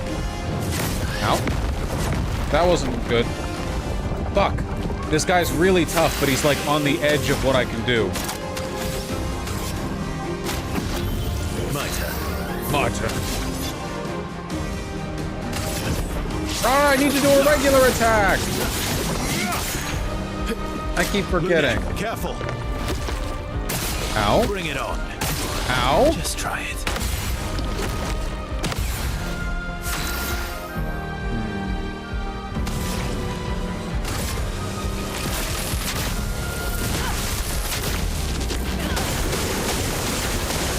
Oh, I didn't want any crits anyway, thanks.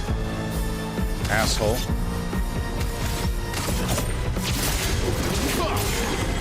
I'll manage.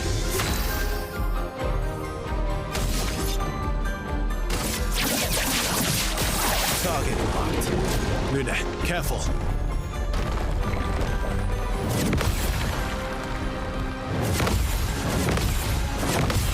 Huh, okay. It's doable. It's doable. Is coming. Prepare to move your end. Okay, get my boy out. And now my boy will use healing spells, because that's one of the things he got. Live through worse. A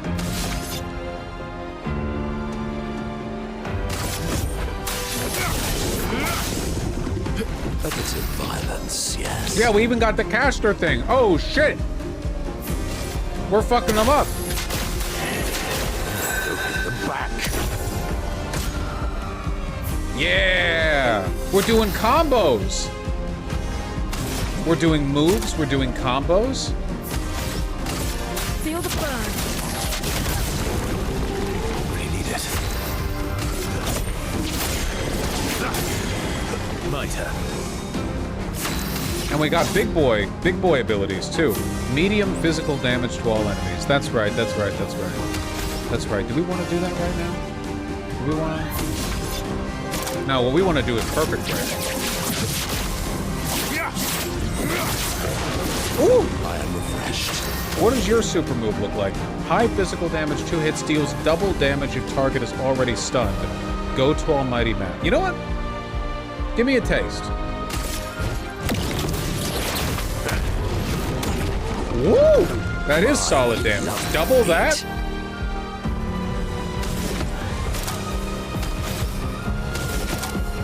Cultist / medium dark damage.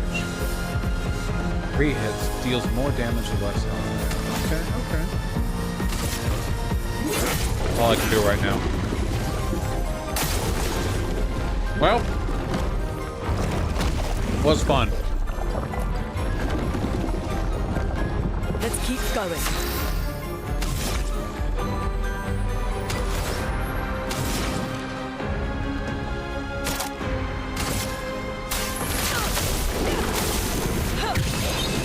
Give me your shit.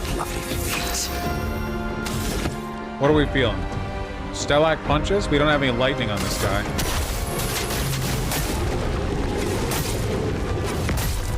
Plus it builds the break gauge up quite a bit. Okay, don't. Right, you. Your turn to shine. Danger! Why, yes, I love it. There we go. There we go. Let the ink flow. We know how to play video games. We're video game players. We know what we're doing here.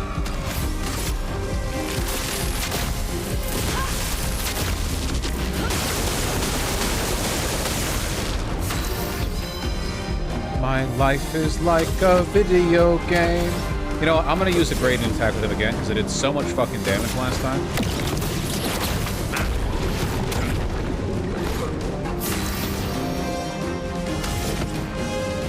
Stalag punches again? Well, don't mind me. We're gonna get another break. We're gonna get Verso back. We're doing pretty good. See, this one's tough though.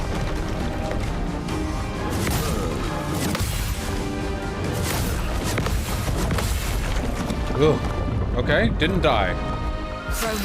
Didn't die.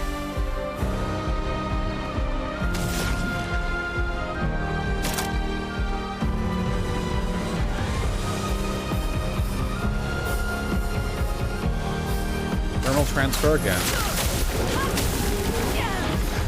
At least the Bourgeon isn't particularly fast, you know? Small blessing. All right, heal yourself. For all it's worth. Okay. Ow. I'm ready. Watch out, Minoko. That's more like it. We got the counter at least. Okay, if I do a break right now, will that be enough? I don't think it will. If I consume all 4 stains and do the break, I don't think that's going to stun him. So I think the best move then would be... Wait, what if I gradient attack first? I think it's worth it.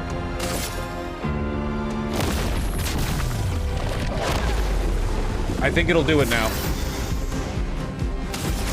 Give it a hit. Prepare to meet your It wasn't enough. Lovely. Oh, that's devastating. That's absolutely devastating.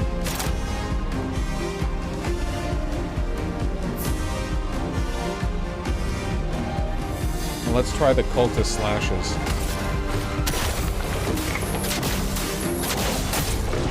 Wow. Oh my god, this guy does so much damage. What the hell? Wait, shit. Do I even have a break ability? Do I even have... the Stalact punches deal high break damage, but I don't think I have a break ability. Oh, fuck. That's rough, buddy. Yeah?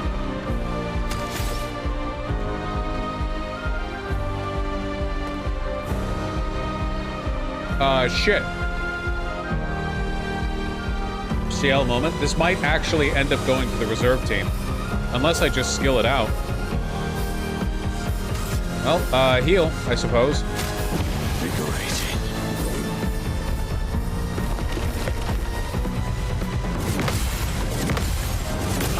Hey. My, what lovely feet.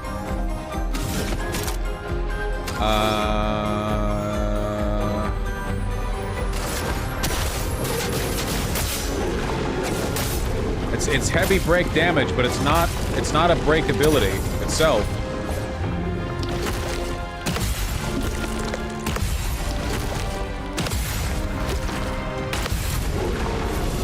It's good. It's damage. It's adding up. It's adding up. It's damage. It's good. It's good. It's damage. Chalier combo, high physical damage, 6 hits, interrupted if failed. We haven't gotten to do that one yet, so...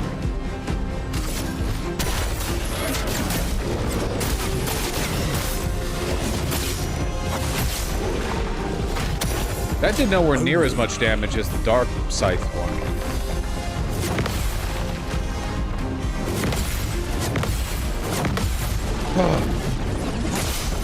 Not regretting putting this guy on the team at all, man. At all. Radiant attack. Ooh-wee!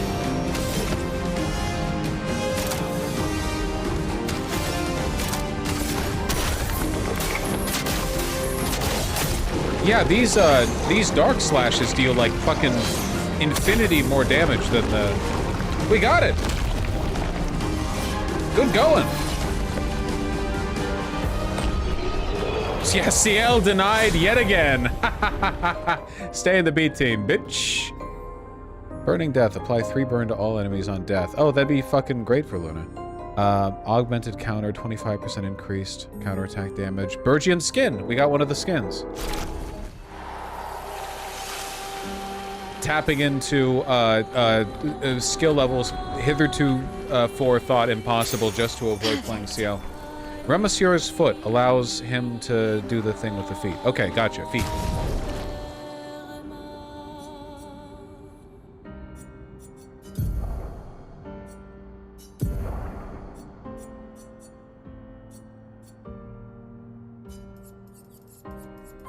Burning Death. Breaking Burn. Breaking Bad? Whoa! Level 15? That's huge. That's really strong.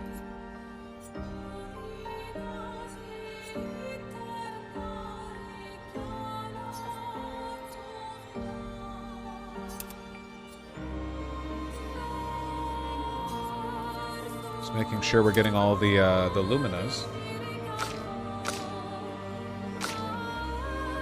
This guy feels really good to play.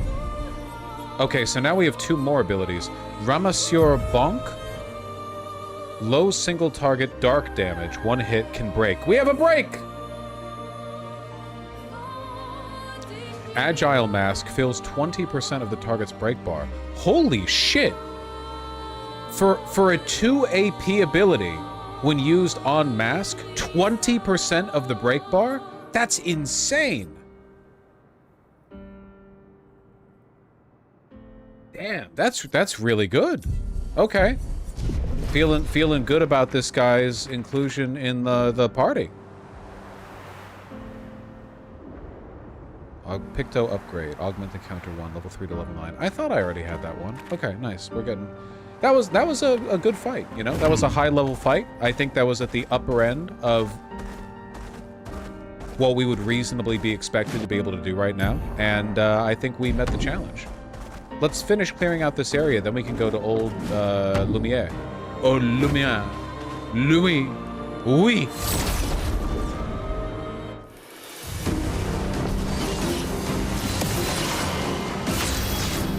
Okay, we've got a guy, a dude, and a guy. Wait, hold on. Shouldn't, Lune should be first. Why am I first?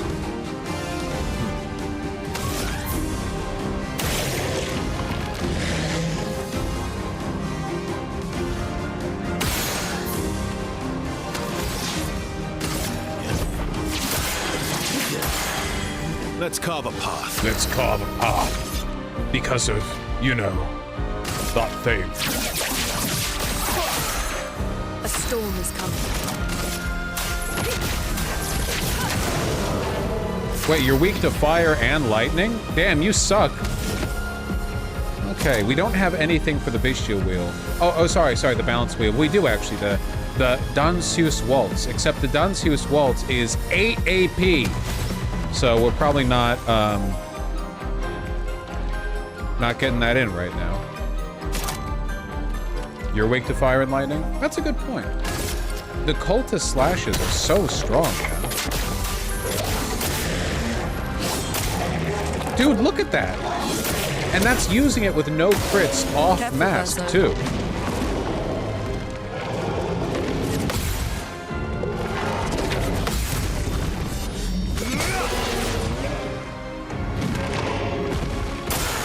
Ready to evade. Hi. Ow. Ow. Oh, I didn't heal after the big fight. I forgot to. Oops.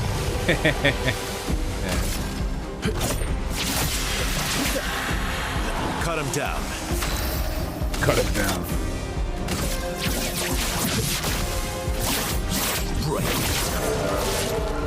Wow, you got health. Yes.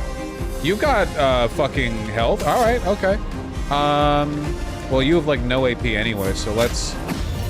I'm back. Oh well. Shields its allies, huh, buddy? Look around. You're gonna die.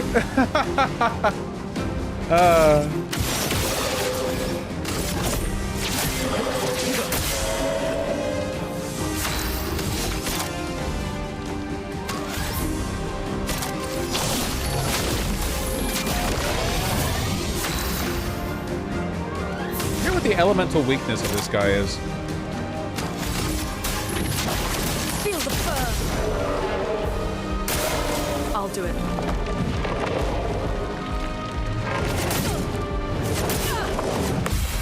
Got one. Lovely feet. Okay, big problem with this guy.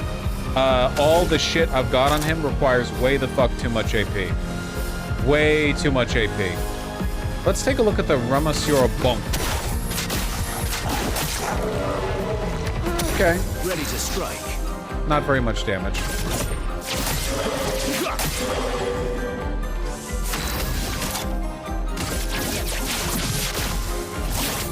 Break. It likes you.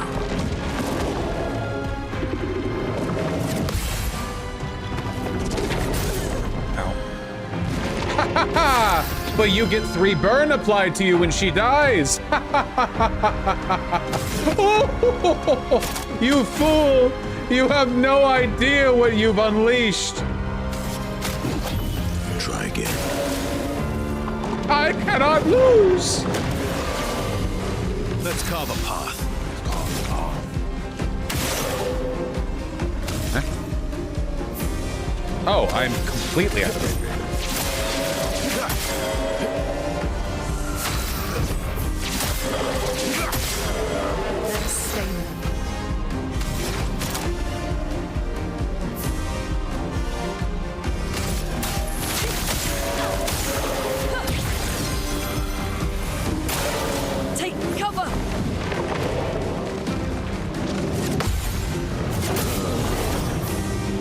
This guy's quite tough, huh? Oh, but I should just use my gradient attack, man.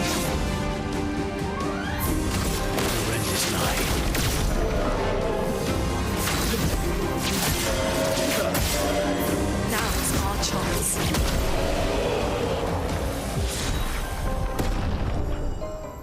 Cool. Confident, level 9. Oh, we got a buff, a boof. And a new portier skill, wee wee. Alright, back up, back up. We need another channel where Vosh reviews games. Are we coming around? Have we finally reached the point where people think I have good opinions on media? Is it finally time? I've always wanted to be respected for my good opinions on media. No? Oh, okay. But you all like the slop accusations. You're all fond of those.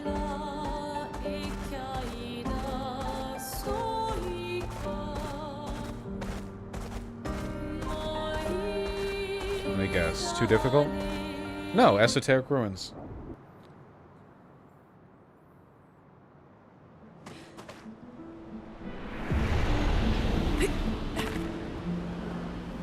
What the hell?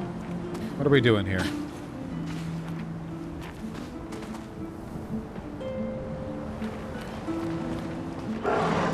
My being, a core, and soul.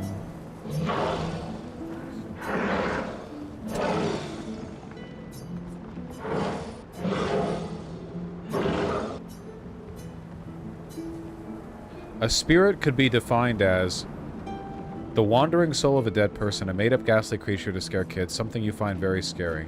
I don't know what the fucking magic system of this world is. Have they talked about a heaven? Have they talked about a heaven at all? So far, nothing's been referred to as magic, really, right?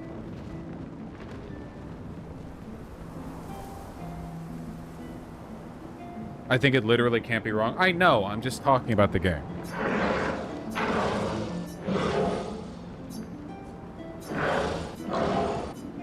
It's weird that they don't know about nephrons. I mean, it's like a... It's possible they died before or during the fracture. It's also like a or perhaps they confused called spirit. nephrons something else.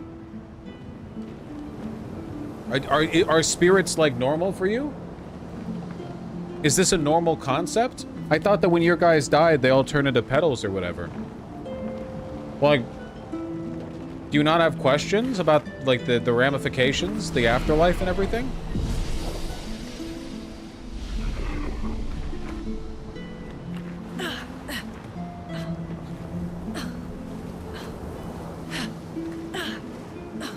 Who cares? Well, I feel like they should.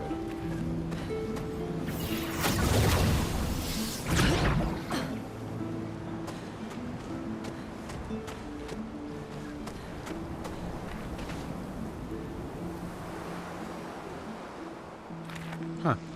Big area. Very pretty. Aha! Thought I heard something.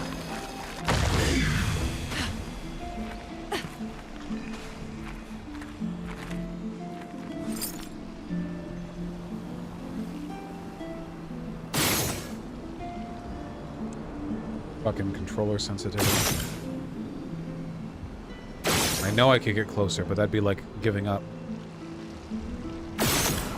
Nice.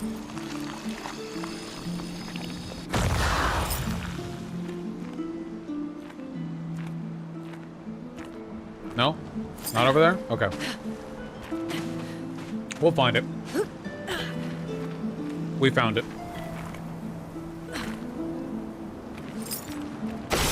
What do you got for me?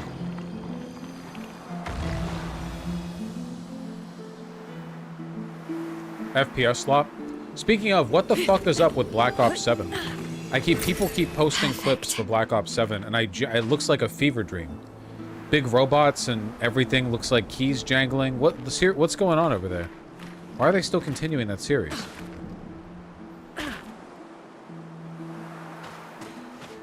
It has AI artwork on the perks in Ghibli style. Really? Like the piss filter Ghibli? That really? That's fucking crazy.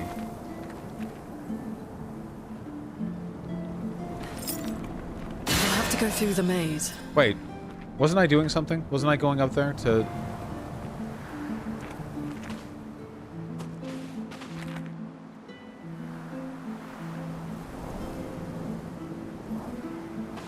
Wait, did I pick up what was here? What was here? I was reading chat.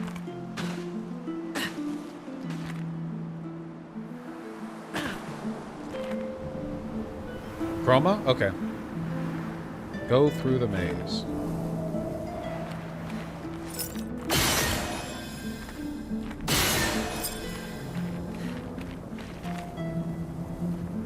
Okay. Okay.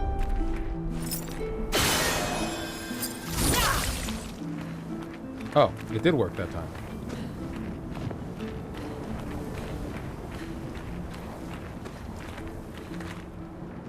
This place is giving me a headache. Two. Where's the fighting? Oh.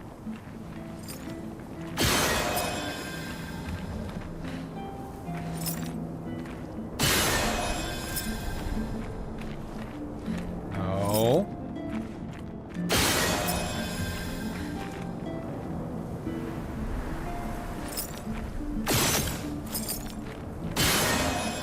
Okay. It points in the direction of the stuff that it locks or unlocks. I see. So... open this. And what is this? It just points in that direction. So that's not useful. That points forward, so that's unlocking the middle gate over there and closing this one.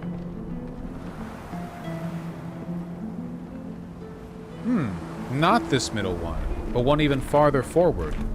Okay, well then which of these has any... which of these then has any control over the second row of gates? One of them has to. Well, there we go. I'm so smart, you can suck my nuts. I'm so smart. The door closed again. I'm so smart. Spooky. Spooky. Oh, lovely. Wood boards. Several pieces of wood that don't fit together. Okay. Well, that will help. Well, that just happened.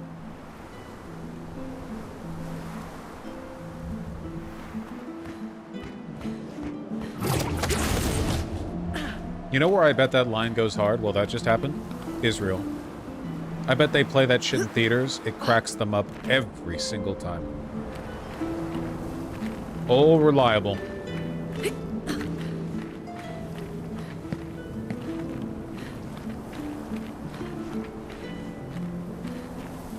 Okay, so we got some boards of wood. That's pretty cool.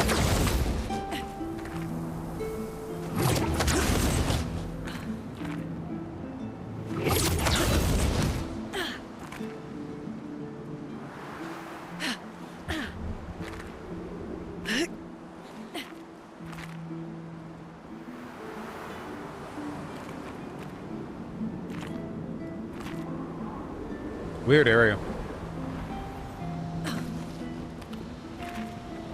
Oh, that's rough, Jackie. Or Jackal, perhaps.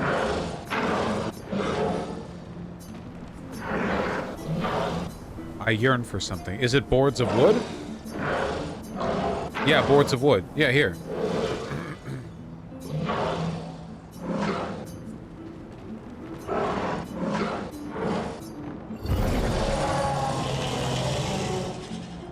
Oh. Okay.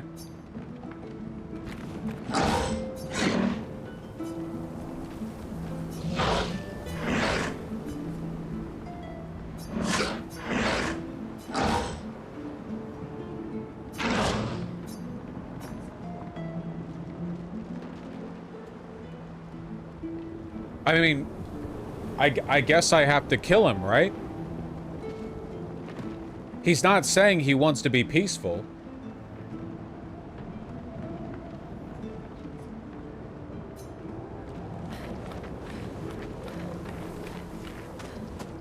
He's not saying he wants to be peaceful. He's your new friend, though? Well, no, he's not. That hasn't been established in the text at all.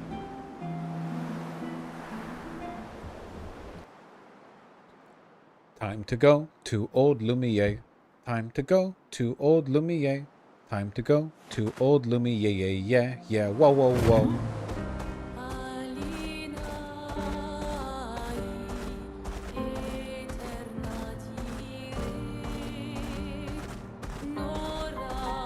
For now, be where we sorry.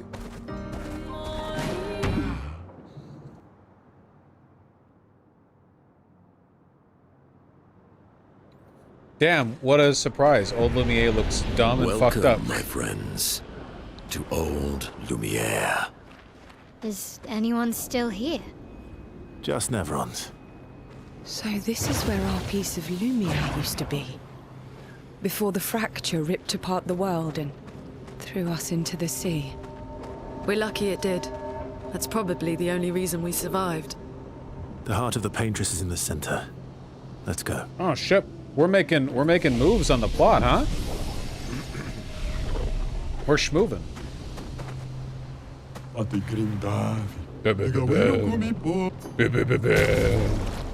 Okay, what do we got?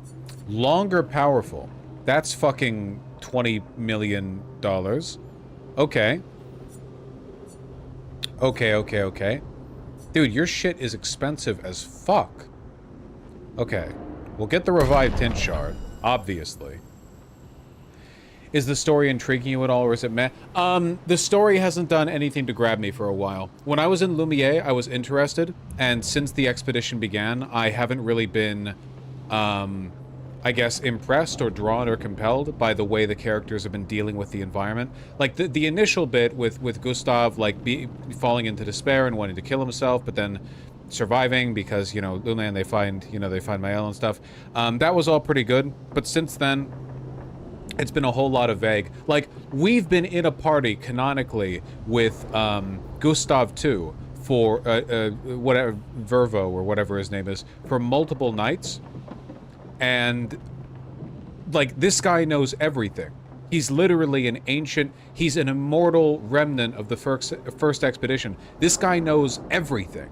Like, especially Luna, who's a very studious academic type, you know? She should be like grabbing him by the shoulders and going like, fucking tell me everything. Like, and if he was like vague about it, I think that she would like hit him, you know? Certainly I would in her position, but they established this dynamic about her character. It would be one thing if she and the other characters were established as being like uninterested in the broader story of the world, but that's just not the case. I mean, they're all explicitly here to learn more about the world. Haven't asked about the nature of the Paintress's heart. There's just a lot of stuff they should be talking about, you know? A lot of stuff they should be talking about. That bothers me. Makes me feel like the characters are just characters. Like, you know, writing contrivances rather than, people I should take seriously. Just pay more attention for real? Ah, come on. Come on, don't do that. I'm paying enough attention to know I'm right.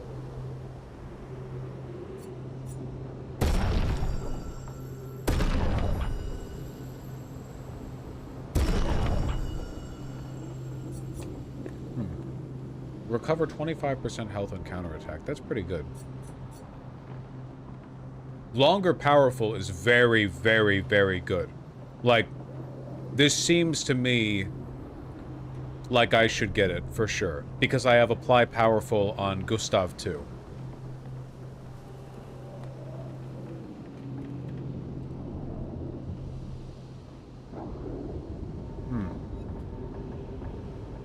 Do I want that?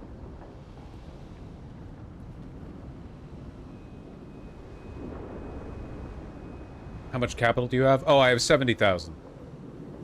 Let's fight the merchant.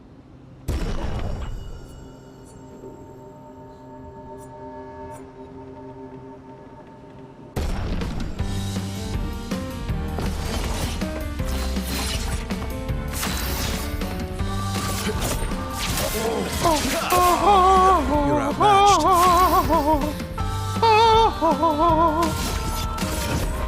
Here we go.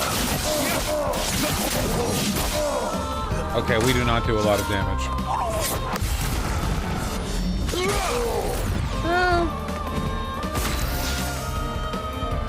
Bosch is essentially right, it gets really good midpoint. Okay, you don't need to tell me stuff like that. I'll form my opinions as I do. However, yeah, that's fine. I'm not being, like, none of you guys think I'm being crazy negative, right? This is not what it looks like when I'm being super critical of a game. I'm enjoying the game. Oh well. Ow. Ow! Last ditch effort. Bring it on. Ugh. Ready to strike. Sublime Santeria, you've danced a lovely dance, but this is my warning to you, okay? It's getting on my nerves. You gotta dial it back. You understand? This has been a long time coming, so I'm warning you, okay?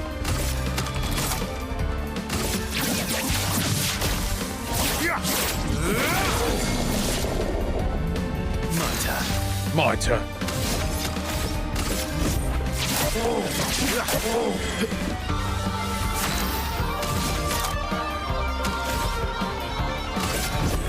Here we go.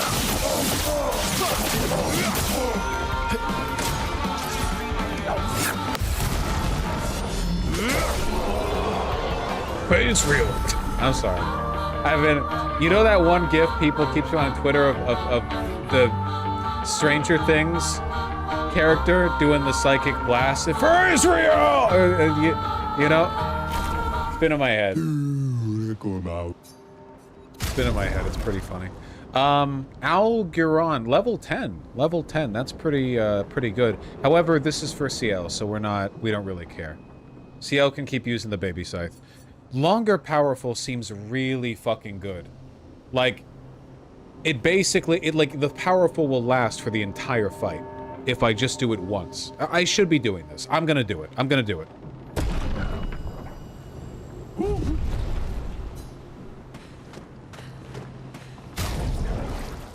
Verso? Energizing parry, breaking burn, combo attack. We want combo attack for sure, so energizing parry is the one that's getting replaced, which is a shame because it's quite good, but you know.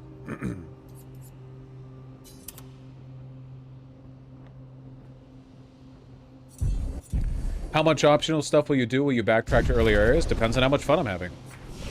Right now, at the current clip, the story is proceeding. I'm probably not going to go back and do optional stuff. If the game picks up, and so too does my, I guess, immediate enthusiasm, then that'll probably be... Then I'll probably explore more. Okay, I want to make sure...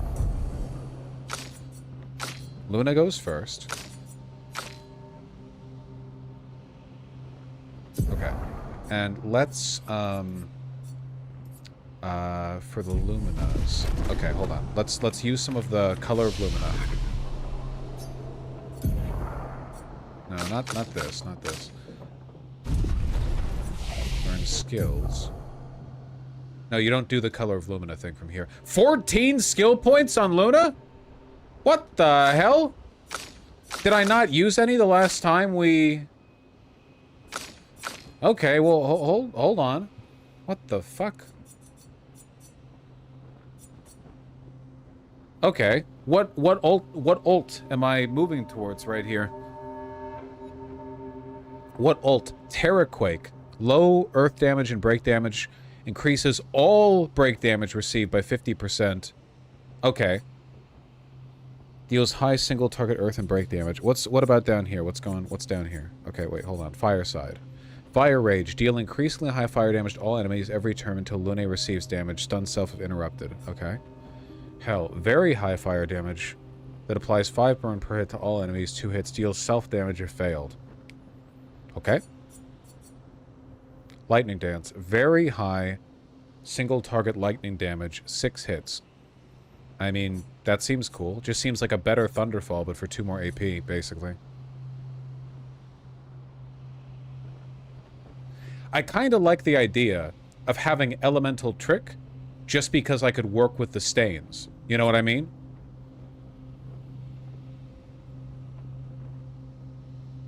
Elemental Genesis deals extreme damage to all enemies. 8 hits. Each hit deals damage in a random element. Can only be cast with each of the 4 stains. Man, that sounds really fun to try to go for. To try to, like, balance out each of the, what I have, you know? It's probably not, like, easy at all to do, though. Fuck it.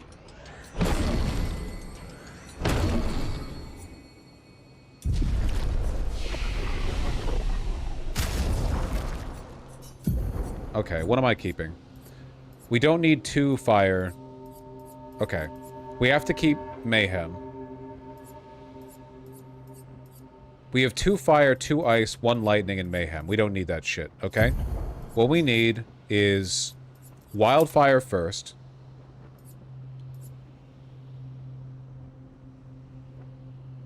I use Thermal Transform more often than I use Ice Lance, so let's not do that. Elemental Trick. Thunderfall. Okay. We'll keep Elemental Trick over there. Over here can be Thermal Transfer. I think. Thunderfall. Rock Slide? Am I cooking? Don't tell me if I'm cooking. I know I'm... Rock Slide can break.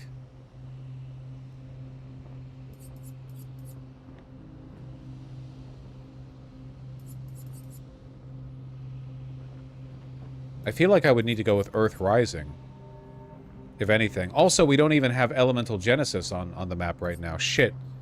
And the Elemental Trick. Okay, fine. Fucking Rock Slide and then no Mayhem. Elemental Genesis. This is probably going to suck ass. This is like a incredibly unsustainable attempt at a build, but you know, you get what you get, I suppose. How do I apply the color of Lumina again? How do I do that again?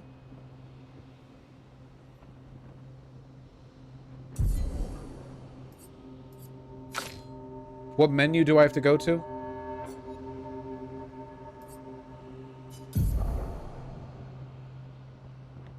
At the curator? Ah, okay, gotcha. We'll do that later then. Okay. Are we good? Everyone good? Okay, we're good. I feel like this new build attempt is gonna suck ass, but I want to try it. I want to try it anyway. The menus aren't laid out well. They're a little wonky, but not too bad. I've played RPGs with way more fucking... God, I don't care. They're gonna get on me for this one. The Monster Hunter games, sometimes, man, sometimes navigating that shit. Oh. We'll need a way forward. The heart is in the center of the city. You get used to it. All right. Show off a bit, Minoko. Minoko. Just admit you can't do it yourself. They should kiss.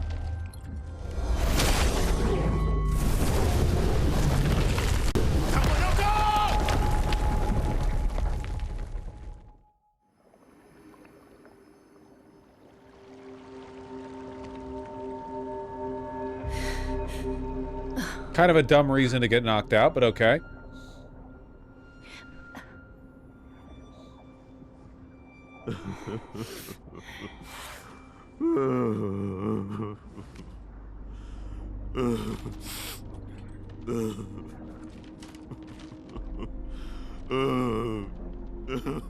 You're losing aura points.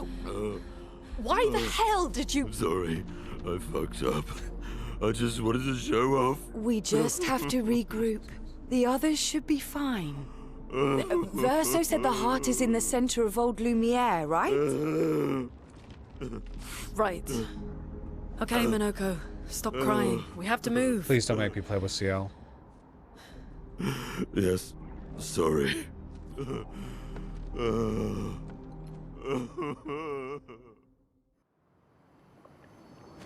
God damn it. God damn it. Ugh.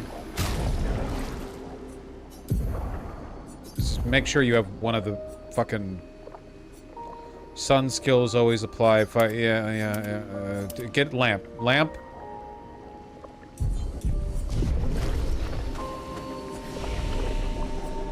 Alright.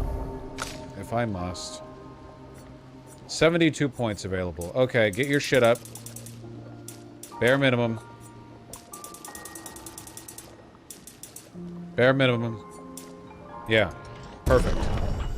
Flawless. And, have some pictos. Fucking... You've got no shit. No aura. No pussy. Are you confident? But can't be healed. Good, because I never will. I resent this, I'll have you all know.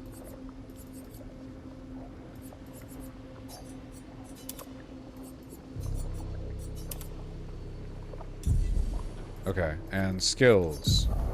We need to unlock the skills. How do we do that again? Learn skills. Okay.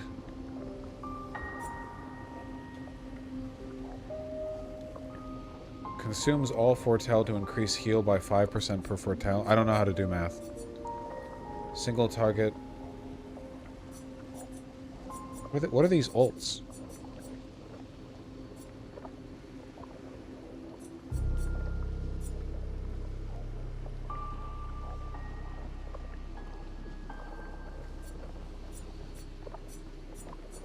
Okay, I'm just getting random shit. This'll be good. Great.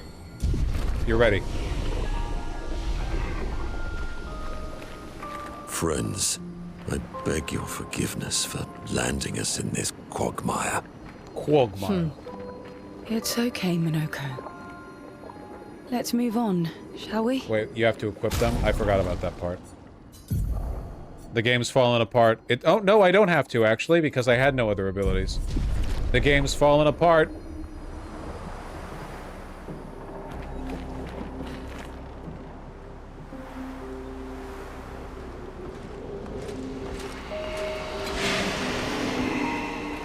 Want to avoid every fight, if possible.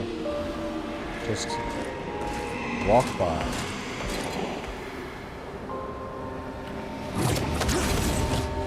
How exactly did our piece of Lumiere end up on an island when the rest of the city is here? One of the great mysteries. I wish we had more time. There's so much to study here. If only there was someone you could ask.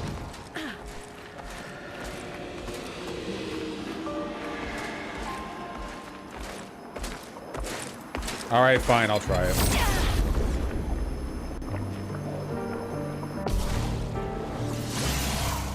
Chroma is flowing.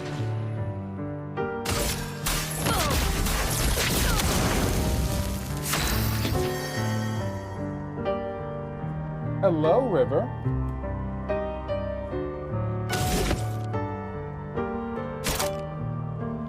Medium dark damage, low dark damage. He doesn't have any, like, AoE abilities? Okay.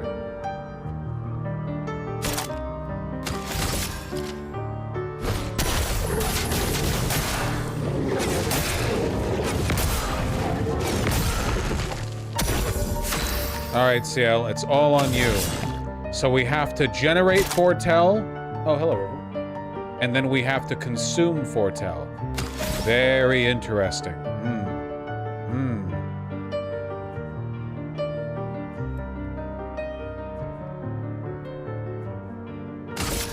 Here's your card.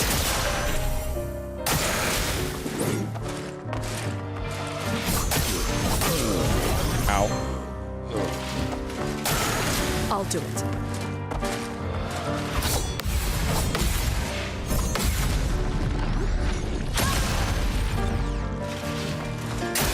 Weak to lightning.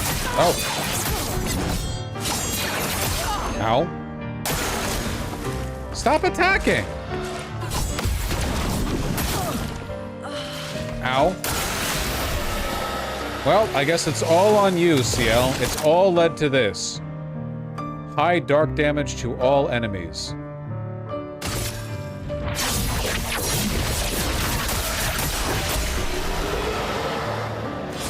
Thank you, CL.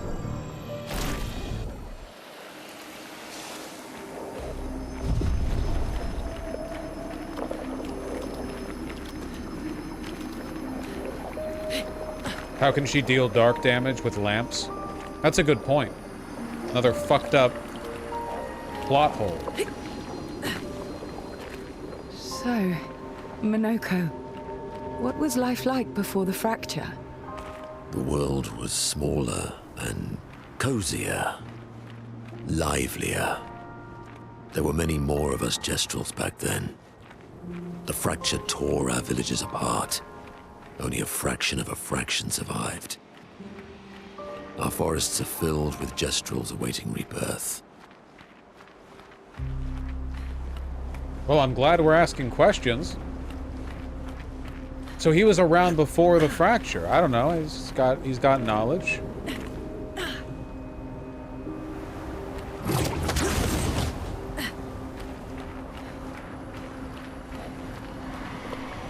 Hey, it's a dude. The first creations of the paintress or something.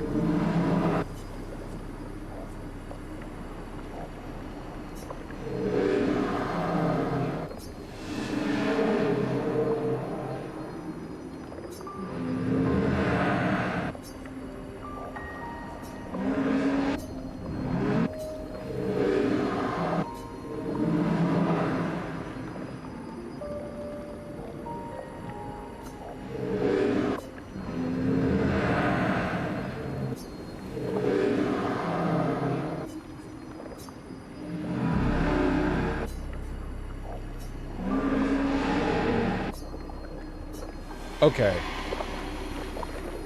So the people that look like this, these weird, like fading, kind of ghost-like constructs, are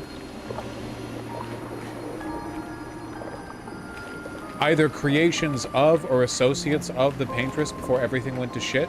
I mean, presumably the fracture was created by the paintress because people don't really talk about her and the fracture separately, so I'm guessing that they're like remnants of that time. We'd see more of them here because we're in Old Lumiere. But the other guy, the curator, said that they were their first creations, and the curator didn't look human. Maybe they're two different kinds of person. River.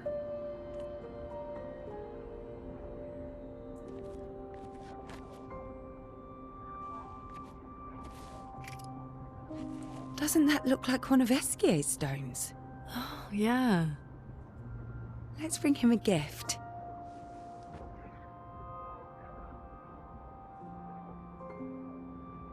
I was surprised you agreed so readily to Verso's plans. He seems to be our best bet for now. We lack too much information. You should talk to him. Do you trust him? I trust that he wants to reach the paintress. So for now, our interests are aligned. He has been helpful. Still, I have this feeling he's hiding something. Yeah?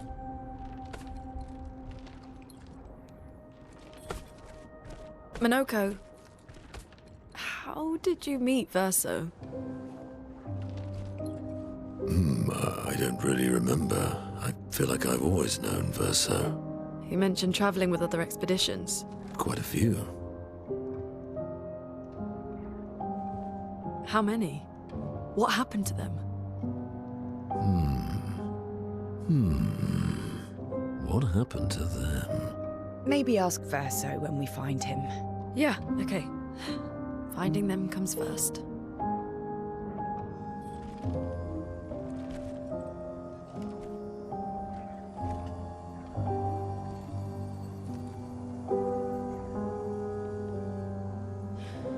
Any idea what this is?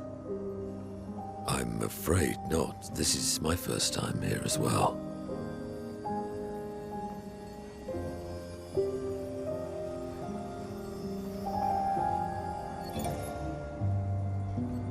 58. They were the ones that Verso was traveling with. I believe so. Did he say that before? Did he mention 58? Surprisingly far. An axon. Interesting. Verso is... Is this true? Mael's with him. We need to go. Now. Verso would never harm her. But the heart needs a sacrifice to access or to get to or something like that? This is the first cutscene in a long while that I've actually cared about.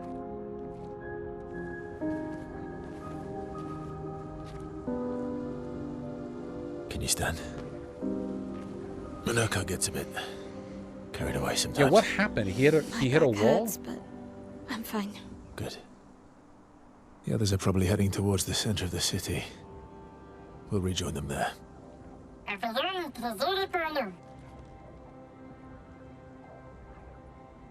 Feels like home.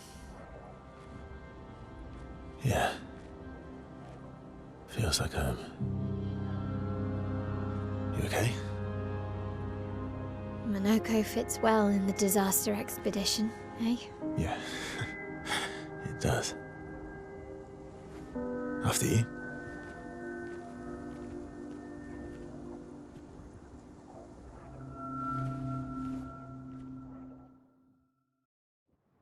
Well, at least I know how to play these two.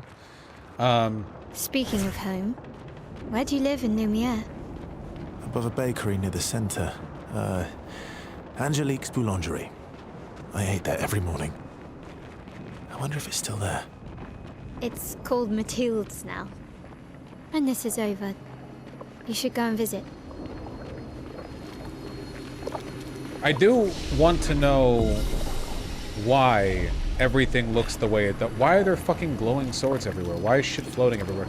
I feel like I'm in the Alice in Wonderland area. Like ever since we reached the island, a lot of the fantasy elements or like the fantasy background elements look like they were placed just because it looks cool. I would like there to be a reason. Even if it was a contrived reason, like the paintress just discarded her shit everywhere.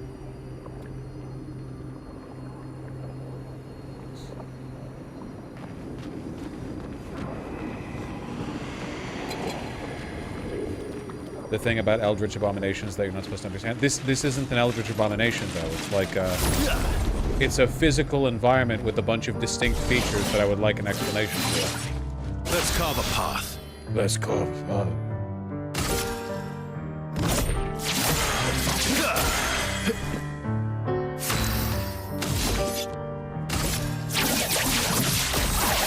Marked. Can't activate Virtuoso Stance. Oh wait, yeah I can. I have my own fire damage.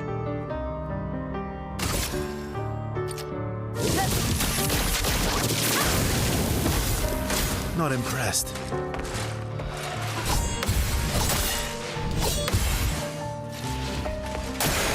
On me.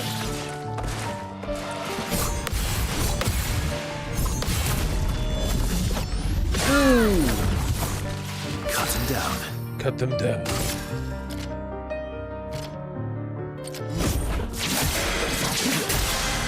Cut him down.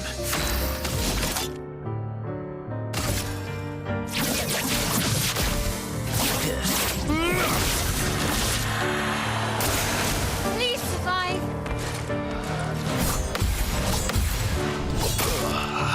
Ow. The dance begins. The dance begins.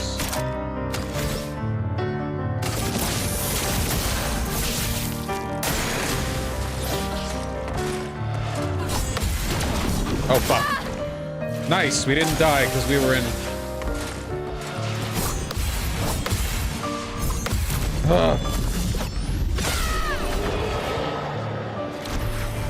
Keep forgetting they can do that.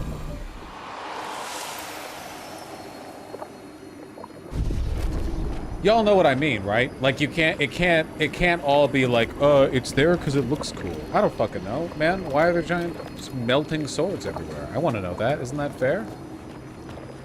In Elden Ring, you can find lore explaining pretty much every fucking blade of grass.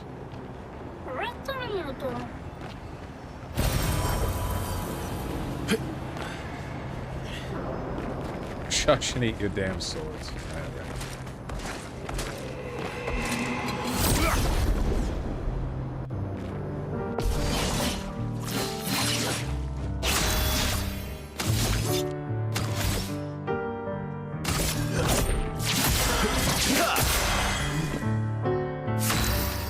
But isn't that random lore lying around kind of dumb? I don't know what you mean. You just get a feel while exploring the world of Elden Ring that there's a reason why things look the way they do. That's all. Damn, I even was ready for that.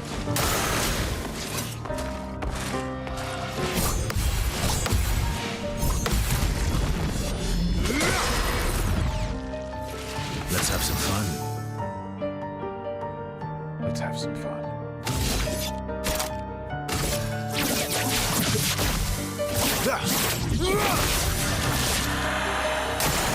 Parry it! Parry it!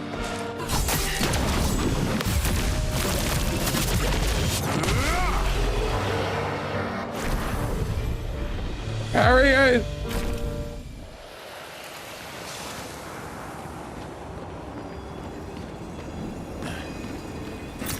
Great.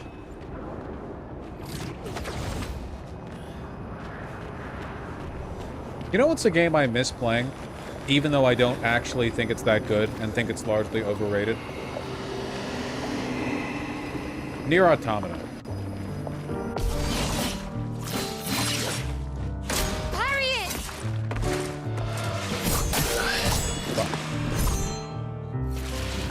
Ready to parry. Damn. Ready to parry. Not giving up. I don't think Nier Automata is actually a stellar game. You can't leave It's us peak yet. slot? It is peak slot. Ow, fuck. Okay. You know what, just finish me off. Suck me dry, and we'll go again. What about Stellar Blade? I haven't played that shit.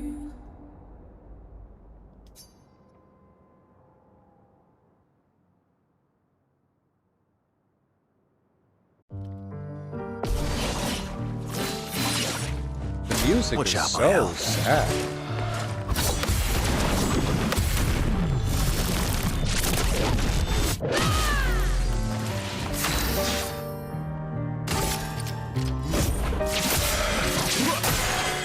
Last-ditch effort. There's only so much robot contemplating humanity shit that I can take. I think the thing that I liked about it, I guess, that I'm thinking about right now is mostly 2B had a very distinct character, and I'm kind of Blade cut through the flames. I wish the characters here were a little more distinct. Fuck. I keep getting faked out by that because I don't know if it's going to turn into the radiant attack or whatever it's called, the gradient attack, or she's just going to follow through.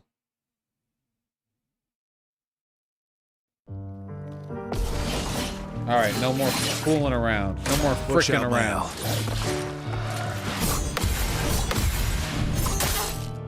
Fuck.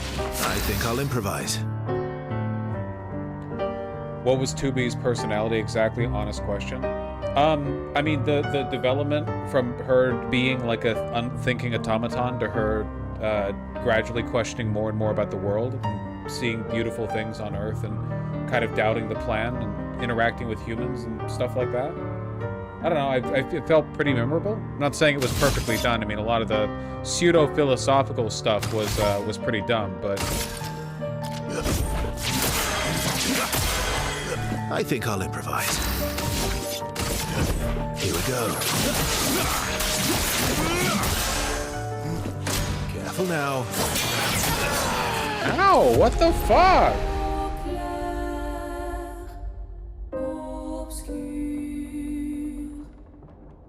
2B had a pretty weak arc IMO. The design saved it. Really?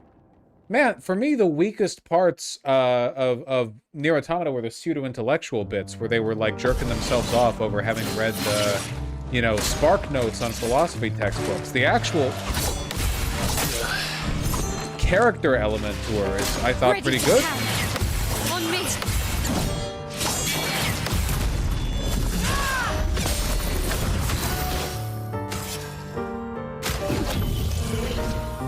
I don't know, I think you guys might be a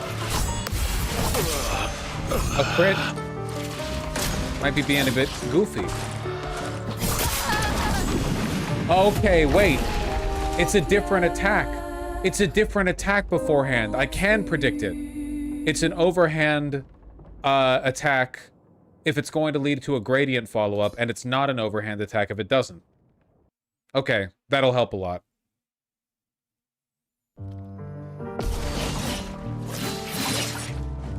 Not impressed. Okay, it didn't help. It didn't help.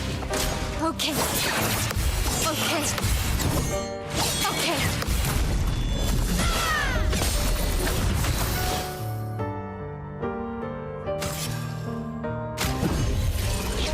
You can't leave us yet.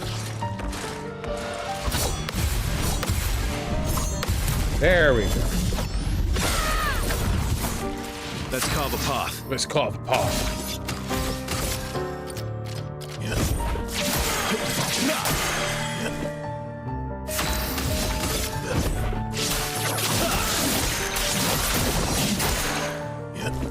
On me. Fuck. Not winning any awards for this one. Okay, just annihilate this thing.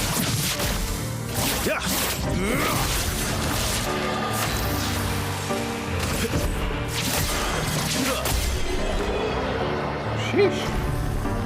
A little embarrassing.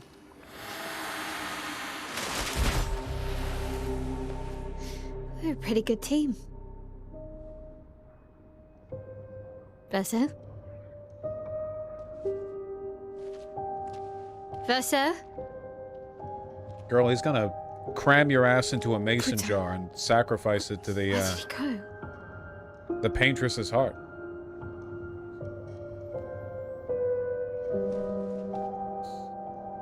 I wonder if the paintress is Mael, Luna, or Ciel. Don't know anyone else it could be. So, where did you go? I need to find Lune and Ciel, quickly.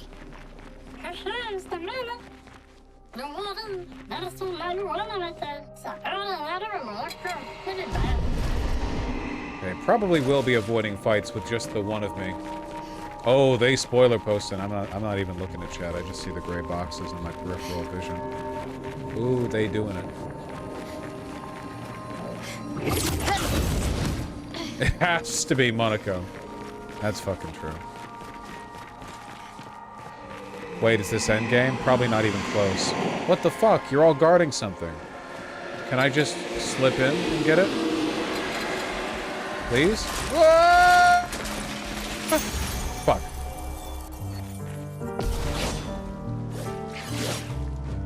Okay.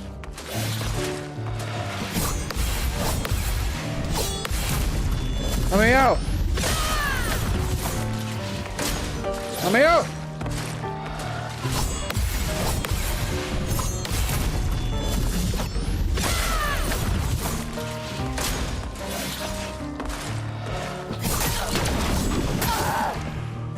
I was not let out. A different timing. Retry battle. I mean, I'm gonna run as soon as I make it out, as soon as I survive the first 3 attacks, so sure.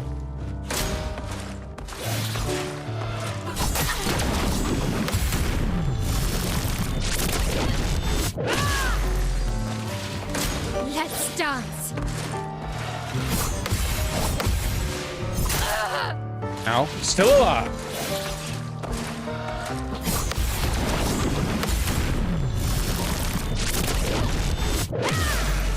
Alright, now run. Run. Flee! Flee! Fuck. Oh, I see. Okay, if you run, you get your balls stomped on over and over and over again. You know what? No, fuck you. I'm winning this. Okay.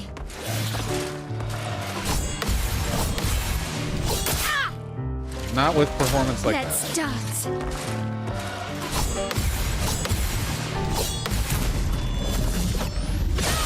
Just gotta crit every counter.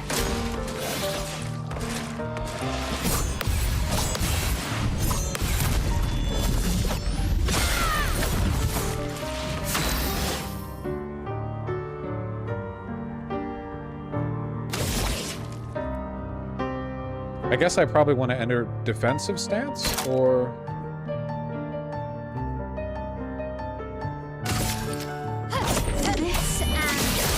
Just try to get one of them down. I did nothing. Nothing at all. Ready to carry. Ah, come on. No. Listen, we're doing this as a parry test, okay? We're teaching ourselves. CL, if you can hear me, please say Vosh. Where's the backup team? Where's the backup team?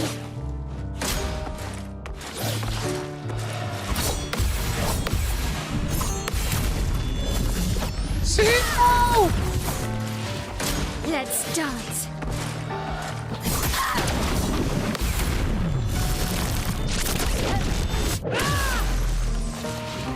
Okay.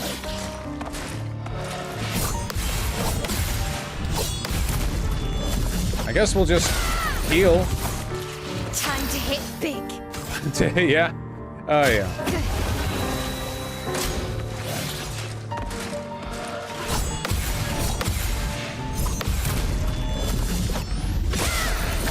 Practicing.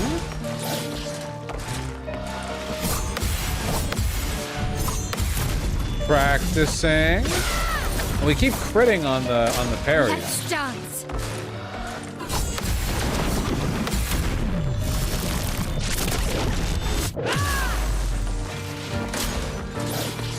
Again? No turn for me? These guys must have a very high speed stat. Nice.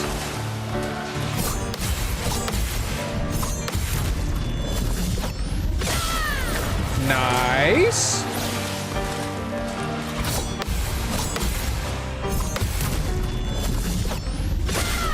Sweet. Why are there so many turns for them? They must have a very high speed stat. They were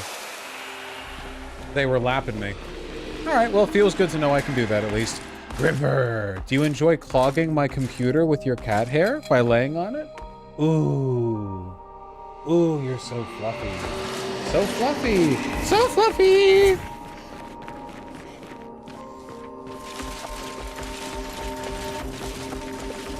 What the hell is going on over here, man? Dude, what the fuck? It's like I'm in Elden Ring. I'm getting chased. I knew there'd be something there. Easy prediction for a fella such as myself.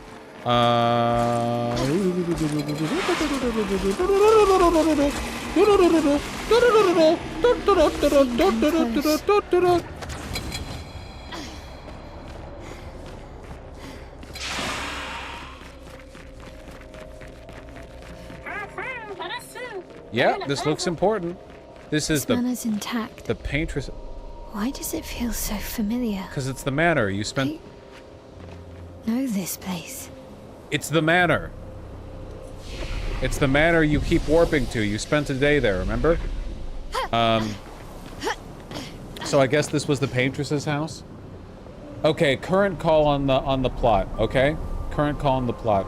The paintress was a wealthy member of Lumiere, a sickly, ennobled child, like the daughter of an aristocrat, who took up painting because she couldn't go outside and explore the world.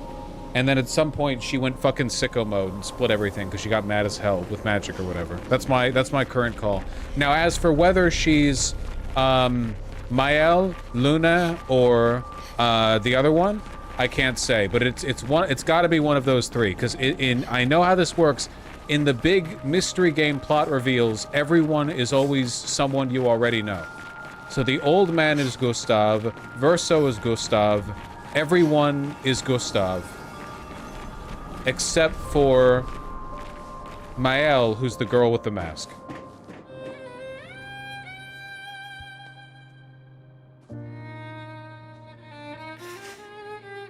Oh, maybe Gustav was the noble, the paintress's dad.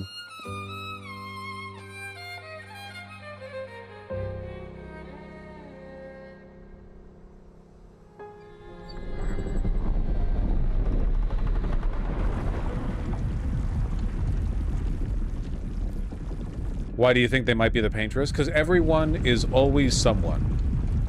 Hello.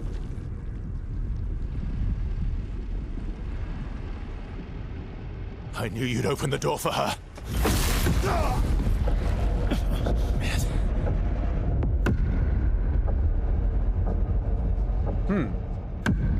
Really, Verso? This was your plan?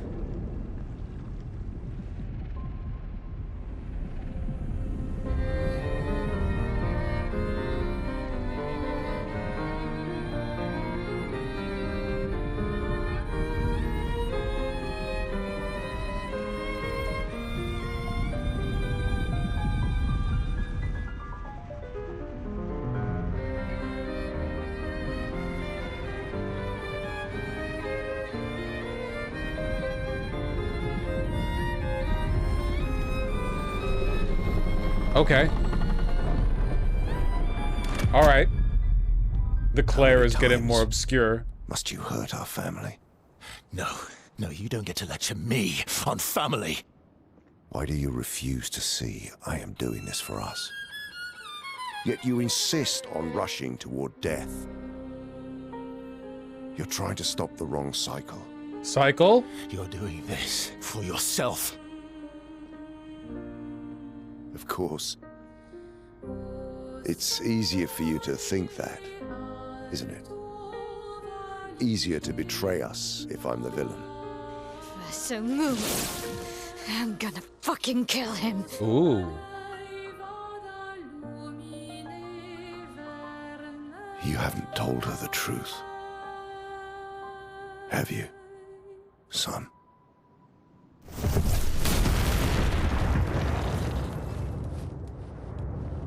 Sorry we're late. We were busy doing a bit of reading.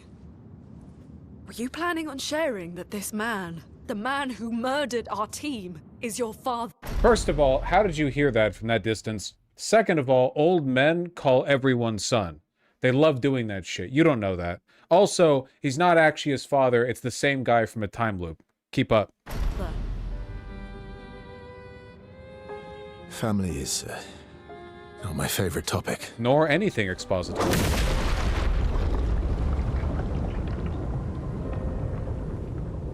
Right, can we talk about this later? I'd really like for you all to survive this. She read it in the journal? That makes sense. We should not be able to win a fight against this guy. There's no way. We're barely stronger than we were before.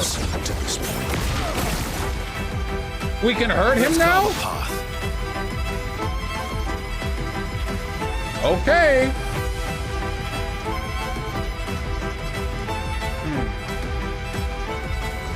How are we playing this? Where's Monkey Man? Sorry, yeah, they got the D-listers on the second team.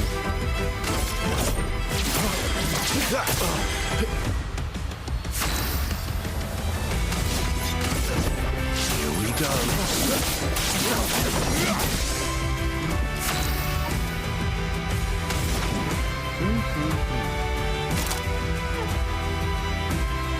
Rock slide, elemental trick. Let's try elemental trick.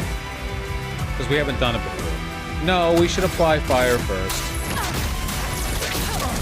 for my L.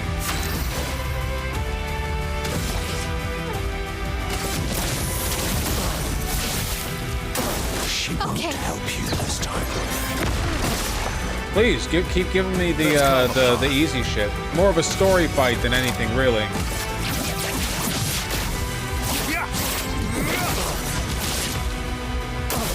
I'm not angry, just disappointed.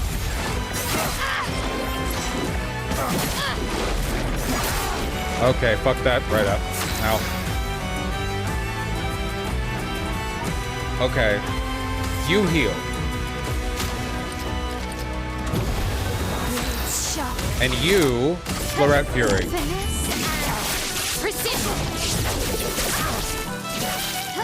Let's carve a path.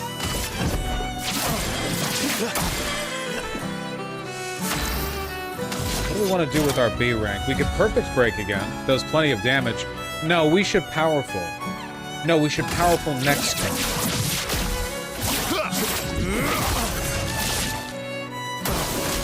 Tearing this family apart. Nice. Woo! Nice, A rank. 5-turn powerful. 5-turn powerful. Big powerful.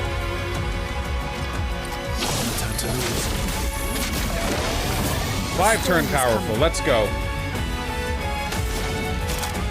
Okay. Elemental prick.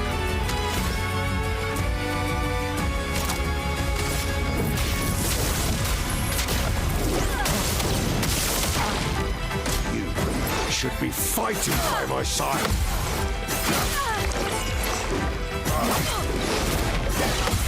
Yes. On guard. Fuck, I can't Floret Fury.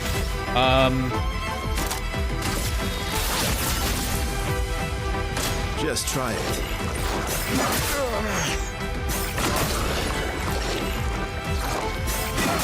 Ow. Okay, yeah, I didn't predict any of those. Jesus. Okay, fuck, he's up next. You know what? Oh, that's right. God damn it. We don't have our element dump thing. How the fuck do I get rid of light? The, wait, hold on. Could I... Okay, that got rid of an earth, and I need an ice? Oh, fuck, I'm already hating this. Why did I do this?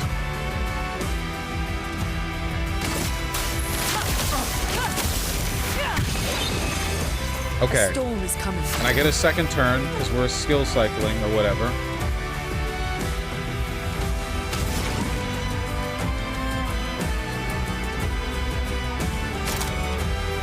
Rock Slide gives me earth, but also a light.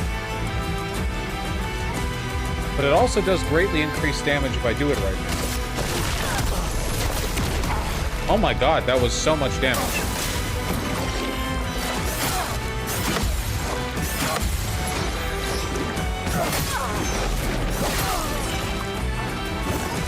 Alright, it's all up to you. Still need to help. Huh? Well, goodbye. Okay.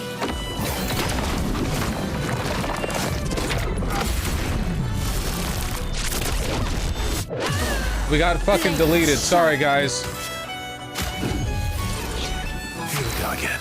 Lune has been defeated.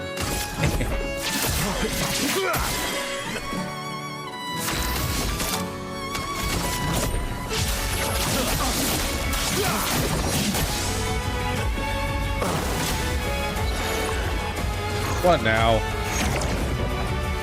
Fuck you. Summoning ads on half health. What a hackneyed move. Oh god, they've got a lot of health too. Keep up the pressure.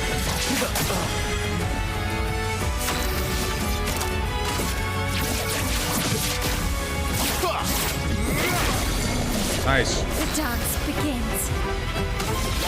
Great attack, high physical damage, 5 hits. Yeah, sure. You can't escape. I wouldn't say that was high physical damage, personally.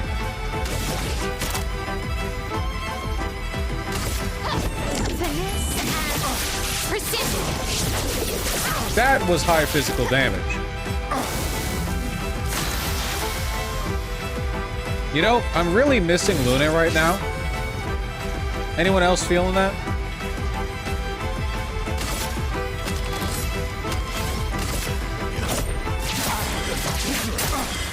You're outmatched. Your end is nigh. Ooh! Okay.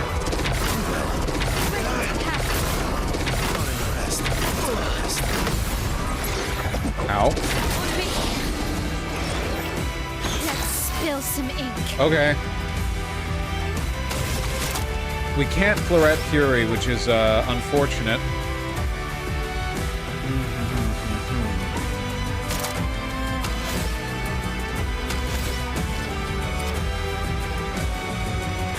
I'll leave the self-heal up to him. Cut through the flames. That's big. She's putting work in, man. She's putting work in. I can't lie. Oh boy.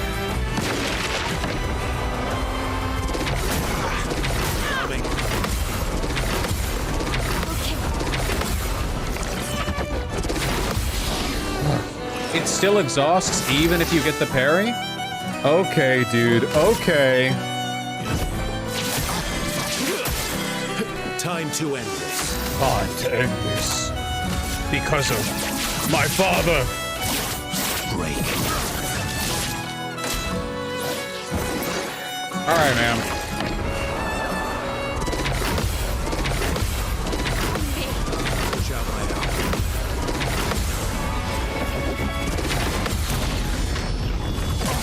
Nice. Get ready. Oh, so that's what they were for. Can I have Luna back, please?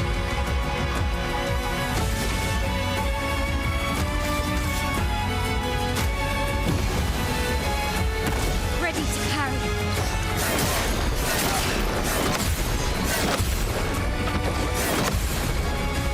I thought it was going to be the ground wave. Shit.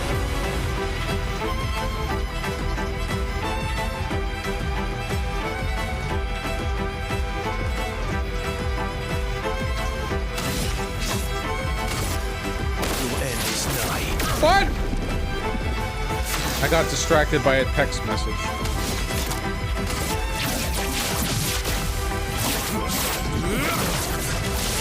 Not impressed.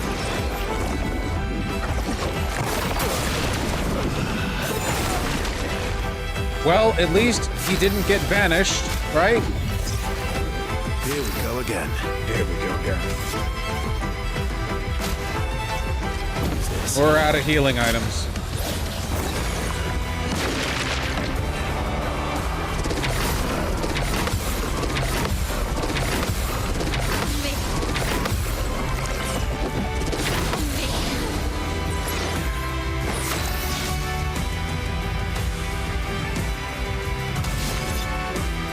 I don't know, man.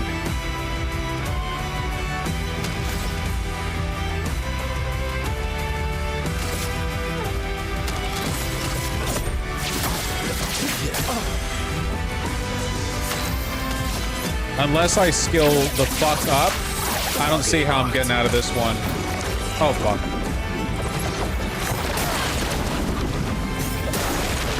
Goodbye, Mayo.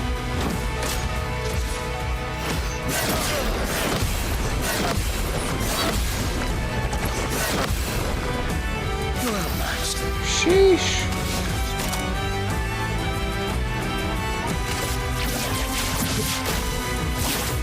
Break.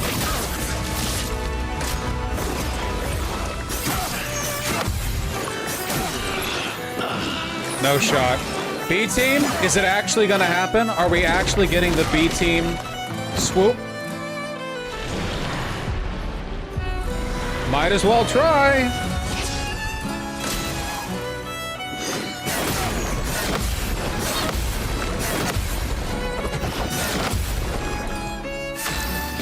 What are these texts?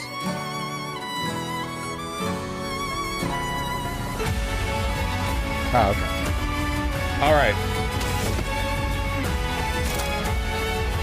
Ramasur Bonk. What are we on? Balanced? High fire damage. Damage increased against burning targets. You know what? Fuck it. When else are we going to get a chance to use this? Go, go, go! Oh my god, that's so much damage. That's so much?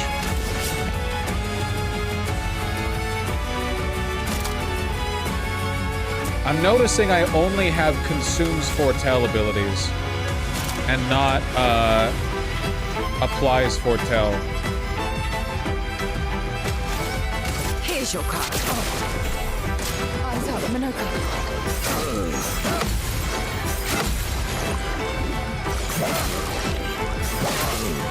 Yeah. I just don't. Oh boy.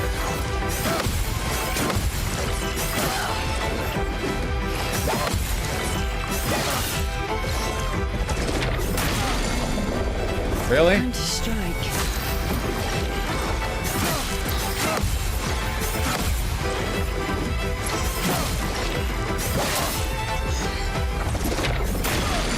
Really? Really? Okay, well.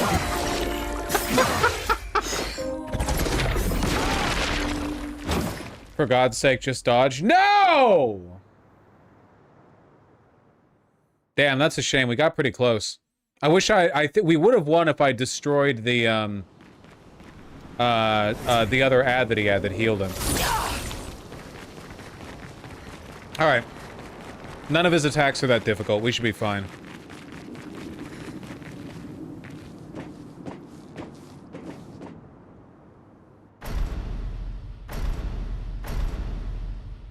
Fix Sail moveset? Nah, we won't need her.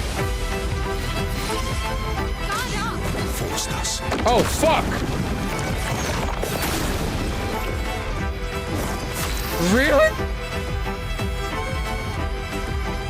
On the opener?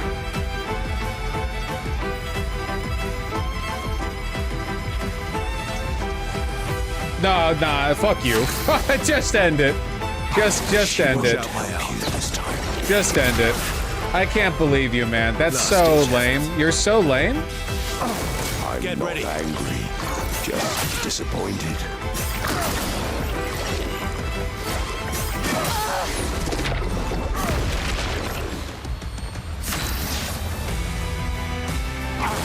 Not impressed. Tearing this family apart. I assume that he did that vanishing move at certain HP thresholds. That's fucked up. That's fucked up, man. Really? Just first thing? I gotta learn how to block that.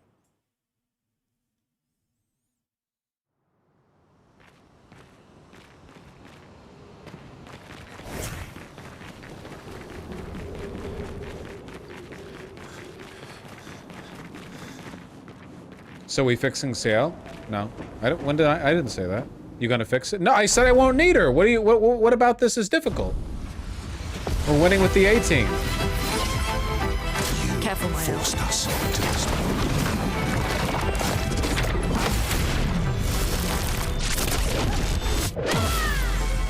Don't plan for failure.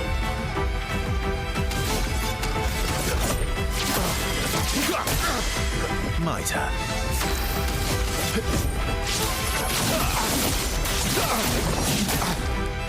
A storm is coming. Storm is coming.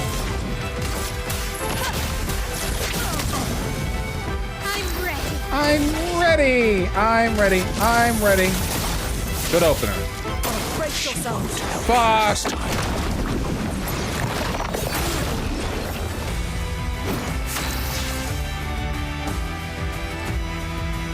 All right, we keep on going. Break.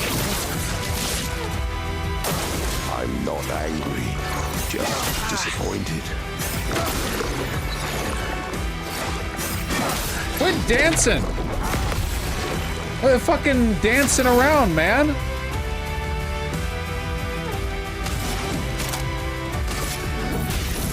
Elements converge. I've lived through worse.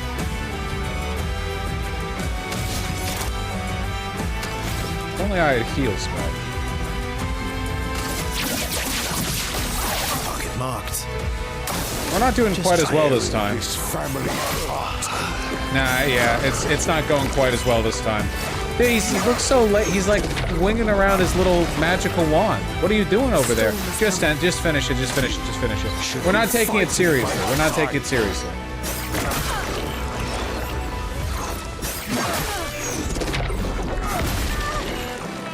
Okay.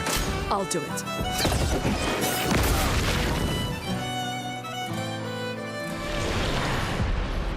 The problem is no Monaco, not gonna lie. You're right, we should have Monaco in the team. What the problem is that right now our team is composed 1/3 of B-lister. We need an all A-lister opener, okay? Hold on.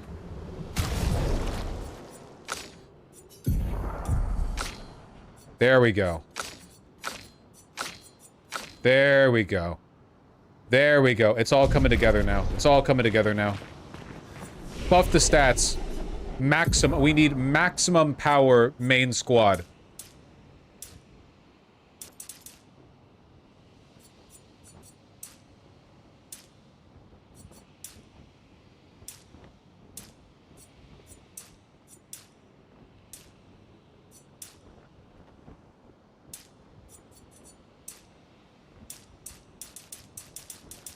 Yeah, get that health. Get that health. Super strong. Everyone likes more health. Yeah, yeah, yeah. More speed. Gets annihilated, has 0 defense. Well, maybe they should have fucking explained what defense does, huh? Have you considered that? That's what I thought. Didn't think so. Bucko. Verso, do you have any shit you can learn?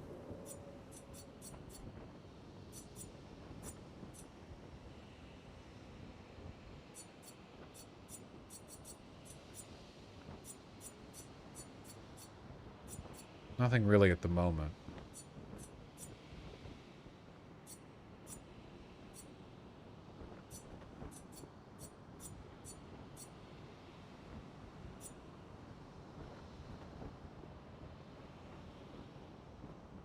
Do I want from fire? No, I don't think I do. I think we're fine. Oh, wait, hold on. We need to, make sure our dude has the right spells. Monaco? Because we have a larger potential list now.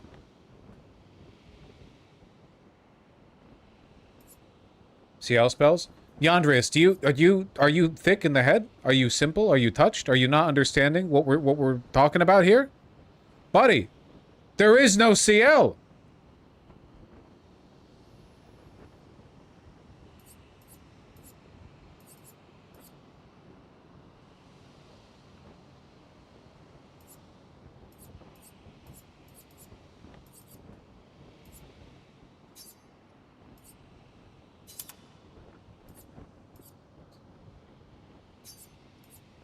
I got all of his AP costs are really, really, really high.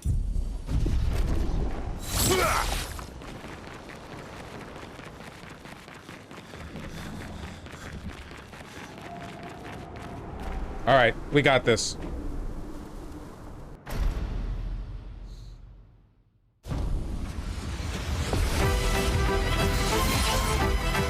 I'll do it. Forced us to this point. Just keep doing that attack over and over and over again, please.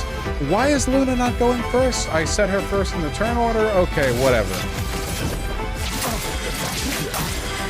Let's cover path.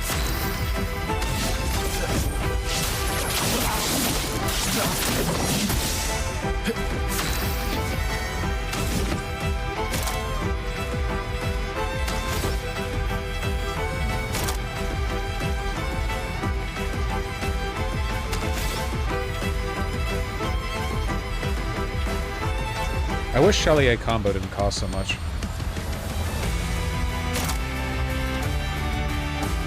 I guess we'll just Hex Fit Crush. Still a big hit. Big hit. Big hit.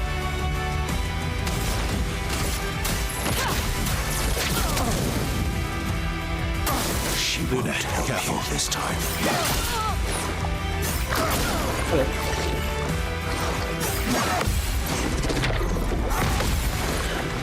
Hello. You have a good time? Yeah? Right.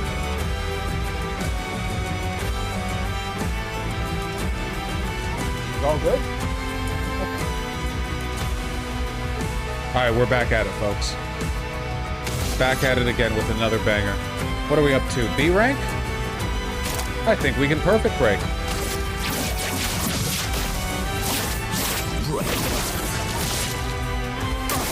I'm not angry. Just disappointed.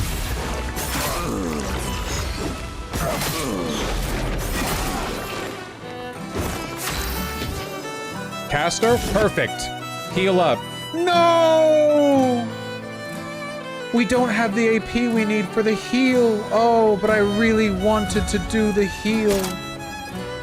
Oh. You know what? I want to do the heal so badly, I think that I might actually not use any AP right now and just do a bonk. Or maybe... I mean, maybe I should just... heal myself?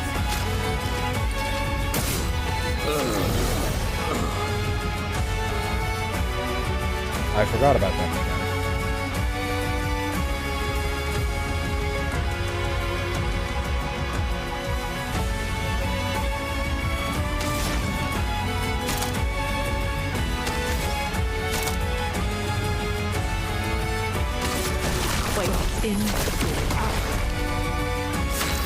That damage kind of sucked, huh?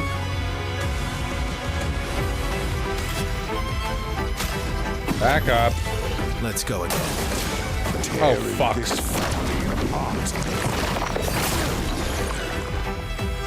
You're outmatched.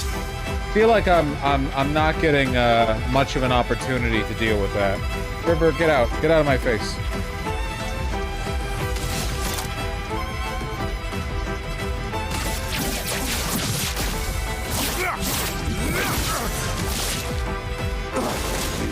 You should be fighting by my side. That's fair. That's fair. That's fair. No. We don't need to denigrate ourselves by bringing them in. No, that's fair. That's fair. All right. Several mistakes were made there. Mistakes were made there. For sure. For sure.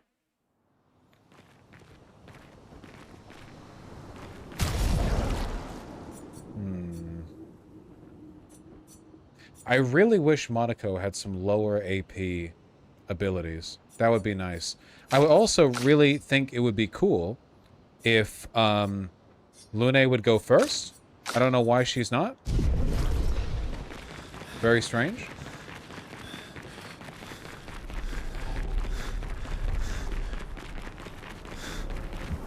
Go, go, go.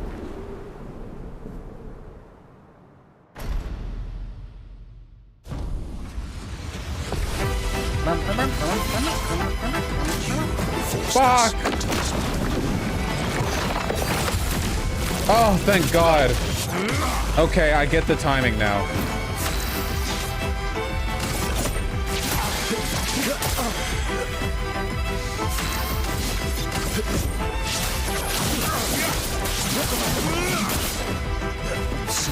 About time, Lamau. Yandrius, I gotta say, you're being a smidge over present.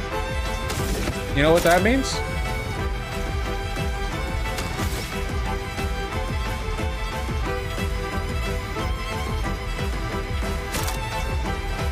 All right, I accept. No. I'm just warning you. Okay, I'm just warning you.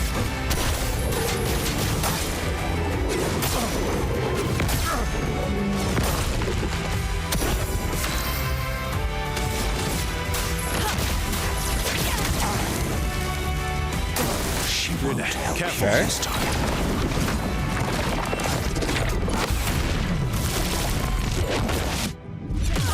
Nice. Okay. Now we start laying this shit on. We powerful next turn.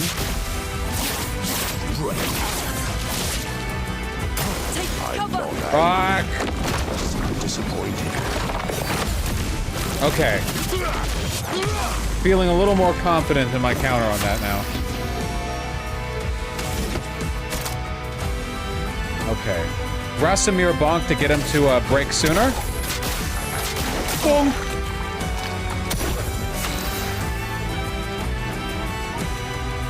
Okay, we've got fire. Got that elemental trick. Go! Only one crit. That's unfortunate. Alright, powerful buff. Go! I'm ready. Tearing this family apart. Yes! Okay. Okay. Okay.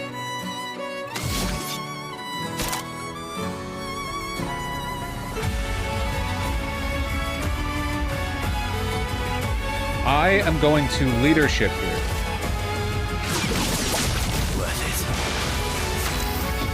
Nice. Okay, we're back on agile. Cultist slash or Ramasir bonk. I'm gonna cultist slash because that does lots of damage. I'm strategizing. Guys, I'm strategizing. Look at that damage. Look at that damage. Okay. We're still trying to get that Elemental Genesis payoff. If we rock slide, I think we're guaranteed to get it.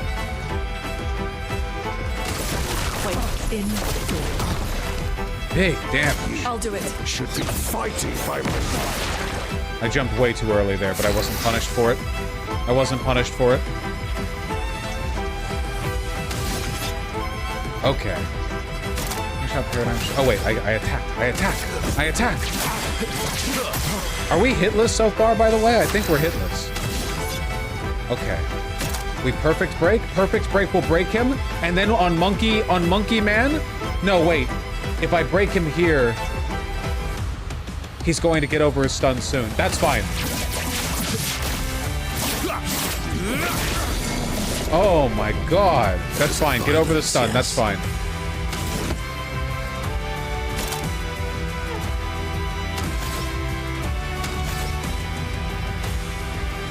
Yeah, I still need to get more abilities for him to fill this out, because right now it's just I'm very limited in my options. Still big damage, won't complain. Big damage. Chrome is flowing. Huh. I thought I would have. Oh, it consumed for the damage. I'm so stupid. I didn't realize that I had that. That's fine. I need fire and ice. Fire and ice. Elemental trick? Give me some shit. Elements converge. That's exactly what I need. That's exactly what I need. Everyone's really low on AP. So give them some. It likes you. All right, we need big AoE damage to get rid of these fucking guys. Caster wheel. Can I do anything with that? Not really. The AP wasn't enough. But I do have 2 gradient charges. High physical damage, double damage if the target is stunned, goes to Almighty Mask. I'm okay with that. Should I dump on the thingies that'll heal? Probably. It's probably worth it, yeah. Because I'm doing pretty good otherwise. Plus, that gives me an AP, and it gets me up there to the B skill, which means that I can... Okay. Do I Cultist Slash again?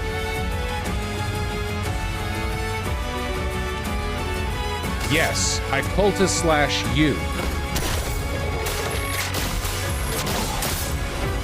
Because we're setting up for the gradient attack from Gustav 2. Gustav 2! Get him!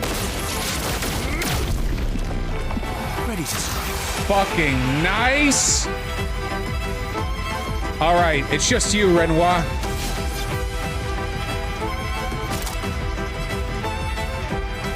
We still have powerful application on everyone. I don't know how many turns we have it left for, though. There's probably a way to see that. I am A rank. Do I want to use powerful again? It might be nice just to like guarantee I have it for the remainder of the fight. I only have 3. I'm gonna do it. I'm gonna do it. Just make sure I'm set. I love darts.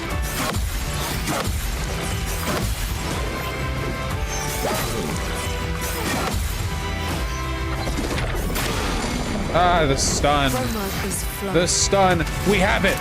We have it. And we have Mark on him. Well, it's 8 hits, so it's not gonna.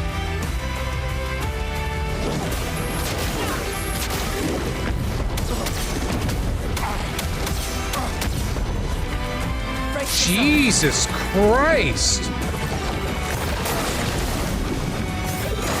He was stunned. I couldn't do anything, but it didn't disappear him. It didn't disappear him because he got down from the opening hit.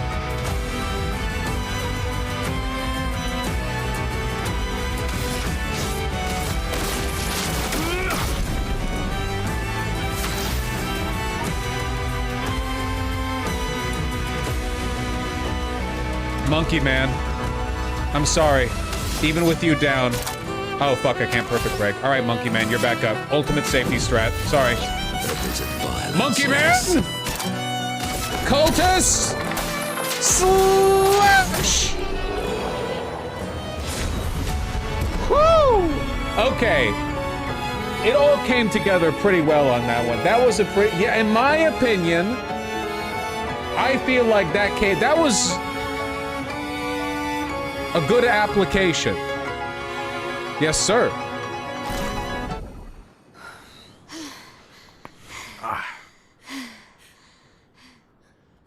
Yeah, Lune, like, nuked the last third of his health on her own. That was fucking insane.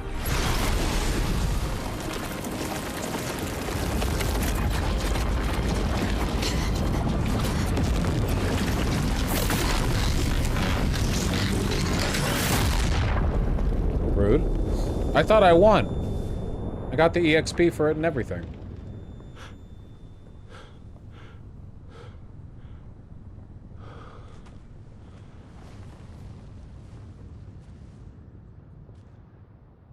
Everyone all right?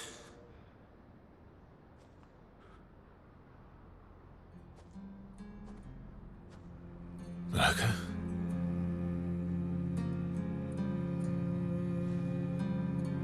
Don't take the mutes too seriously, Genoxus. It's Hitlerville over here. Oh, for really? That's the sacrifice? She looks fucking crazy. Why can't you accept? We won! What the fuck is going on? We won the fight! I hate it. I hate it when this I hate winning the cutscene. Or sorry, winning the fight, losing the cutscene. I hate that shit. I guess it wasn't really, well, hold on. Let me be fair. Let me be fair. It wasn't really winning the fight, losing the cutscene. It was more progress to a certain point in the fight, and then in the cutscene it continues, right?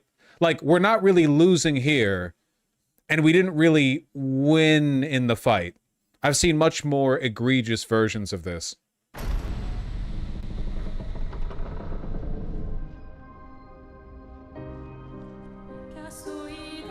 Dude, she literally looks like Mael. Yeah, okay. Can we move on from this reveal?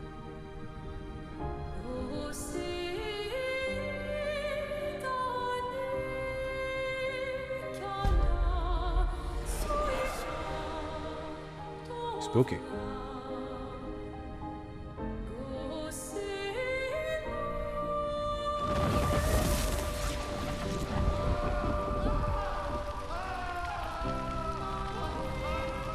Yeah, this was when the Paintress went sicko mode and, like, lit the mansion on fire. Will you Tell me your name. Girl, she's you. Or you're her.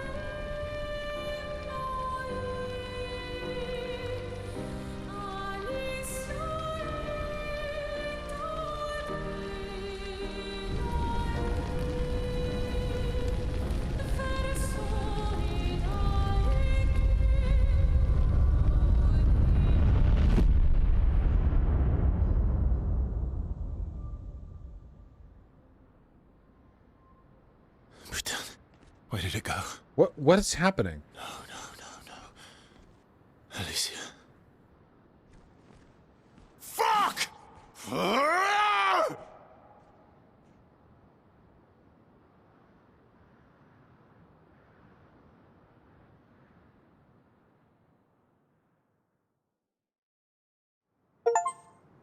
What the fuck is happening? Okay, I am going to be actually angry at the game if they do not strap Gustav's nuts to a car battery and interrogate. He doesn't get to sleep tonight. Oh, sorry. Thank you, mon ami. Gustav too. Torture him. Blend his nuts. He knows everything. Care to explain? Please. Your father. I don't think of him as my father anymore. Still, why didn't you just tell us? That is not the only thing that we need to know about. Because it's private. And it's painful and it's none of your business. It is. I cut ties with him decades ago. Lying by omission is still lying. That is true. I've told you everything you need to know. I'd rather make that determination for myself. I think we can all understand where each other's coming from, right? Nope. He hasn't steered us wrong yet. But we're a What? team now. And we won't get very far if we don't trust each other. He knows things. Family's complicated. Get back on the bench. Old friend, you've traveled miles. Spinning. Anything else? What is the mansion? Why is there a male clone with a fucked up face? Why are you both immortal? Who was that weird entity that appeared with? Why do you both refer to her? Why did Gustav II say, I knew you'd open the door for her? Like, the implication be, so Mael is clearly the girl in the mask. The manor door is unbreachable. They made that clear in the city, the retard city.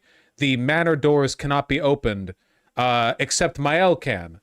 I'm assuming the only reason our expedition can is because Mael is part of the expedition, because Mael is that girl, and she's like a resident there, or something like that, you know?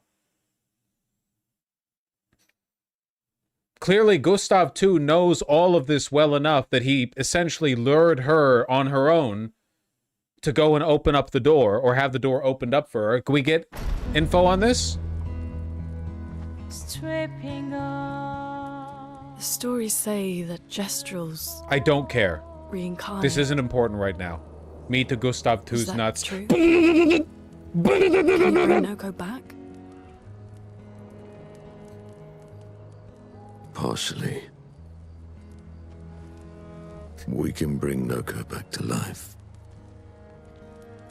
But not all of Noko will return.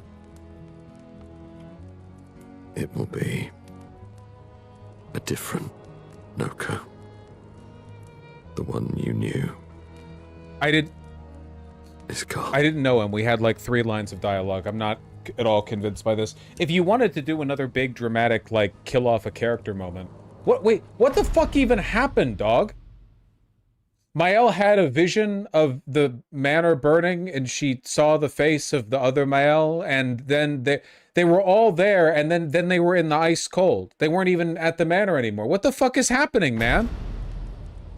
I'm so very sorry, my friend. And all for naught. Me when I see thematically significant dialogue presented subtly. Oh, you're so smart because you've played the game, so you know. Yeah, I get it. They'll come back, but they won't be the same one. Mael, everyone is Gustav. Yeah. Also, quit your fucking... In your desperation to defend the game, you implicitly spoil. You think you're subtle? I once read an article from a person who read Finnegan's Wake. You're not smarter than me. I watched the TikTok. Don't you? I'm with them. You shoo. I hope you had a good time with the hike. The painter's heart was in that. Stop. 545778 has a point.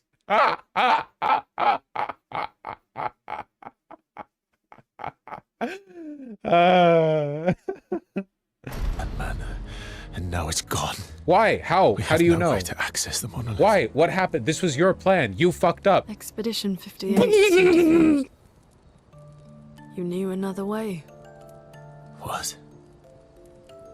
We found 58 and their journals.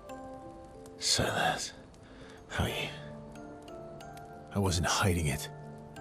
If that's what you're implying, it's a dead end. Wait, what are you talking about? Great question. Oh, sorry. There is someone who can help us.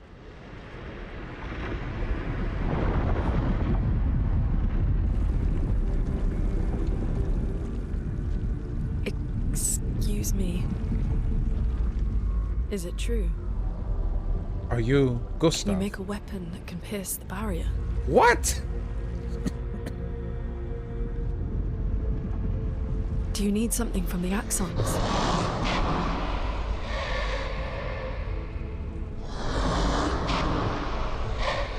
Do you need their hearts? Look, to create this weapon, he needs enormous amounts of pure chroma, which is way beyond what we can get from Nevrons.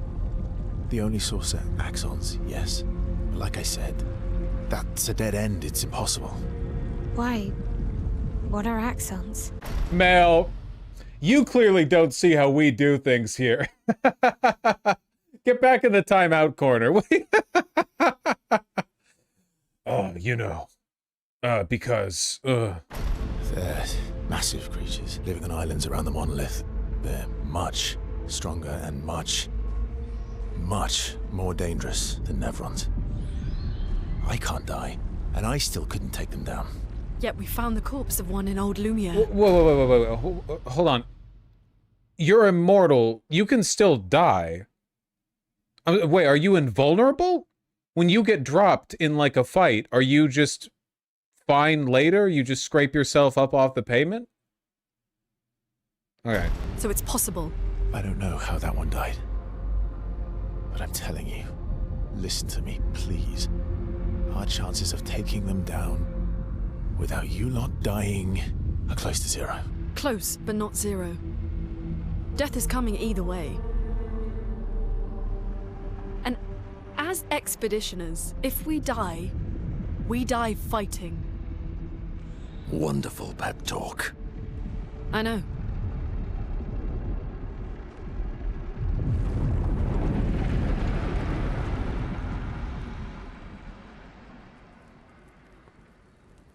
I assume he doesn't suffer permadeath from how he's talking. I would like to know more about that. Is it like the wood guys, the idiots? Or there's some reincarnation ritual? I'd like to speak on that shit. Spit on that shine, my sir? King? If we're going to fight the Axons, then let's be smart about it. What do you mean? I've had a few rough encounters with the Axons.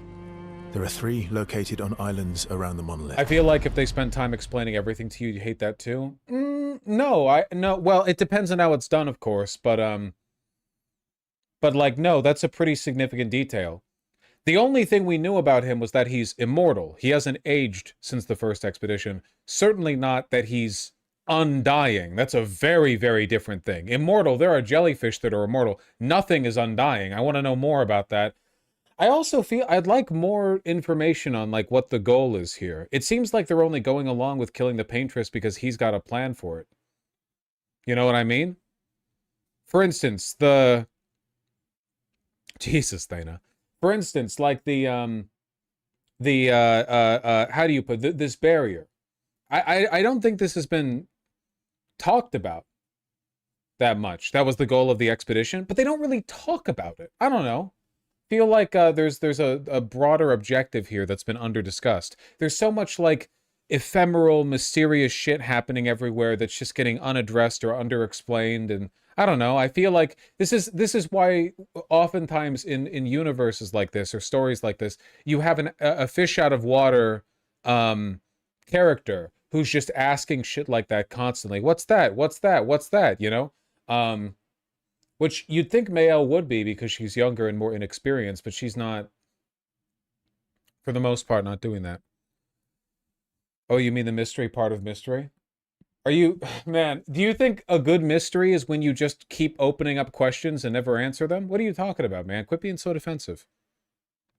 And we need at least 2 hearts to get enough chroma.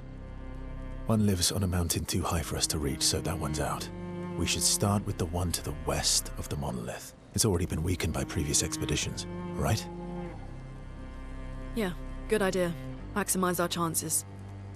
Or we embrace the challenge and pick the one in the east. I like your spirit. Thank you. Did you listen to what I just said? All right. Yeah, shut up, Seal. Journal Expedition 58.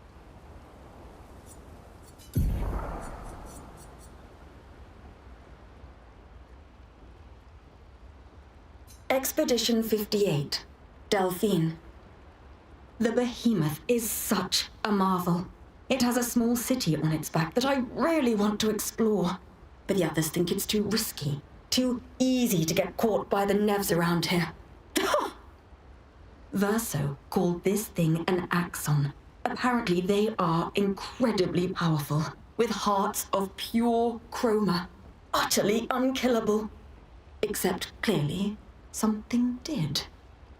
Verso and his father, Renoir, spent years trying to kill the axons, hoping to forge their hearts into a weapon to break the barrier. But no dice. I bet the curator would love to get his hands on one of those hearts. He could easily forge such a weapon. Okay.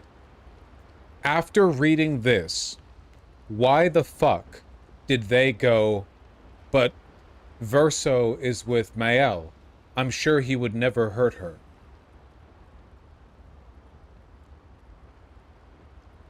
Nothing in here suggests that Verso would do anything to Mael. The father part, right? I guess. Yeah, that's the only thing I can think of. Just because they're related. But I don't know.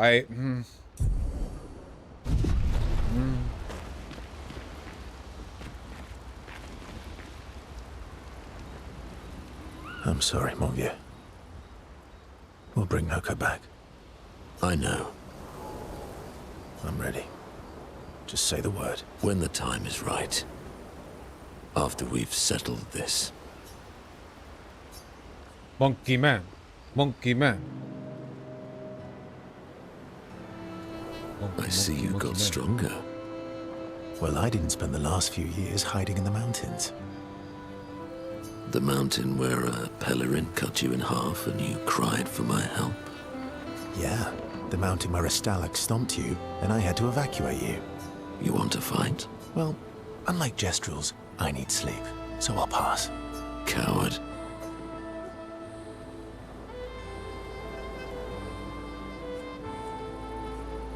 Pretty big range between these two options. Have you seen how weak you are now? I'd beat you blindfolded. In the mountains, I have learned inner peace. These petty provocations do not work on me anymore. My sweet boy wife, what time are you done? / could you check my text? Are you really going to compel me to end my stream early so that I can go to a sandwich shop for you? Is this... Say it ain't so, my love.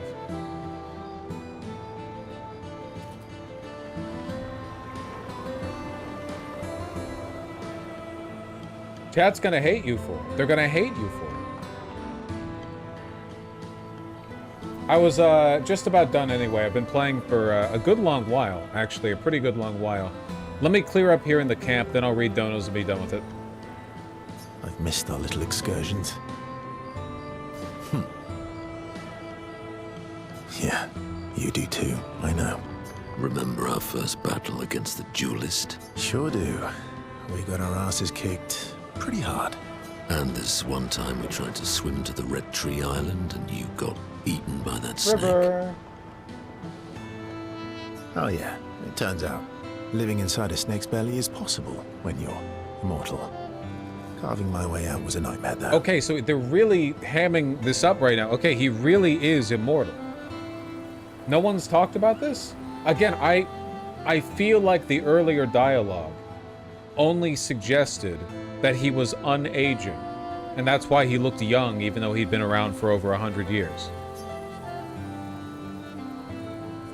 Remember that time when you challenged Esquier to a duel? Well, someone conveniently forgot to mention that Esquier is the most powerful creature in the world. Okay. Good times. Oh, and remember when...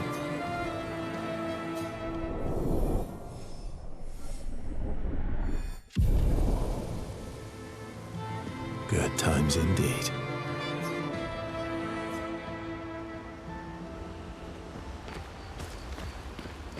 Ready for the axons? My dad killed your friend. I know the secrets of the manor that you have a weird connection to.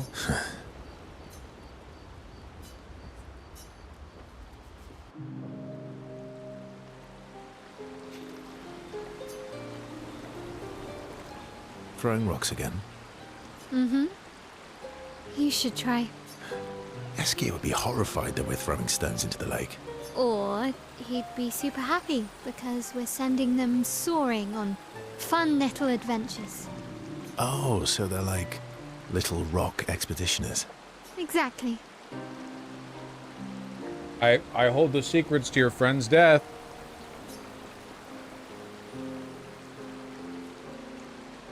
Would that make you the paintress then? Very subtle game. Clearly, I'm Lumiere. I'm launching them on their journey and watching them from afar. Stone after stone after stone. Knowing they'll never come back. And knowing you'll never stop. You get it? Yeah. I enjoy depressing poetry too. That Couldn't doesn't avoid the surprise depressing me. poetry line, huh? Is that what you're writing in your notebook all the time? Depressing poetry. It's not all depressing. Why, what do you write about? You don't seem like a sunshine and rainbows type. Mostly poetic insults to use on Monoko. I'm currently comparing him to the backside of an owl. Actually, writing is cathartic for me. It helps. Getting the thoughts out of my head and onto the paper. Giving shape to my feelings. Really? Have you written about anything like the secrets of the world that we're in, or why you're still around here, or what's up with your dad, or what's up with the manor, or what's up with the girl in the mask, or anything like that? Or just like insults to your monkey friend? Do I get to read yours? Mine's kind of personal. Well, so is mine. Yeah, but I bet you secretly want people to read it. Okay, fine. I'll let you read mine, if I get to read yours. I'll tell you the secrets of this death trap / eternal curse our city is caught in if I get to read your teenage girl diary. Oh, sorry. Okay, deal. Oh, okay. Be kind, though. Yeah, I can't promise that. Okay, I guess there isn't anything. There can't be any anything interesting in the journal then, because otherwise she would read it. And then, well, she could read it and then never mention it again, which would be kind of fitting.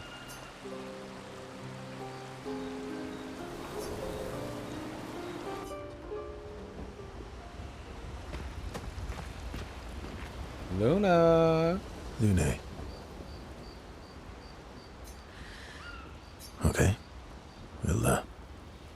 later then. Is this how conversations with beautiful women work?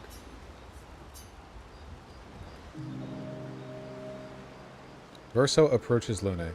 He can see that she wants to ask him more questions. She made that very evident from the dialogue. I've been wondering, why stay on the continent alone? Why not return to Lumia? I did. I went back. Helped with the rebuild. After the fracture, we didn't have anything. Food, shelter. None of it. Things must have been chaotic then. Was that never written down? I thought no one came back from the expeditions. If the early expeditions had survivors that made it back. Nothing like the end of the world to bring out the best and worst in us. I almost missed those times. You know the dome shield? Father and I helped build that. Oh. Why'd you leave then?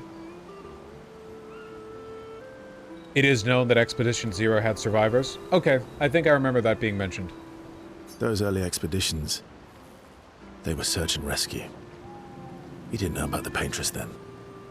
We just wanted to find our loved ones. Thank you, my love. We didn't know about the Paintress then. How can that be the case if you are both Gustav and your father, and also the father of the Paintress and the Paintress yourself, and the Paintress was the girl who lived in the mansion with you, who was also Mael? Like my mother. Who is Mael?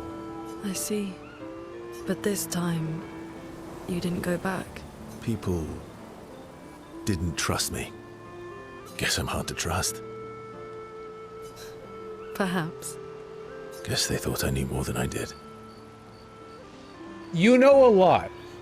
Halfway to the monolith, I was betrayed. Barely escaped. Kind of killed my interest in returning home. Can we get some follow-up questions, Luna? What about you? Do you miss home? I spent my whole life studying the Paintress and the monolith. This is where I need to be. What a long-winded way to avoid answering the question. Wasn't that long-winded? Yes. There are things I miss. You paint such a vibrant picture. If you must know what I really miss of viennoiserie. Oh, good answer. I miss those too. What? I enjoyed this conversation. High praise.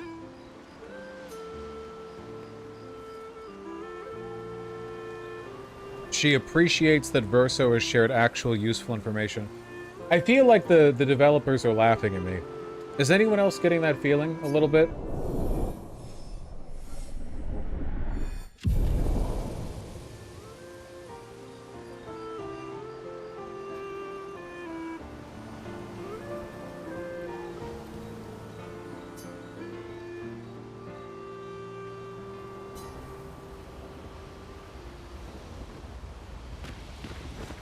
All these years and you've never defeated an Axon? They're kind of tough. And do you think our chances are close to zero? I didn't think you cared about odds. Lune and I have less than a year. But Mael's different.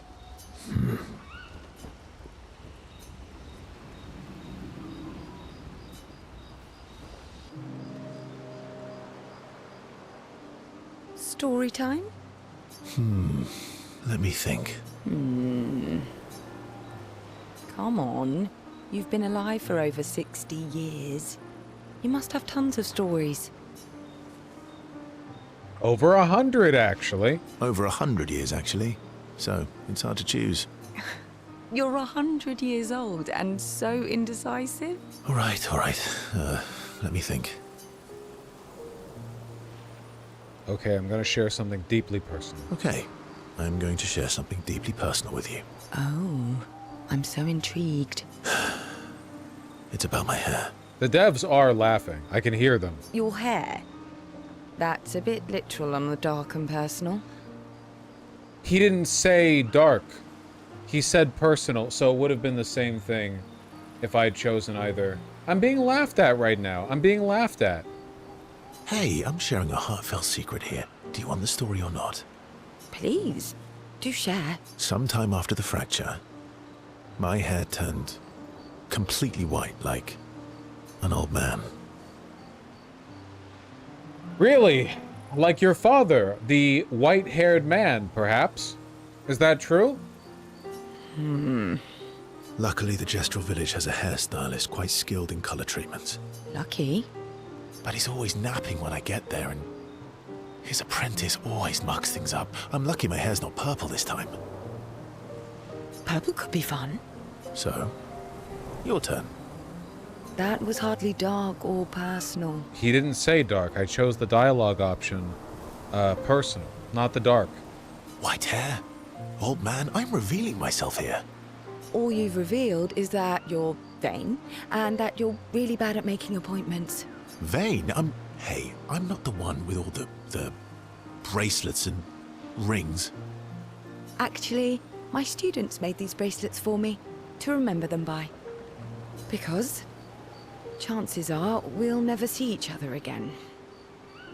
Not necessarily. I'm an optimist, but I'm also a realist. Fuck. Claire Obscura Expedition 33 Truthers watching in pain as I get a fucking dagger to the back of my eye. Jesus. My youngest student is 6. Her parents will gommage when she's 12, and she herself won't live past 21. Talk to the companions more than once? Okay. Her parents did the maths. They'll have 12 years as a family, and she'll experience 21 years of life. These are the choices we get to make. That is how it works. The earlier you have children, the more time you get to share with them, the more life they'll get to live. Pronatalist propaganda. And every year you wait... You're shortening your child's life. Precisely. You don't have any children, though. No, I don't, but I have my students. One of my friends, Sophie, said it best. She said she loves her children so much, the best thing she could do for them is not to have them. Anti-natalist propaganda. See? Dark and personal. Yeah, you've set the bar high. Come back with a better story next time.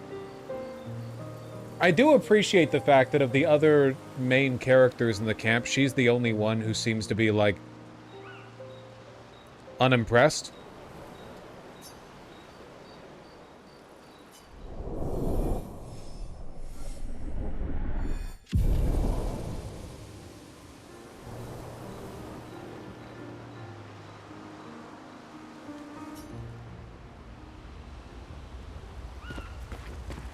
I'm sorry, mon vieux. I know. I'm ready. When the time. Wait, I can spend more time with... The chatter was right? Or is this the same...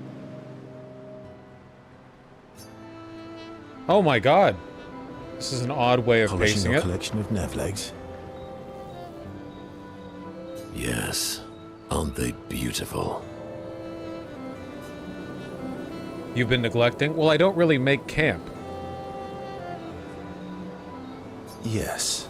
I, too, find the legs of our enemies to be beautiful. Can any world be so bad that antinatalism is justified, even a fictional one? Shut up, nerd. Play the game. Yes. I knew you would appreciate them. You, sir, are a true connoisseur of elegant weaponry. Why do you need to polish them anyway? A warrior must be prepared for battle. And battle is just as much mental as physical. Mental, eh? Imagine you're in Nevron, and you see me charging toward you, brandishing the well-polished and gleaming leg of one of your brethren. Think of the intimidation. True. I wouldn't want to battle anyone who's using your hairy foot as a club. Or for the smell of the intimidation. And then I transform into one of them. Ha! Intimidation and confusion. From that alone, the battle is already won. The rest is mere cleanup. Funny. Doesn't seem to work for you against Stalags, does it? Stalacts are too stupid to realize they should be intimidated and confused. Are the Nevron? Right. Definitely not because you're afraid of them. Ha! Me? I fear no Nevron. Least of all a Stalact. Perfect. In that case, want to go intimidate some Stalacts? We've got some time to kill. Yes. Well, that would definitely be quite exhilarating. But maybe later. I really need to finish polishing all these legs. I've still got 20 more to go. You do not have that many skills, man. I've missed you. Alright then. Come on, move over and hand me an extra cloth. Let's get these legs shining so bright they blind our enemies and send them screaming.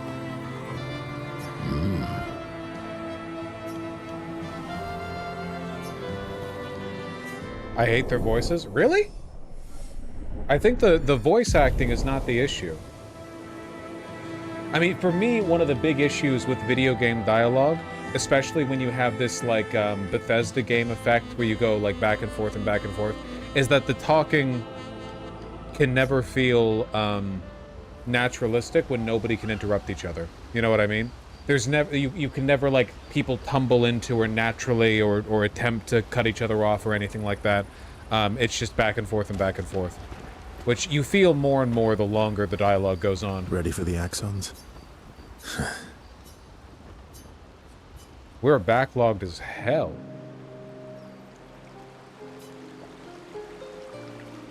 What was it like for you, growing up in Lumiere? Aside from being a sad and lonely orphan, it was great. Although technically, everyone in Lumiere is an orphan. How old were you when your parents passed away? Around 3, I guess. Just like Shadowheart. It was True. An unwelcome surprise. Orphan voice. They never wanted kids. And they definitely didn't want one right before their gamage. Yeah. Your arrival must have caused quite a bit of concern. Panic's probably a better word. Then they died. And I bounced around from family to family. I can't even remember all of them. I was kind of a weird kid, I guess. So was I. Oh yeah? Yeah, I was obsessed with my piano and my paint set. Your paint set? I was a bit Your more paint severe set, than really? that. I used to have lots of nightmares and talk to myself. Kept running away from home all the time. Nah, if that's weird, then we're all weird. Actually, I kind of think everyone's a weird kid in someone's eyes. Well, I was a weird kid in everyone's eyes. Even Gustav's. Kind of. It's why he and his sister took me in. Nobody else wanted me. But I guess Gustav and Emma used to be weird kids too. So they liked me. See? Everyone's weird.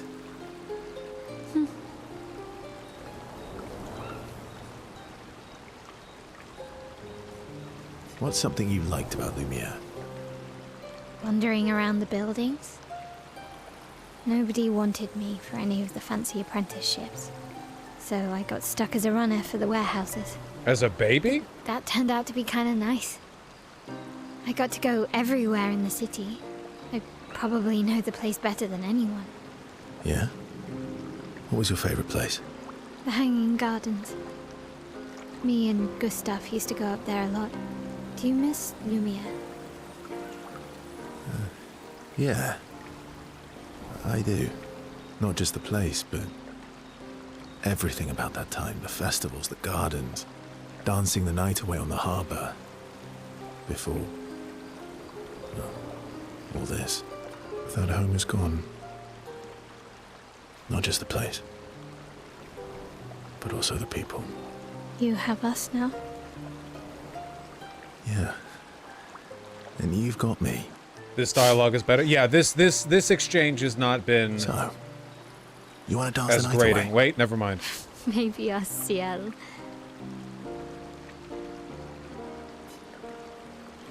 That felt like a much more normal conversation than the last one was fine too, with Monkey Man. That one was fine as well.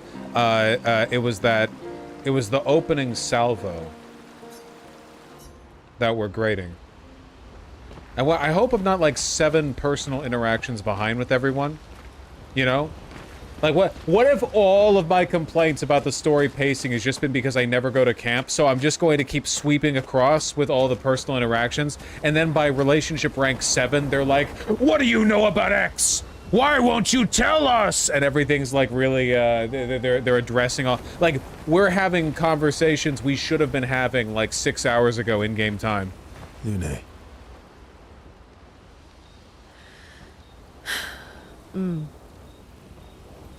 It's astonishing how incredibly bad your complaints have been for this game.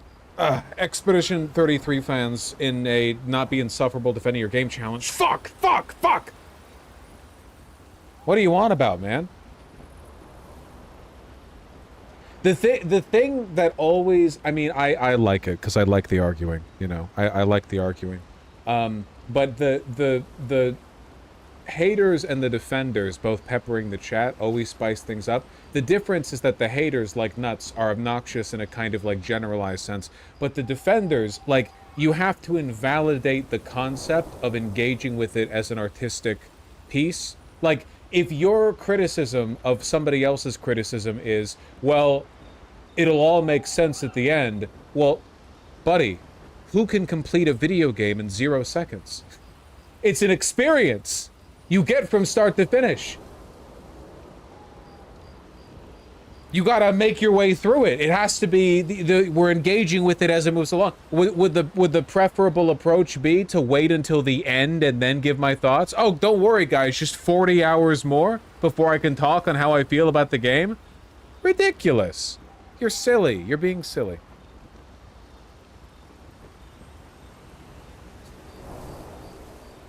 Okay. We'll, talk later then.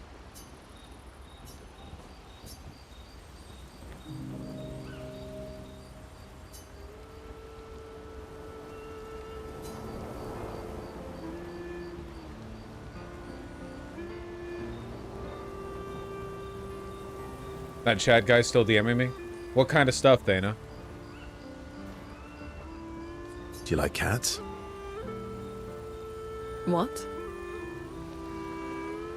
Do you like cats? I think you've spent too much time alone. You've forgotten how to start a human conversation. I just have this feeling you're a cat person. Well, you're wrong. I did have a dog named Pat, though. Really?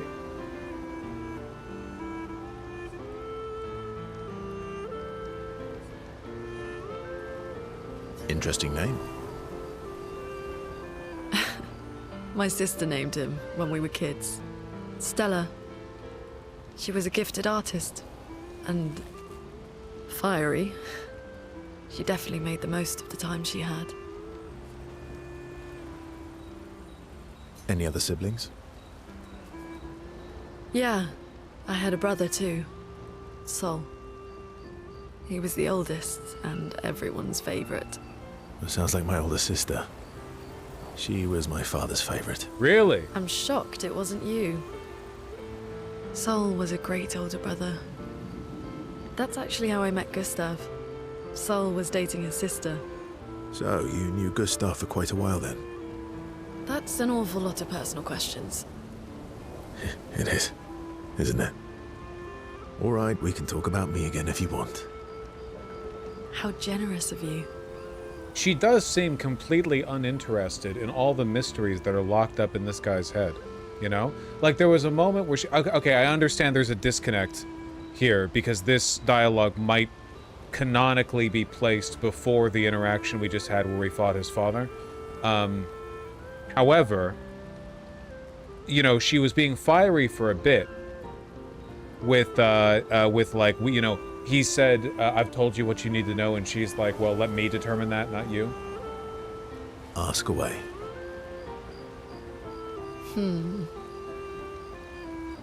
I'm being sincere. I do think as a general Go rule, ahead, though, ask me anything if you you're want. going to have We've got these all night. paired-off conversations in camp, it probably shouldn't feel like you literally took 2 action figures and shoved them in the corner and, like, quickly thought up what they should talk about. You know what I mean?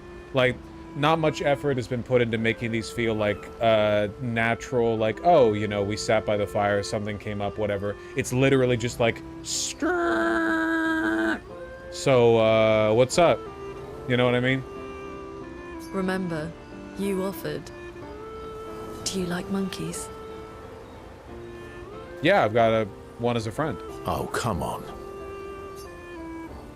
No, I wanted to know the answer. Lune is in such a good mood, she forgets to ask Verso other important questions. Do you guys really think this isn't the developers laughing at us? You're being played for fucking fools, okay?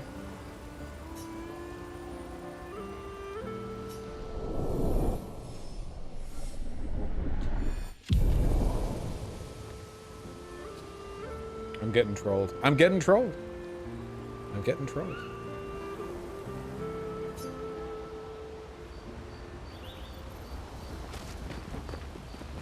We're cutting it through. We're cycling through. You've never defeated an Axon. They're kind of... And I didn't think... Lune and...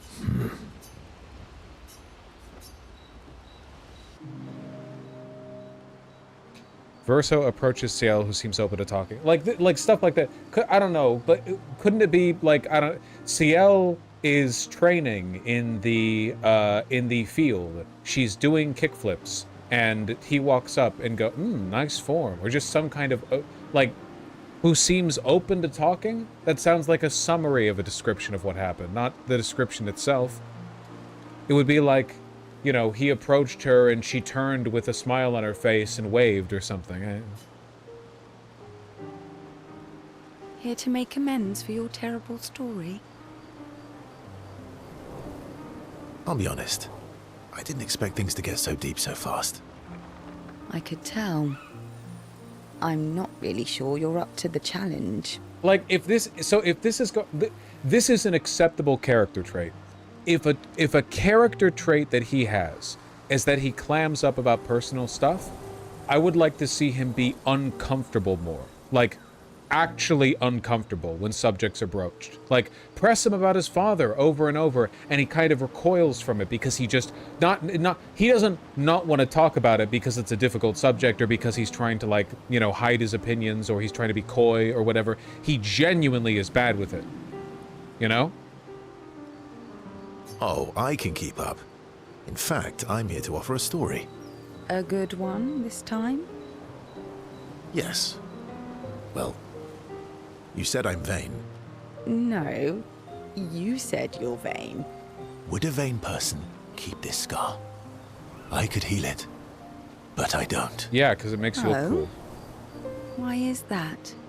It's a reminder of the price I paid to stand on my own 2 feet. But, it meant walking away from people I cared about. This sounds vain. This sounds like a vain reason to keep a scar. So, there you have it. Dark and personal. Those were no details. I feel like there's more to this story. It's probably not a coincidence, then, that Renoir has a similar scar. Oh my fucking god, she brought up a mystery. I can't believe it. Ciel, you're rising in the ranks. Holy shit, you might be getting off the bench sometime soon. That's crazy. You noticed that? Mm-hmm. Yeah. We disagreed on pretty much everything. Tactics, goals, what lines we wouldn't cross. I had to walk away, but he Can we get a follow-up? Resistant. There's a fleck on here. What is that? Fleck of something like dust. You fought? It was the first time we ever raised a hand against the other. Did you both strike each other down with equivalent eye scars? If you can control your healing, that means Renoir can too. And he made the same choice as you. Interesting. Oh, I never thought of it that way. But, you're right. So, dark and personal enough for you? Quit being insufferable. I'm glad she brought up something. It was worthy. worthy of the story of that scar on your stomach. Well, we all have scars that won't heal, don't we? I don't think that's equivalent, man. You having a big battle scar on your eye is a much less personal topic than asking a woman why she has a big winding scar on her stomach. That's a different. I think you should bring that up with a little more care. Deep. That's a story for another time. The scars look good on you, though. I know. That's the real reason I keep them. I knew it.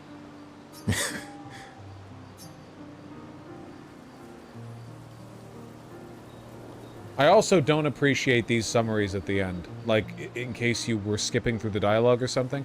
That being said, this is probably my favorite camp interaction so far. Like, I don't know why they need to add, she likes him more now, when this pops up right after. It feels a little bit AI overview of the chat.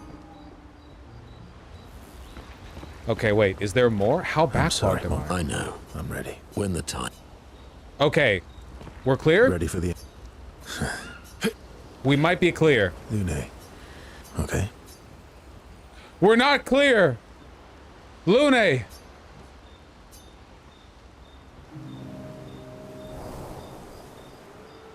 My fellow night owl. Night owl? You never seem to sleep. I sleep. I sleep enough. What keeps you up? What doesn't keep me up? From one insomniac to another. You don't have insomnia. Fake insomnia havers.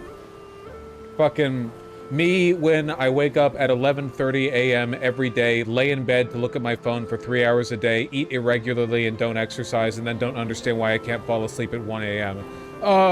It must be a medical condition. It's not my fault. Mm-hmm. Sometimes I just can't turn off my mind. It's like I pick up a puzzle and I can't set it down until I solve it. And what's your current puzzle? The talking Nevrons. The ones that seem to have personalities and thoughts and feelings. Is that atypical? I don't know. We haven't talked to the most Nevrons, I assume, because they're antagonistic towards us, so we've only talked to the ones that just aren't attacking us. Can they not? I'm trying to make sense of the things they said. I know there's an important piece of the puzzle there. We need to find and talk to more of them. Okay, I've talked to a few. They mostly spout nonsense. I wouldn't expect too much. In your whole immortal life, you've really not gotten anything more than that from talking to Nevrons? Maybe you weren't asking the right questions. Well, I'm certainly not as experienced as you. You're 4 times her age, bro. What about you, my fellow night owl? Why can't you sleep? Same, I guess. Really? You don't strike me as the obsessive warrior. So, you'd call yourself an obsessive warrior? Come on, I just shared with you. Sleep is not very restful for me. I used to have horrible dreams, but somehow it was worse when they stopped. This dialogue is better. Now it's just this oppressive void. Fascinating. So, you experience discomfort while you sleep? Pain? Are you aware of time passing? I should observe you next time you sleep. Well, that's not creepy. Precisely. It's science. This dialogue has been a lot better. Normal thing to say, but that's her personality, right? She's like, she's an inquisitive scientist, kind of weird, a little bit. She literally walks around barefoot. She's clearly a weirdo, right? That makes sense. So does this mean I can watch you sleep? Well, it's not like we have private rooms out here.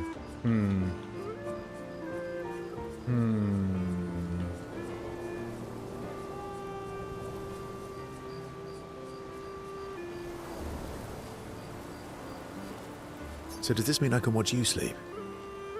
No, that'd be creepy. Right. Okay, I'm gonna start ignoring the little blurbs here at the end because they worsen my opinion of every dialogue. This one was pretty good. Agree?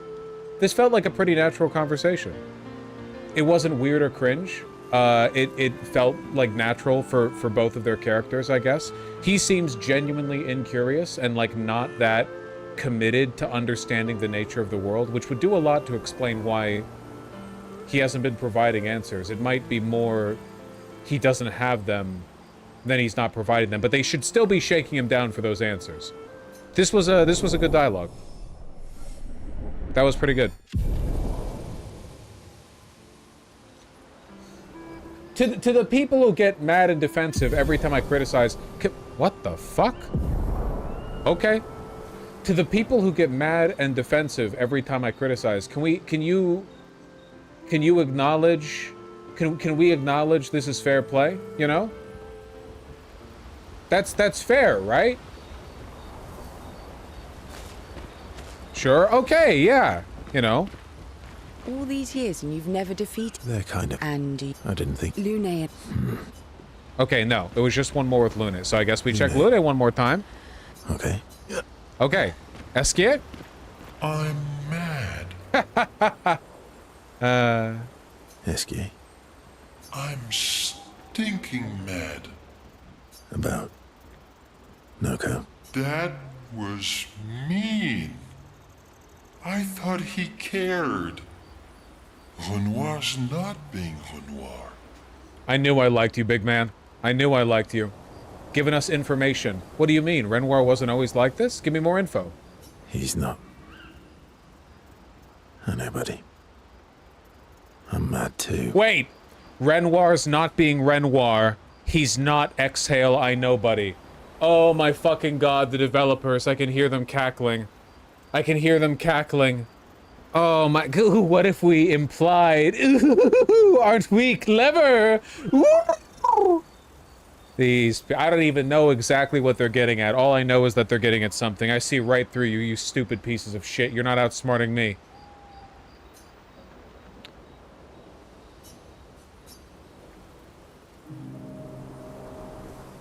Reminder, French people made this game.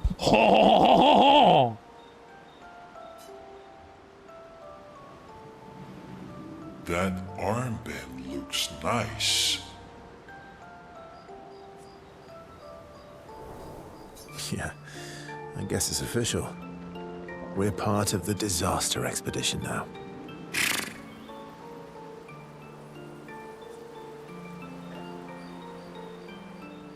What's up with you? So, you want an armband too? Maybe. You barely have arms. He's got arms. Not true.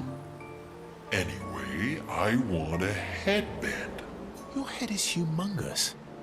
You're gonna need so much cloth. I have a big brain. All right, Monsieur Big Brain. I'll see what I can do.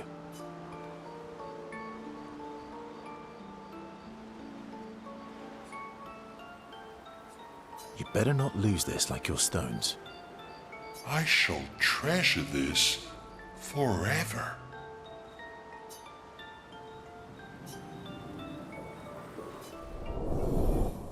I would like a little bit more information on what Esquier is and why Esquier is the most powerful entity on the island and why he can't just, like, dive bomb the monolith. Oh, God! Thank you, the Ghostmaker.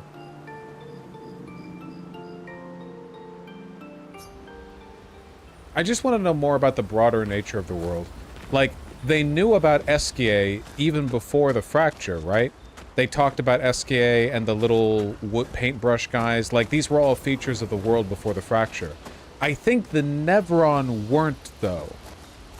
I don't think they've mentioned Nevron being around before the fracture. So the Nevron are a post-fracture thing, presumably created by the Paintress. But all the rest, including Esquier, were just part of the world. I'm mad. Esquier? I'm about that. He's not.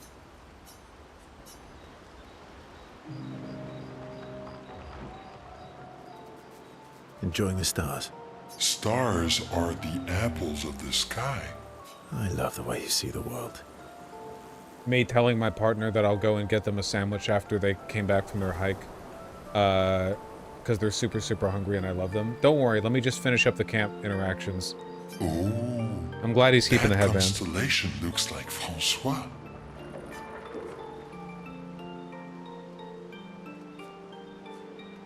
I guess. It's very, round, like Francois. Oh, dude, I'm fucking starving. I'm torn between crying and going myself right now. Oh, my God. High maintenance relationship. One moment. Yes, and it's soft and fluffy, just like Francois. On the inside. Are we talking about the same Francois? Monsieur Grumpface. He's not grumpy. He's just sad. He's the only guy who gives us lore. Clea, give us lore. Hell yeah. Enfant used to be all wee, but now he's all ooh. I'm always saying this. We? Yes. We. Back in the day, when there was nothing in the world except the four of us flying around on adventures. You, Gustav II, Gustav Whitehair, and his wife? Ah, I see. And, Woo? Yeah. Centuries go by without your best friends. That's gonna make you go. Centuries? Plural? And we're referring to Francois? How come you're not grumpy like Francois? I am grumpy. Oh, are you now? I too am. But I'm also wee. So the wee balances the.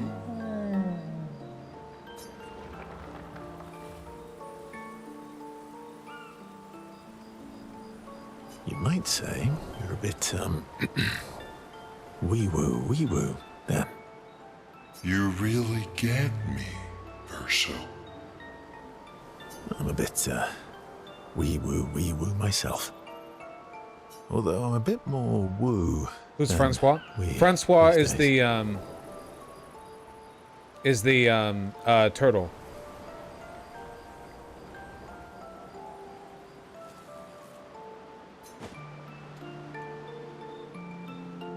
Hey, that one looks a little like Minoko. Oh, and if you squint and sort of scrunch up your face, that one next to it looks like Noko.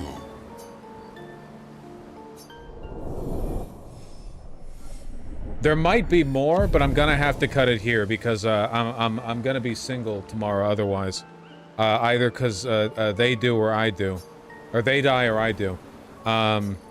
So let me save. Oh my God, we're getting gradient attacks.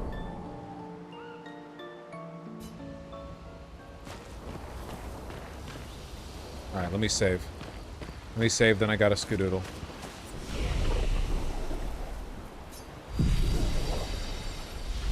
Eat up. I'm not getting food. I'm on a fucking diet. I can't do that shit. All right. I love you guys very much. To anyone who donoed during the stream, or sorry, during the Expedition 33 portion of the stream, I'm gonna have to read it tomorrow. But you'll survive. If that happens, you'll survive. You know.